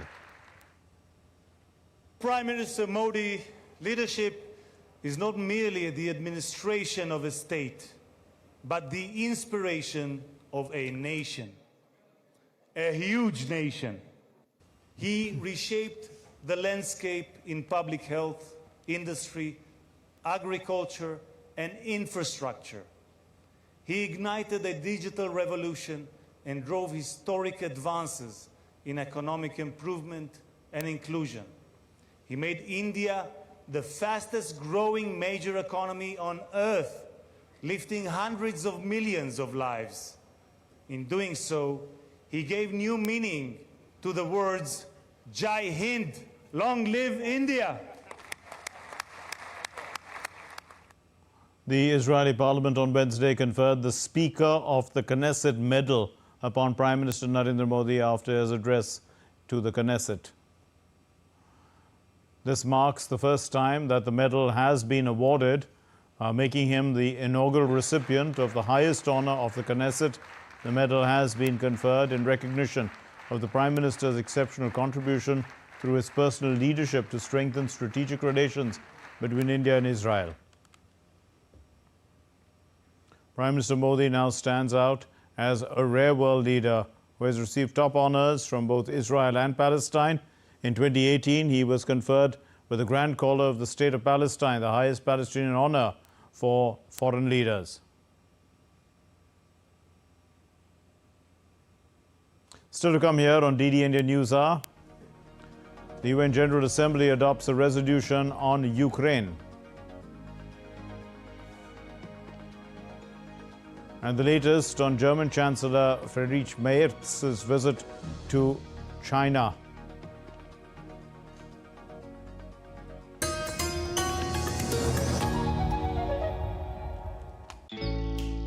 Jharkhand will mesmerize you with majestic nature, rich heritage, and colorful culture. Hello. Johar. Johar. It fits perfectly. Thank you. Full workout हो गया. Ready?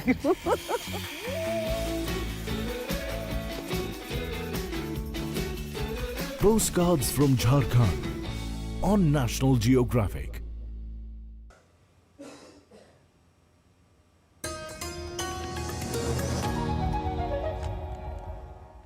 Welcome back. You're watching DD India News Hour. I'm Mark Lynn. Prime Minister Narendra Modi received a vibrant and culturally rich welcome from the Indian diaspora upon his arrival at his hotel in Jerusalem. Hundreds of people of Indian origin gathered outside the hotel, waving the Indian tricolour and holding portraits of the Prime Minister. The atmosphere came alive with energetic folk dances and traditional performances, blending classical and regional styles that showcased India's vibrant heritage. Cheers echoed as he emerged. The Prime Minister interacted with the performers and the enthusiastic crowd, exchanging greetings and smiles. The reception highlighted strong people-to-people ties, complementing the deepening strategic partnership between the two countries.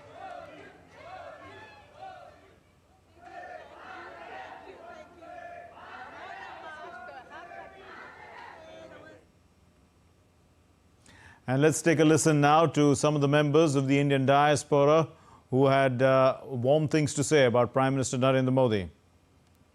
I'm very, very happy because I'm waiting for him from 7 years. 2017 also he came, but I couldn't meet him. I attended the event, but I couldn't meet him. Today directly I see him and he gave me shake hand. I'm very happy. This is my lifetime achievement. We are representing the Indian culture here for the last 30 years. We are calling Namaste Israel from Ashdod city, the biggest city of Jewish community here in Israel, Indian Jewish community. Wow, amazing. He shook my hand. I danced for him. It was amazing. It was very exciting He took a lot of attention, and some of us had the chance to talk to him, and he got a lot of interest in what we are doing. He's a very nice person. We only pray that India-Israel friendship will always grow, grow, grow. And we want him to come again. It was very nice. He greeted all of us, and it was very nice to see him in this country. We are very lucky to have the opportunity to meet him here. It was a pleasure to have a brief interaction with him, and it was nice to greet and see this Indian community here in Israel. It was a great experience. Like, we feel honored, and this is like a dream come true moment for everyone who is Indian. And meeting him here in abroad, it was such a dream come true moment for us. It is a real honor to meet with him, our Prime Minister Narendra Modi ji, and what you can say under his times, and like that we as a global employees feel very confident and proud. It was very exciting. I was very happy to see Prime Minister Modi for the second time here in Israel. It's a great honor for us as a state, as a people, and we hope that the collaboration between the two states will continue, and we'll have an alliance and good friendship for the future in many fields. I'm very happy to see Modi ji because I am from the same city from Ahmedabad, and I talked to him in Gujarati, so I was very happy. And I want to thank you, Modi ji, to visiting us, and hope to continue the relationship with India and Israel. My mama and papa come from Maharashtra, Mumbai. For me, it's much more specially than other Israelis, so I'm very glad to see him, and I really hope to meet him personally and shake his hand and talk with him about the Indian Jewish. Well, at the official reception for Prime Minister Modi, one of the performers was specially abled singer Dina Semte, originally from Manipur. She sang in Hebrew while the girl next to her translated it into English. A wonderful experience Adina will be taking with her for the rest of her life. Even if she's not in India right now and lives in Israel, the music is something that she really takes with her everywhere, and it always brings her back home.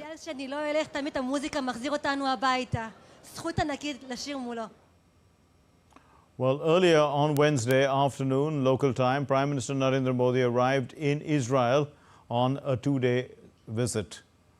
The Israeli Prime Minister Benjamin Netanyahu and his wife Sarah received Prime Minister Modi at the airport in Tel Aviv. He was accorded a guard of honor by the Israeli Defense Forces. The welcome ceremony included an official welcome, with the two prime ministers exchanging greetings and participating in a tete-a-tete at the airport lounge.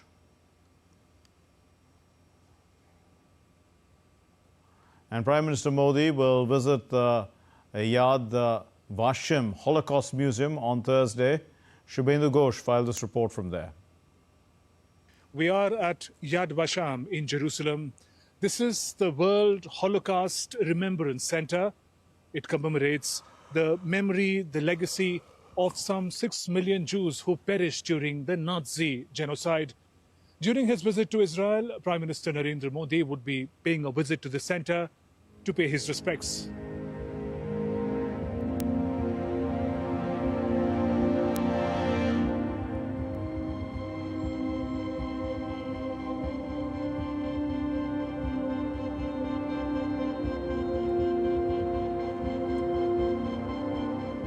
Roisa Altman, born 1870, Czechoslovakia, murdered in Auschwitz camp.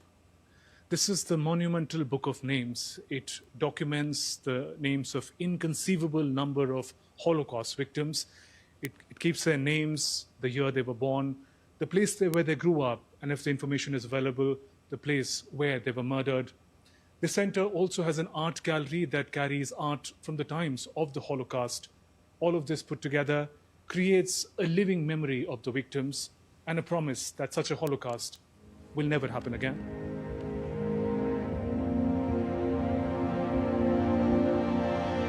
I have with me here Lily Mattis from the United States. She is one of the many people who have memories of their family members being taken during the Nazi Holocaust. Ma'am, if you can share with us, what is your memory and what brings you here? Okay, my grandparents, the Feldmans, and from my mother's side, the Goldsteins, who were killed in the Holocaust, and also aunts and uncles, young people, and most of their family was left behind, and they were killed. We don't know. They went to Treblinka, somebody said, and of course nobody survived from Treblinka.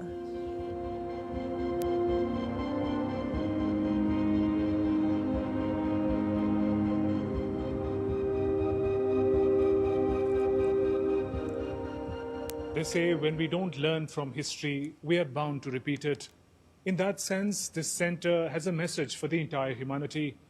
When Prime Minister Narendra Modi pays his respects to the victims of the Nazi Holocaust, it would be a poignant moment for the civilizational ties between India and Israel. With camera person Jay Shankar, Shubhendu Ghosh for DD India in Jerusalem.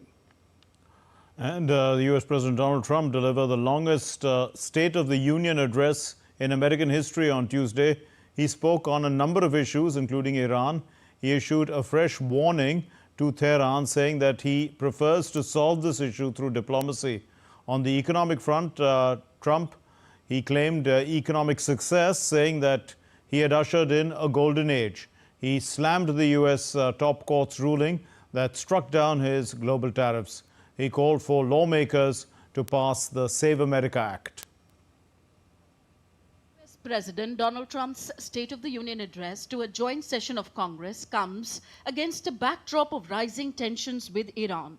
During the longest State of the Union address in history, Trump did not mention Iran until well over an hour into his speech. Trump accused Tehran of working to rebuild a nuclear program that was targeted by American strikes last year. Trump said his preference is to solve the problem through diplomacy. My preference is to solve this problem through diplomacy. But one thing is certain, I will never allow the world's #1 sponsor of terror, which they are by far, to have a nuclear weapon. Can't let that happen. In his 1 hour and 47-minute speech, Trump also touted his economic record that he had ushered in a golden age. Today our border is secure, our spirit is restored, inflation is plummeting, incomes are rising fast, the roaring economy is roaring like never before, and our enemies are scared, our military and police are stacked, and America is respected again, perhaps like never before. Trump also slammed the Supreme Court's ruling that struck down his global tariffs. Trump said the Supreme Court ruling makes president's ability on tariffs more powerful. And then just 4 days ago, an unfortunate ruling from the United States Supreme Court. It just came down. It came down. Very unfortunate ruling. But the good news is that almost all countries and corporations want to keep the deal that they already made. President Donald Trump also urged the Congress to back what he described common sense legislation requiring voters to have proof of U.S. citizenship in the November midterm elections. Virginia Governor Abigail Spanberger delivered the Democrats' response to President Donald Trump's State of the Union address, slamming the U.S. president's policies. In his speech tonight, the president did what he always does. He lied, he scapegoated, and he distracted. And he offered no real solutions to our nation's pressing challenges, so many of which he is actively making worse. During his State of the Union address, Trump also welcomed the U.S. men's ice hockey team following their Olympic gold medal victory. The United States ended a nearly half-century wait for Olympic men's ice hockey gold with a 2-1 overtime victory against Canada in a thrilling final on Sunday. Trump declared the team's goaltender, Connor Hellebuyck, would receive the Presidential Medal of Freedom. Bureau Report, DD India. The US Treasury Department on Wednesday imposed new Iran-related sanctions on individuals, several entities and tankers hours after President Trump laid out his case for a possible attack in his State of the Union speech. The Treasury's Office of Foreign Assets Control sanctioned over 30 persons that is, and entities and vessels, it said, that enabled Iranian petroleum sales and Iran's ballistic missile and advanced conventional weapons production. It also targeted multiple networks that enabled Iran's Islamic Revolutionary Guard Corps to secure the precursor materials required for ballistic missile and other weapons production. The UN General Assembly voiced support for Ukraine on Tuesday when the 4th anniversary of the Ukraine-Russia conflict was observed. The US abstained from voting. The Assembly passed a resolution saying that it was committed to the sovereignty, independence, unity and territorial integrity of Ukraine within its internationally recognized borders. The resolution was passed by a tally of 107 countries in favor, 12 against, and 51 abstentions from the 193-member Assembly. The resolution also called for an immediate and unconditional ceasefire and a comprehensive, just and lasting peace. The parameters of peace in Ukraine are not a mystery. It must be in accordance with international law, including the UN Charter and relevant UN resolutions. And it must uphold the sovereignty, independence, and territorial integrity of Ukraine within its internationally recognized borders. Enough with the death, enough with the destruction, enough with the broken lives and shattered futures. It is time for an immediate, full, and unconditional ceasefire, the first step toward a just peace that saves lives and ends the endless suffering. President Volodymyr Zelensky said on Wednesday that Russian claims that Kiev was trying to obtain nuclear weapons was an attempt to pressure Ukraine. In a press conference alongside Norway's Prime Minister Jonas Gahr Støre, President Zelensky said that Ukraine unfortunately had no nuclear weapons and that the Russian claim came ahead of another anticipated trilateral meeting with representatives from Russia and the US at the beginning of March. Usually, when Russia fails to win on the battlefield, they started looking for nuclear weapon on the territory of Ukraine. Unfortunately, there are no nuclear weapon in Ukraine. Hungary's Prime Minister Viktor Orban on Wednesday accused Ukraine of planning to disrupt the Hungarian energy system and ordered the deployment of soldiers and equipment to safeguard critical infrastructure. His action further escalates a dispute with Ukraine over an outage on the Druzhba oil pipeline carrying Russian crude deliveries to Hungary and Slovakia, both of whom blame Kiev for the prolonged halt in supplies for its refineries. Shipments of Russian oil to Hungary and Slovakia have been cut off since the 27th of January, when Kiev said that a Russian strike hit a pipeline equipment in western Ukraine. Slovakia's Prime Minister Robert Fico called President Zelensky's actions hostile over delays in restarting Russian oil deliveries through the Druzhba pipeline. Meanwhile, Zelensky said on Wednesday that repairs to the Druzhba pipeline, which carries Russian oil to Eastern Europe, cannot be completed quickly despite requests from the European Union and protests by Hungary. US President Donald Trump's special envoy Steve Witkoff said on Tuesday that he saw progress in the Ukraine-Russia talks since the first trilateral meeting in Geneva on the 17th of February. I measure progress based on where we were in the original Geneva meeting. And I just don't think that, I think we've accomplished quite a bit since then. I think if you talk to the Ukrainian delegation that has been conducting these negotiations, they would assess that we've made more progress in the last 8 or 9 weeks than we've made in the last 4 years. And so I'm going to take that as a positive and hope that we can continue and build on that success. Ukraine's President Zelensky said on Wednesday that Rustem Umerov, the head of Ukraine's negotiating team, will meet in Geneva on Thursday with Witkoff and Jared Kushner ahead of a new round of trilateral talks with Russia expected in March. France has appointed Christophe Léhibourg as the new head of the Louvre.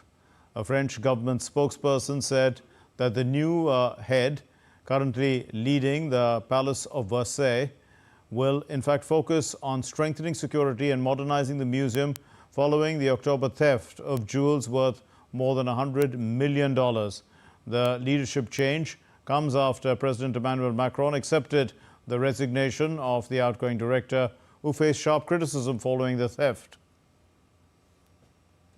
Germany's Chancellor Friedrich Merz won a pledge by China to import more high-quality goods from Germany on Wednesday during his visit to Beijing.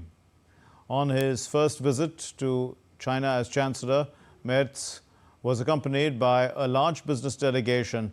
Merz's visit follows his warning that earlier this month, in fact, that the post-war international order underwritten by the US alliance with Europe was no more, and that Europe must stand on its own in a world of great power rivalry. Still to come on DD India News Hour. The All India Institute of Medical Sciences near Hyderabad in Telangana state is leveraging artificial intelligence to deliver improved healthcare.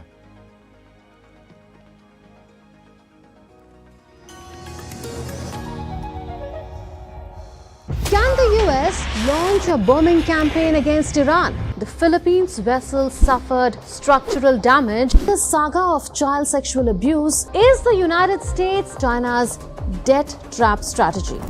Truth is stranger than fiction. But sometimes hard to uncover.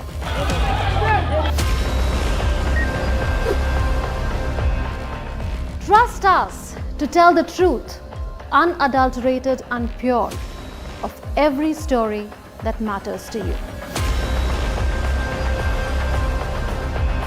Exactly what save your. You read between the lines, cut the clutter, and connect the dots to get you the full picture. Watch Connecting the Dots at these times with me, only on DD India. Welcome to DD India, where a billion voices unite, connecting viewers to the stories that matter. India is not just another news channel.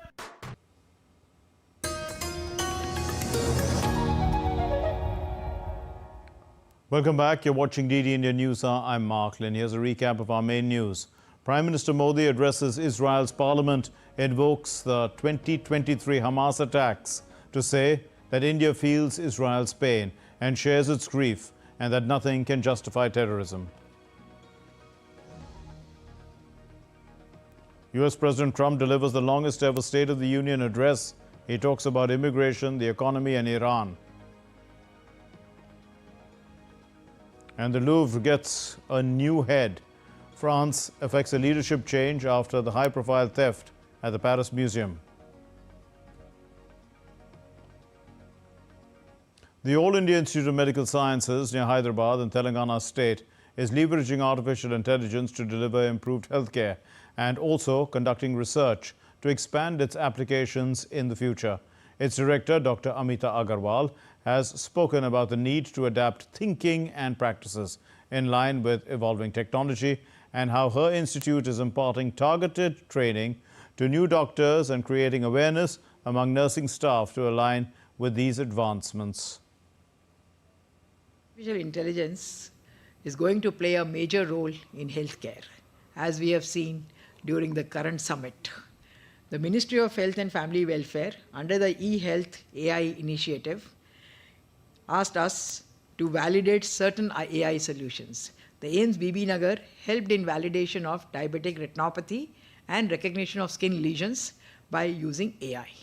So these projects have finished, and gradually this technology should move to the clinic. In addition, we are also doing capacity development of our staff, taking help from IIT Hyderabad as well as NIT Warangal. Artificial intelligence is now reshaping India's judicial system, from research and translation to live streaming of court proceedings. India's top court is leading this digital push with AI tools aimed at faster, more accessible justice. Here's a report on how technology is transforming India's judiciary. Artificial intelligence is rapidly expanding its reach, and courts and the judicial system have not remained untouched. From managing court cases to preparing petitions and other legal documents, the role of AI has grown significantly. In India, while proceedings in lower courts are conducted in local languages, high courts and the Supreme Court function in English, making the timely translation of documents a major challenge. AI is playing a crucial role in translating documents from major Indian languages into English. To assist judges with judicial research, a platform called the Supreme Court Portal for Assistance in Court Efficiency has been developed. Additionally, for translating documents, the Supreme Court has created a legal translation software that can translate all major Indian languages with the help of AI. In 2023 alone, 36,000 Supreme Court judgments were translated into 19 Indian languages using this software.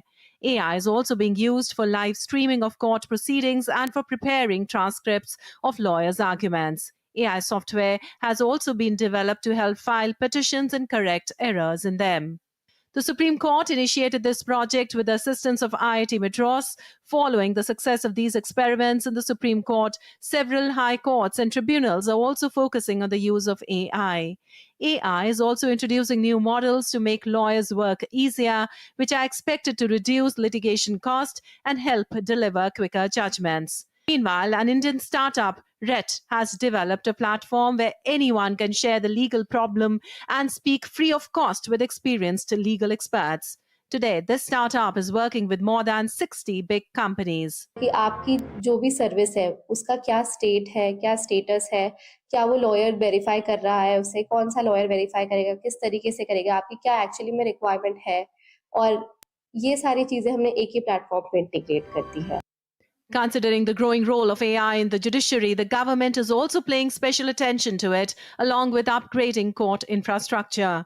In the third phase of the e-courts project, launched in 2023 with a budget of 7,210 crore rupees by the central government, special emphasis has been placed on developing AI tools. Overall, in the coming days, AI will be widely used in the Indian judicial system, helping not only in delivering faster justice, but also in making court decisions easier for people to understand. Bureau Report, DD India.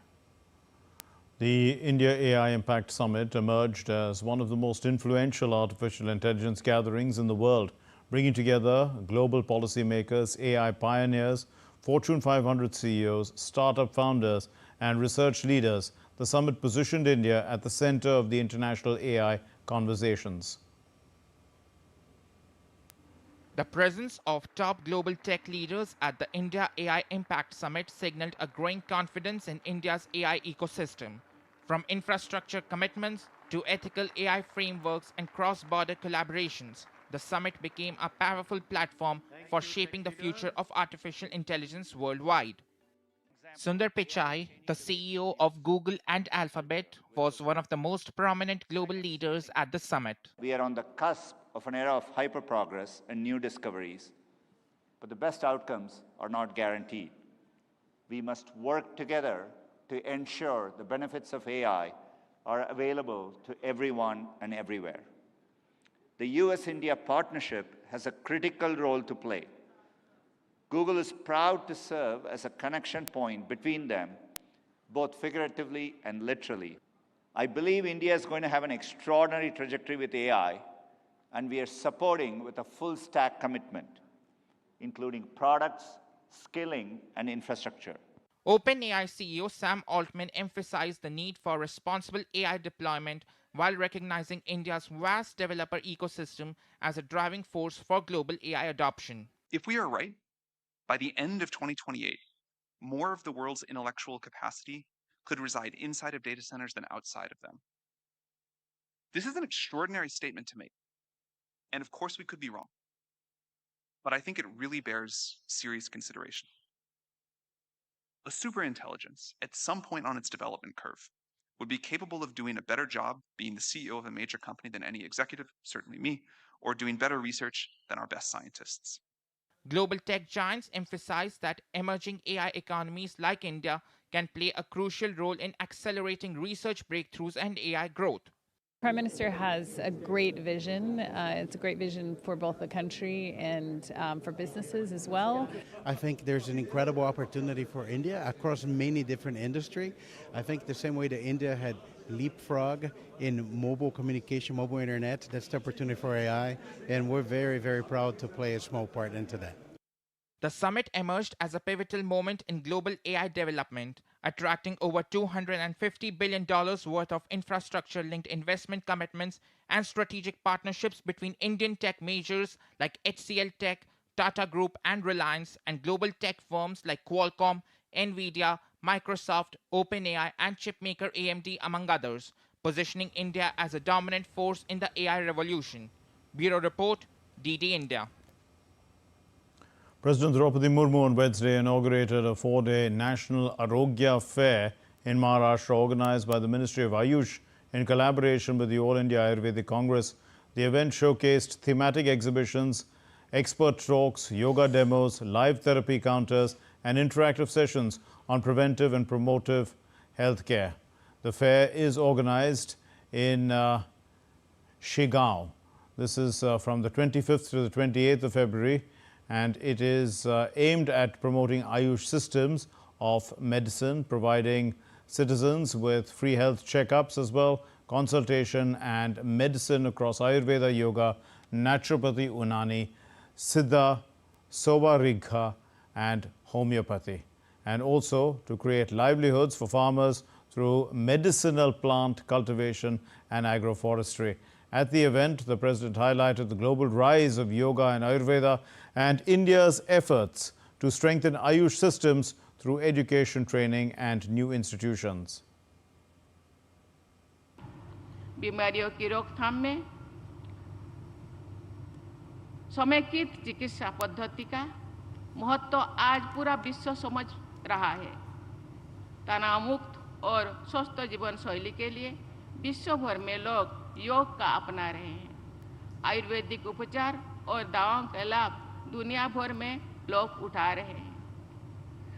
Ayush चिकित्सा पद्धतियों के संचित ज्ञान की विरासत के बल पर विश्व को एक स्वस्थ भविष्य देने के उद्देश्य से भारत सरकार ने पिछले एक दशक में अनेक कदम उठाए हैं। सभी नई एम्स में आयुष विभाग की स्थापना की गई है। आयुष प्रोफेशनल की उपलब्धता बढ़ाने के लिए आयुष शिक्षण और प्रशिक्षण में अनेक सुधार किए गए हैं। President Murmu on Wednesday graced the state-level launch of Golden Era of Maharashtra through Unity and Trust, organized by Brahma Kumaris at Vishwa Shanti Sarovar in Nagpur in Maharashtra. Addressing that gathering, the President said that Maharashtra has long been a beacon of social, cultural, economic and spiritual progress. She said that tributes to iconic leaders such as Chhatrapati Shivaji Maharaj and B.R. Ambedkar, among others, whose contributions strengthened the nation. The President expressed confidence that the initiative would inspire value-based development and contribute to building a stronger and more prosperous India. Still to come here on DD India News are the ICC Men's T20 World Cup 2026. India eye a comeback in the Super 8. India will be facing Zimbabwe in a must-win clash.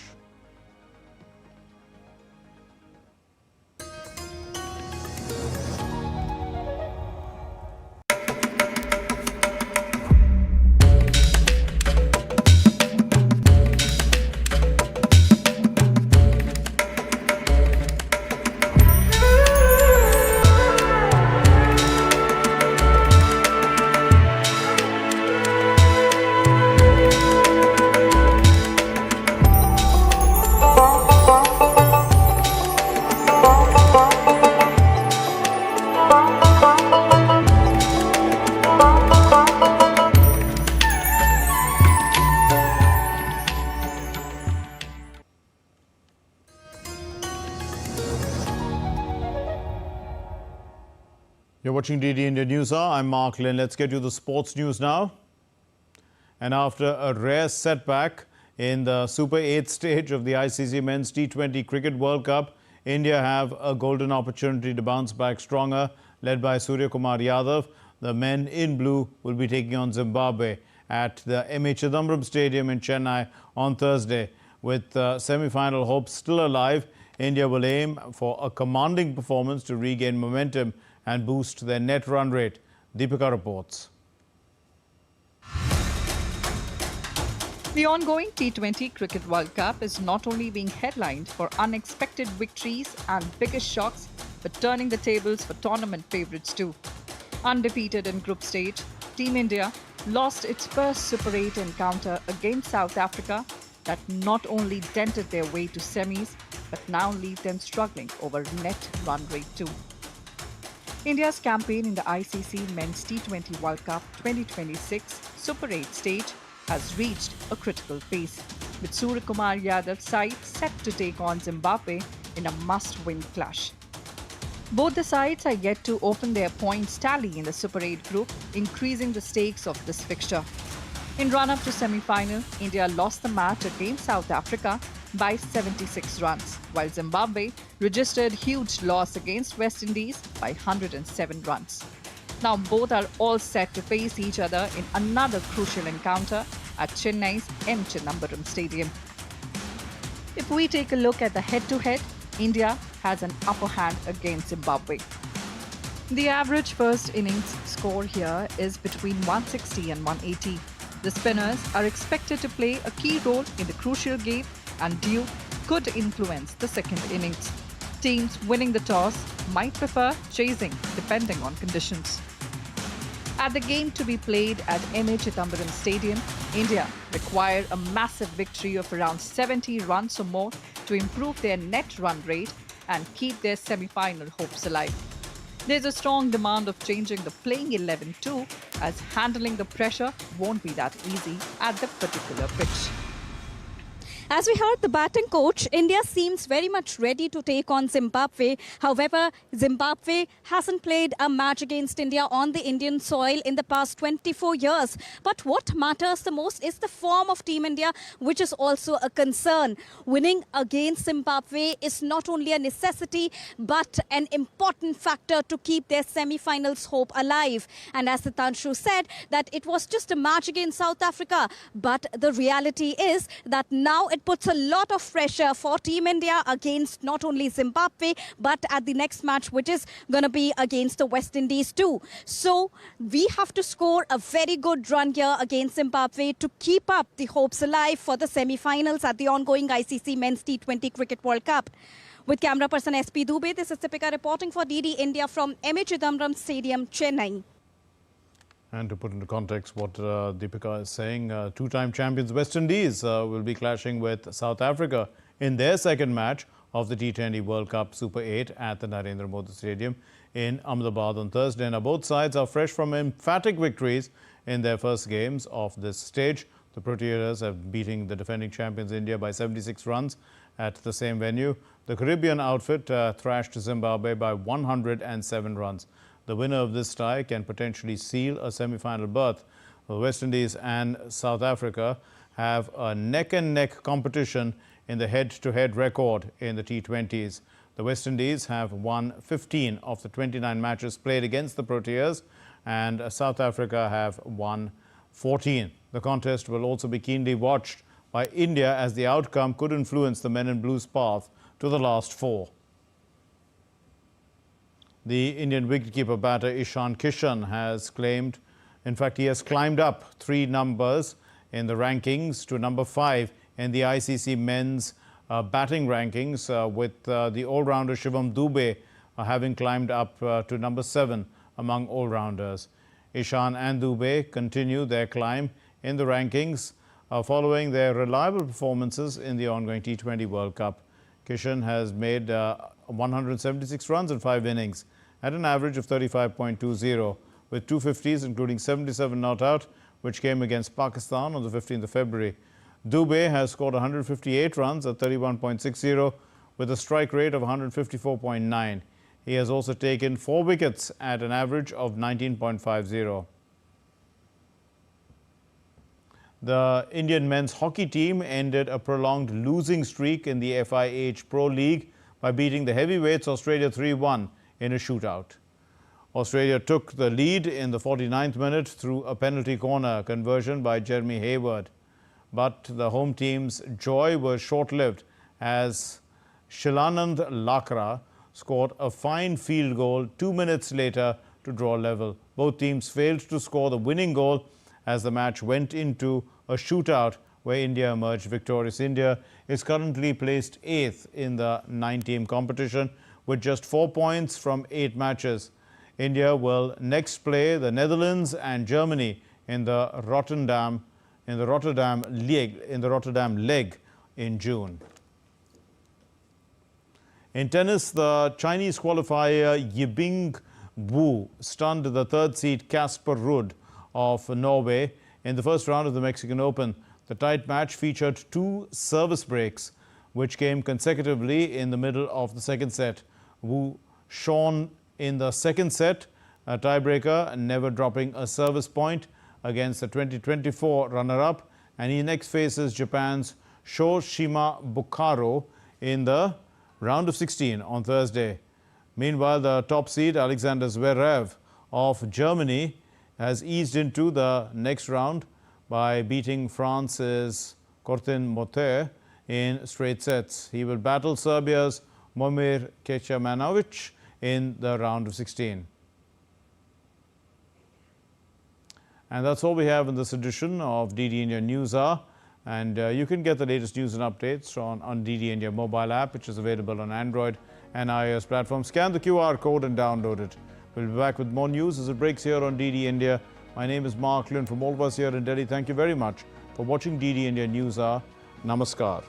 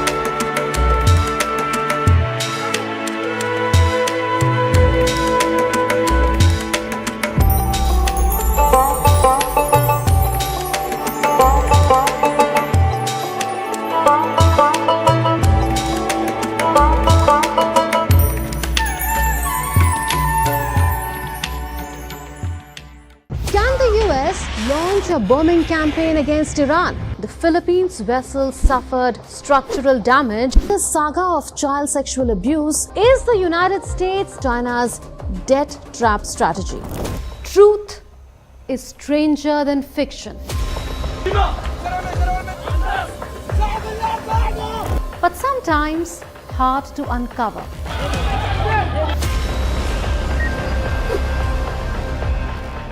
Trust us to tell the truth, unadulterated and pure, of every story that matters to you.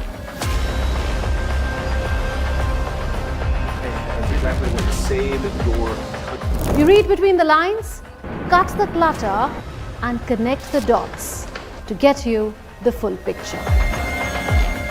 Watch Connecting the Dots at these times with me, only on DD India.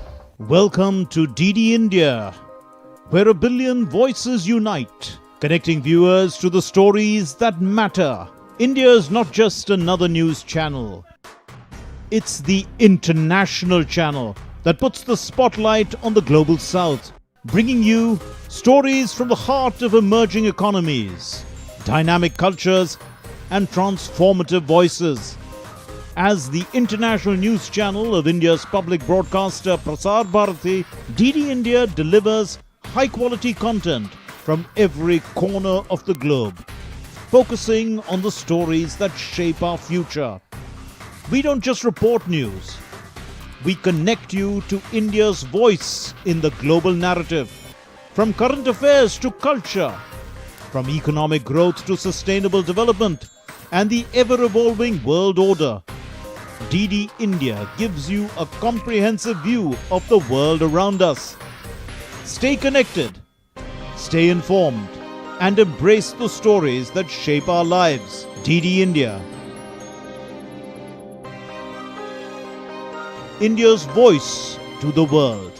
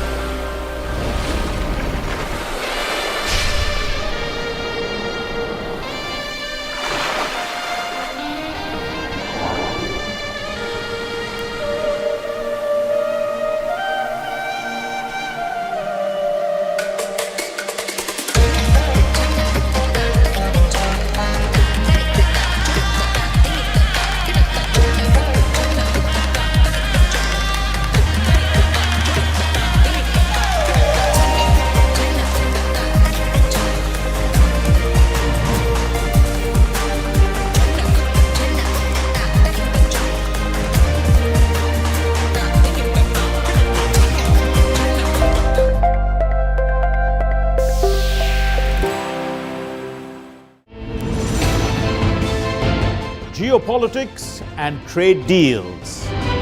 Economic challenges amid development. Hard work and the path to prosperity. It's the economy, always. Between walkers, money is what money does and says. Supply creates its own demand. Between the bulls pulls and bears tears. When supply chains globalization and India rises to the podium, we'll get you centered with the Economic Brief at 8 p.m. every Thursday on DD India.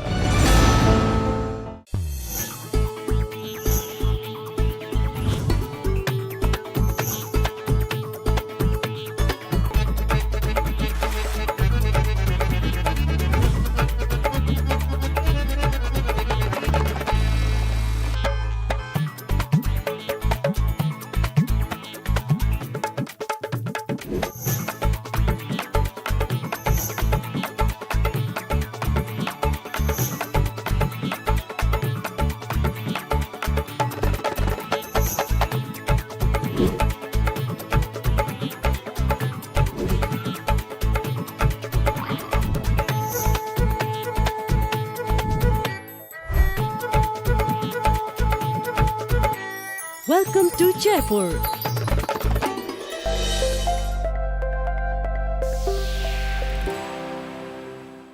Can the US launch a bombing campaign against Iran? The Philippines vessel suffered structural damage. The saga of child sexual abuse is the United States China's debt trap strategy.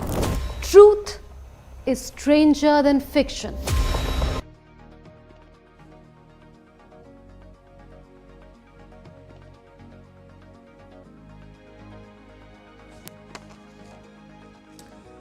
Live from New Delhi, you're watching DD India Live, India's voice to the world. I'm Ramesh Ramachandran. Coming up in the next 30 minutes. Prime Minister Modi addresses Israel's parliament, invokes the 2023 Hamas attacks to say that India feels Israel's pain and shares its grief, and that nothing can justify terrorism. Well, let's take you to Israel for the latest on the Prime Minister's ongoing visit to that country. Here we are getting the latest visuals from Israel of the Prime Minister along with his host, Mr. Netanyahu, at an exhibition of Israeli technologies. If you're just joining us, we're getting to you the latest visuals from Israel of an exhibition of Israeli technologies at which the leaders of India and Israel are inspecting. This is as part of day one engagements of the Prime Minister's two-day state visit to Israel, his second in a decade. And earlier in this day, he addressed the Israeli Parliament, becoming the first Indian Prime Minister to do so.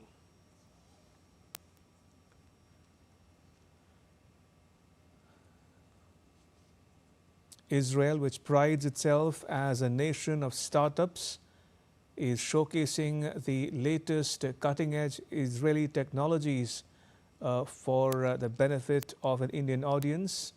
And Prime Minister Modi, along with Israel's Prime Minister, Mr. Benjamin Netanyahu, attending an exhibition of the same in Israel.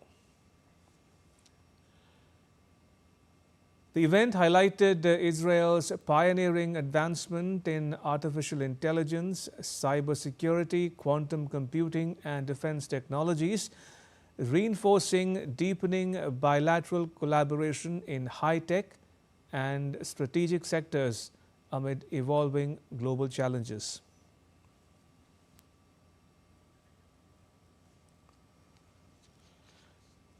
Right, so you're watching the continuing coverage here on DD India of Prime Minister Modi's visit to Israel, his second in less than a decade. His first visit to Israel was historic. It was the first ever visit to Israel by an Indian Prime Minister. And on his second visit to Israel earlier in the morning, he held talks with Prime Minister Netanyahu and became the first Indian Prime Minister to also address the Israeli Parliament.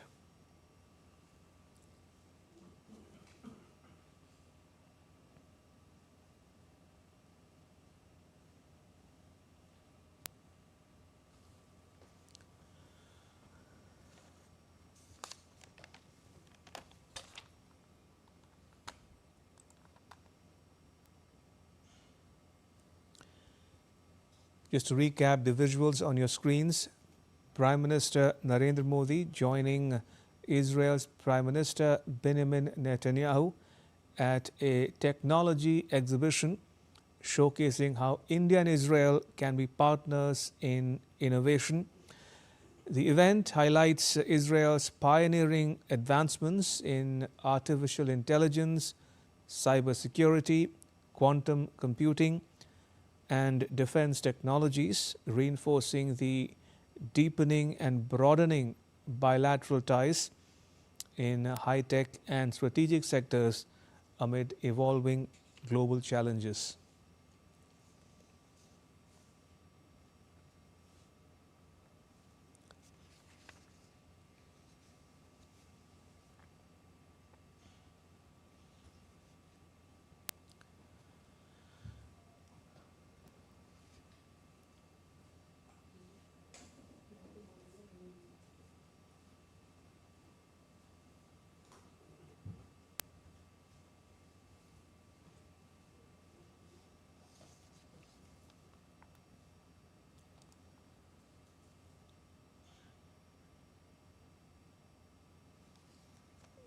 Right, just to recap again for the benefit of viewers joining us from around the world, you're watching the continuous coverage here on DD India of Prime Minister Modi's ongoing visit to Israel.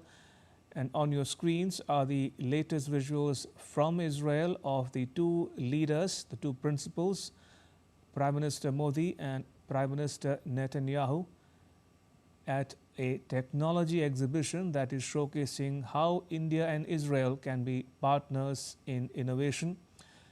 The event, as you can see for yourself, highlights the Israeli pioneering advancements in areas such as artificial intelligence, cybersecurity, quantum computing, and defense technologies.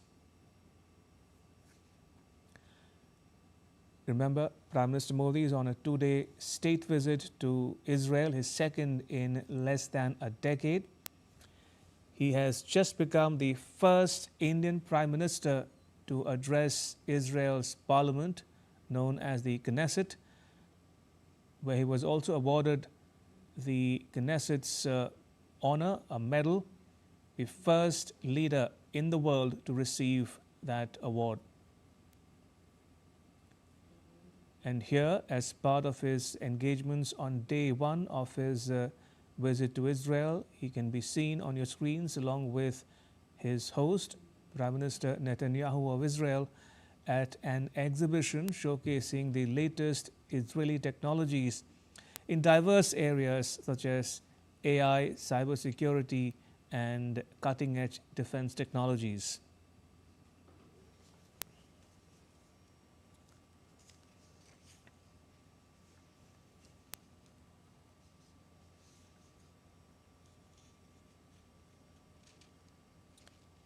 Prime Minister was received at the Ben Gurion Airport in Tel Aviv earlier in the day by Prime Minister Netanyahu and his wife Sarah, following which he was accorded a Guard of Honor, a ceremonial welcome at the airport, and the two principals held a brief tete-a-tete at the airport lounge before continuing on with their engagements, including, as I mentioned, a historic address to the Israeli Parliament,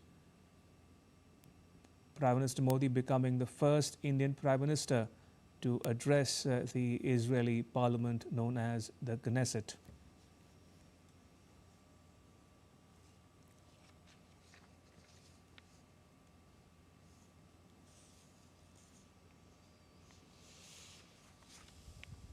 In his address to the Israeli Parliament, the Prime Minister invoked the 2023 Hamas attacks in Israel. Condemning it, he said that India, as a fellow victim of terrorism, feels Israel's pain and shares its grief. So Prime Minister Modi got a standing ovation in the Israeli Parliament on Wednesday. He became the first Indian Prime Minister to address the Knesset. In his address, the Prime Minister condoled the victims of the 7th October 2023 terrorist attacks by the Hamas.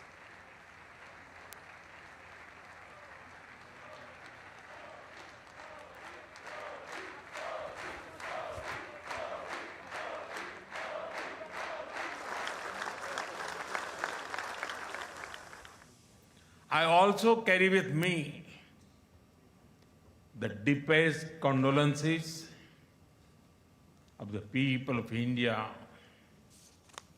for every life lost and for every family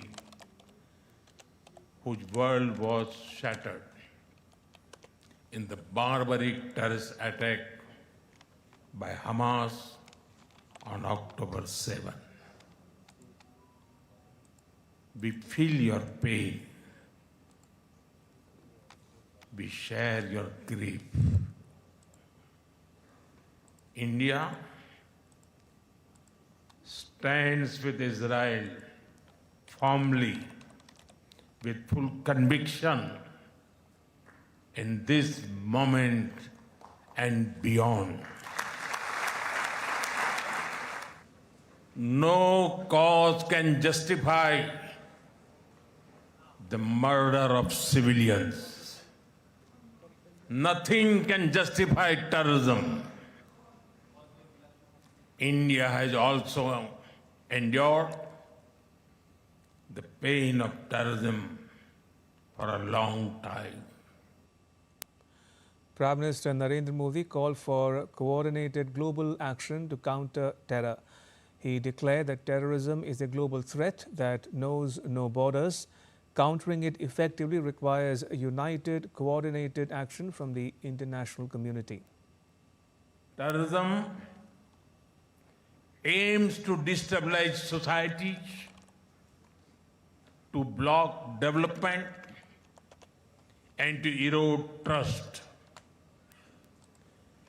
Countering terrorism requires sustained and coordinated global action because terror anywhere threatens peace everywhere.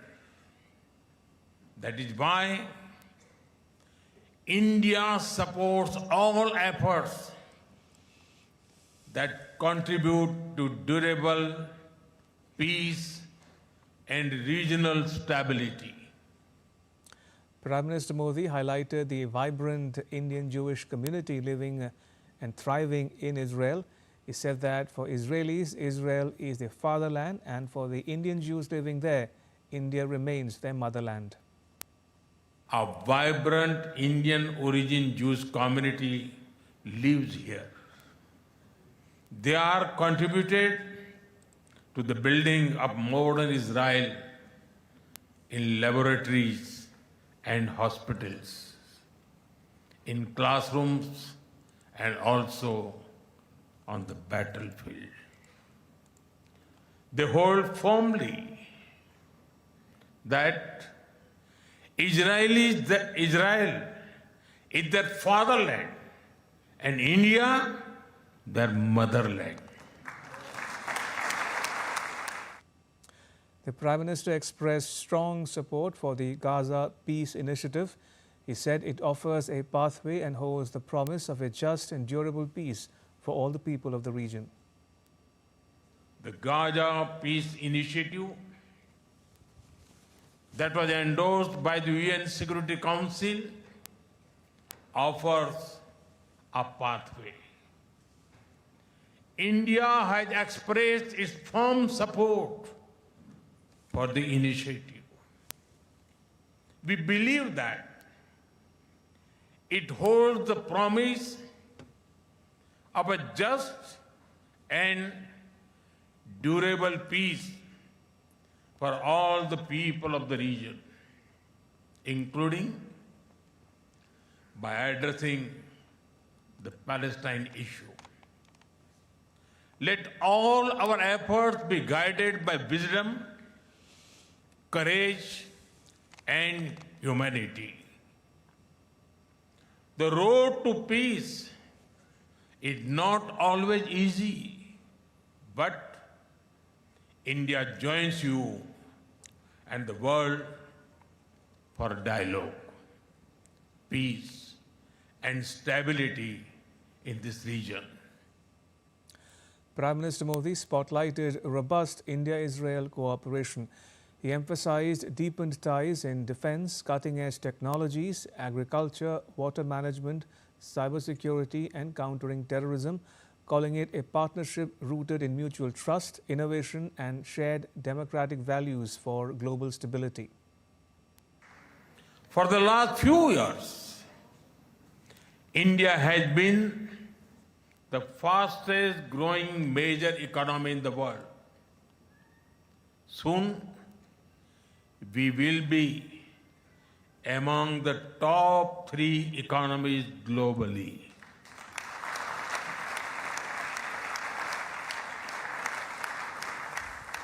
At the same time, Israel is a powerhouse of innovation and technological leadership. This creates a natural foundation for our forward-looking partnership. We are committed to expanding trade, strengthening investment flows, and promoting joint infrastructure development. The Israeli parliament on Wednesday conferred the Speaker of the Knesset medal upon Prime Minister Modi after his address to the legislature. This marks the first time the medal has been awarded, making him the inaugural recipient of the highest honor of the Knesset.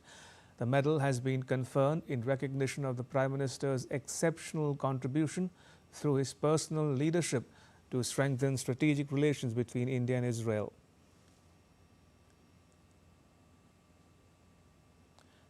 Prime Minister Modi now stands out as a rare world leader who has received top honors from both Israel and Palestine. In 2018, he was conferred the Grand Collar of the State of Palestine, the highest Palestinian honor for foreign leaders. And Prime Minister Modi received a vibrant and culturally rich welcome from the Indian diaspora upon his arrival at his hotel in Jerusalem. Hundreds of people of Indian origin gathered outside the hotel, waving the Indian tricolour and holding portraits of the Prime Minister. The atmosphere came alive with energetic folk dances and traditional performances, blending classical and regional styles that showcased India's vibrant heritage. Cheers echoed as he emerged. The Prime Minister interacted with the performers and the enthusiastic crowd, exchanging greetings and smiles. The reception highlighted strong people-to-people ties, complementing the deepening strategic partnership between the two countries.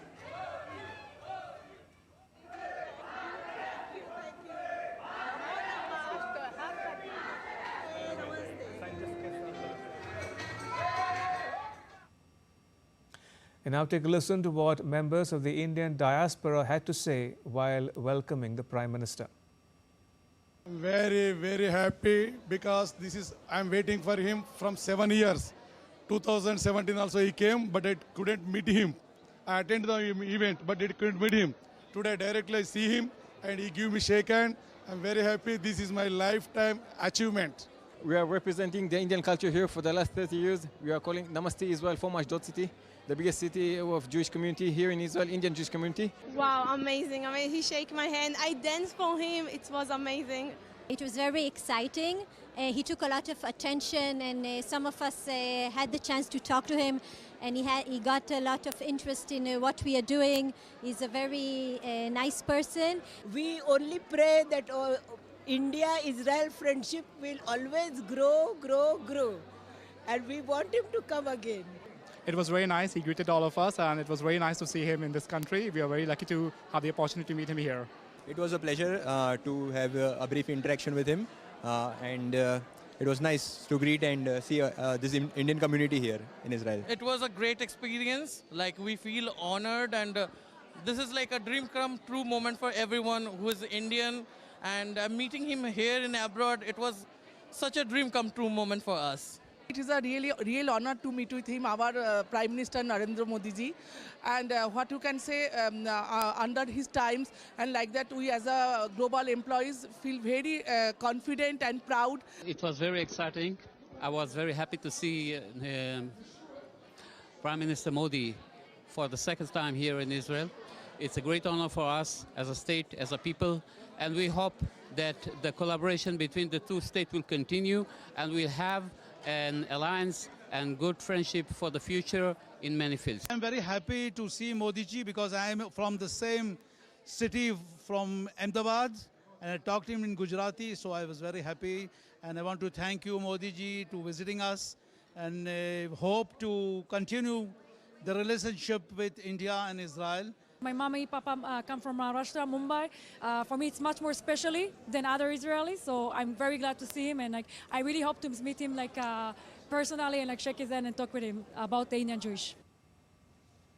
At the official reception for Prime Minister Modi, one of the performers was a specially abled singer Dina Semte, originally from Manipur. She sang in Hebrew while the girl next to her translated it in English. חוויה מדהימה, זה משהו שאני A wonderful experience Adina will be taking with her for the rest of her life. Even if she's not in India right now and lives in Israel, the music is something that she really takes with her everywhere and it always brings her back home.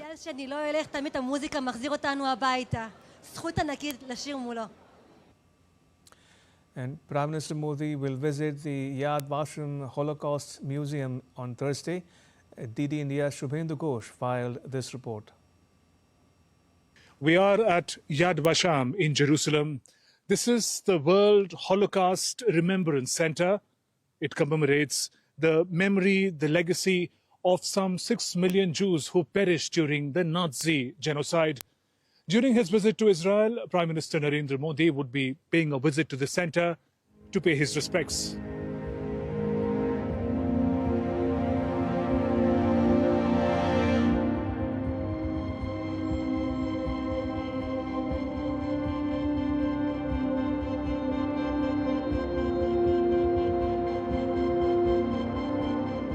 Roisa Altman, born 1870, Czechoslovakia, murdered in Auschwitz camp. This is the monumental book of names. It documents the names of inconceivable number of Holocaust victims. It keeps their names, the year they were born, the place where they grew up, and if the information is available, the place where they were murdered. The center also has an art gallery that carries art from the times of the Holocaust. All of this put together creates a living memory of the victims and a promise that such a Holocaust will never happen again.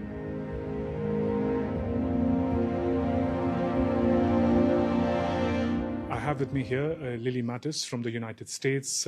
She is one of the many people who have memories of their family members being taken during the Nazi Holocaust.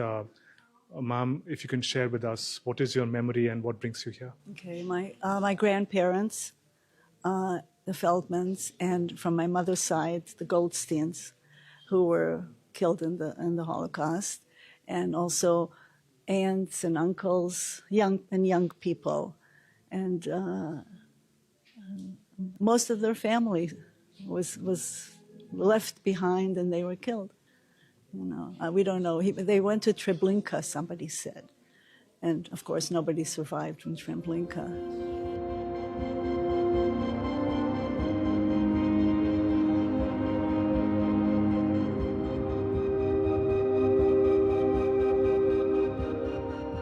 They say when we don't learn from history, we are bound to repeat it. In that sense, this center has a message for the entire humanity. When Prime Minister Narendra Modi pays his respects to the victims of the Nazi Holocaust, it would be a poignant moment for the civilizational ties between India and Israel.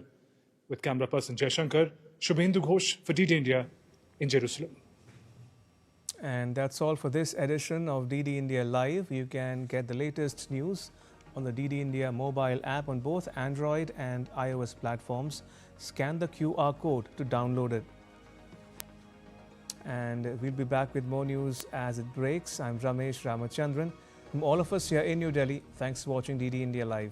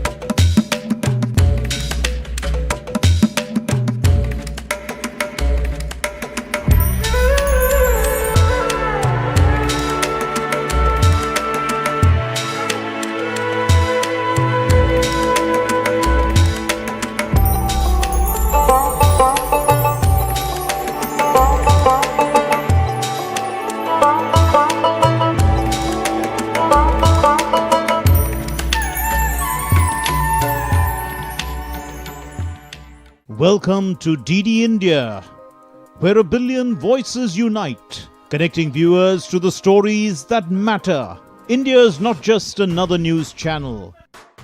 It's the international channel that puts the spotlight on the global south, bringing you stories from the heart of emerging economies, dynamic cultures, and transformative voices. As the international news channel of India's public broadcaster Prasar Bharati, DD India delivers high-quality content from every corner of the globe, focusing on the stories that shape our future. We don't just report news. We connect you to India's voice in the global narrative. From current affairs to culture, from economic growth to sustainable development, and the ever-evolving world order, DD India gives you a comprehensive view of the world around us. Stay connected, stay informed, and embrace the stories that shape our lives. DD India. India's voice to the world.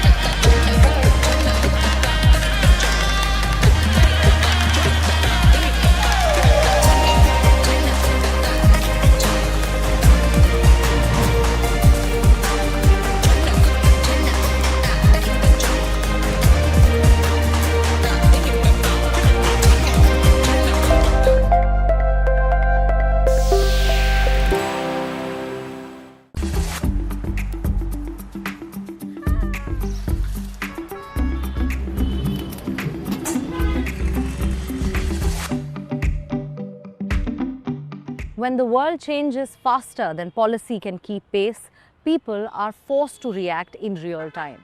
Sometimes by adapting, sometimes by bending the rules, and sometimes by paying the price for the decisions that they never made. Hello and welcome, I am Sadhika Tiwari and you're watching Eco India. Let's start on a colorful note.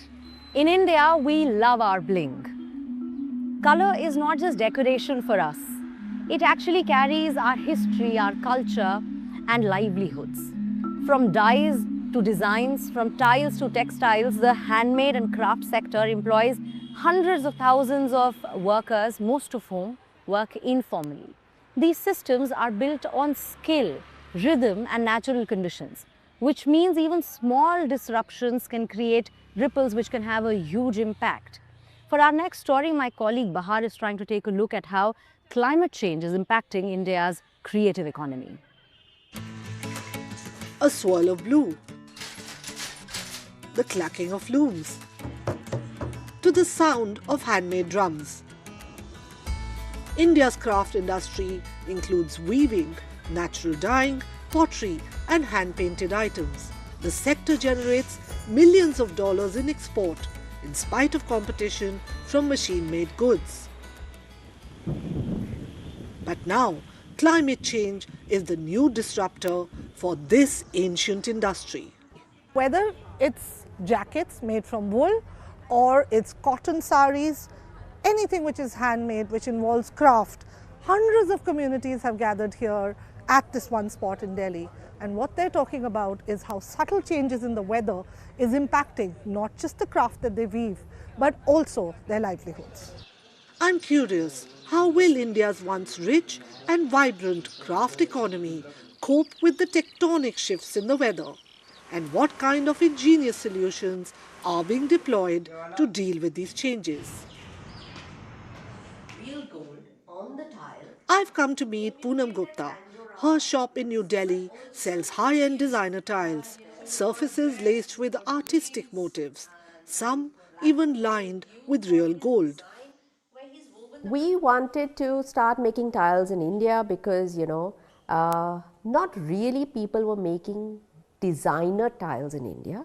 Designer tile was a concept from Italy or from Spain, where you would see Giorgio Armani tiles and,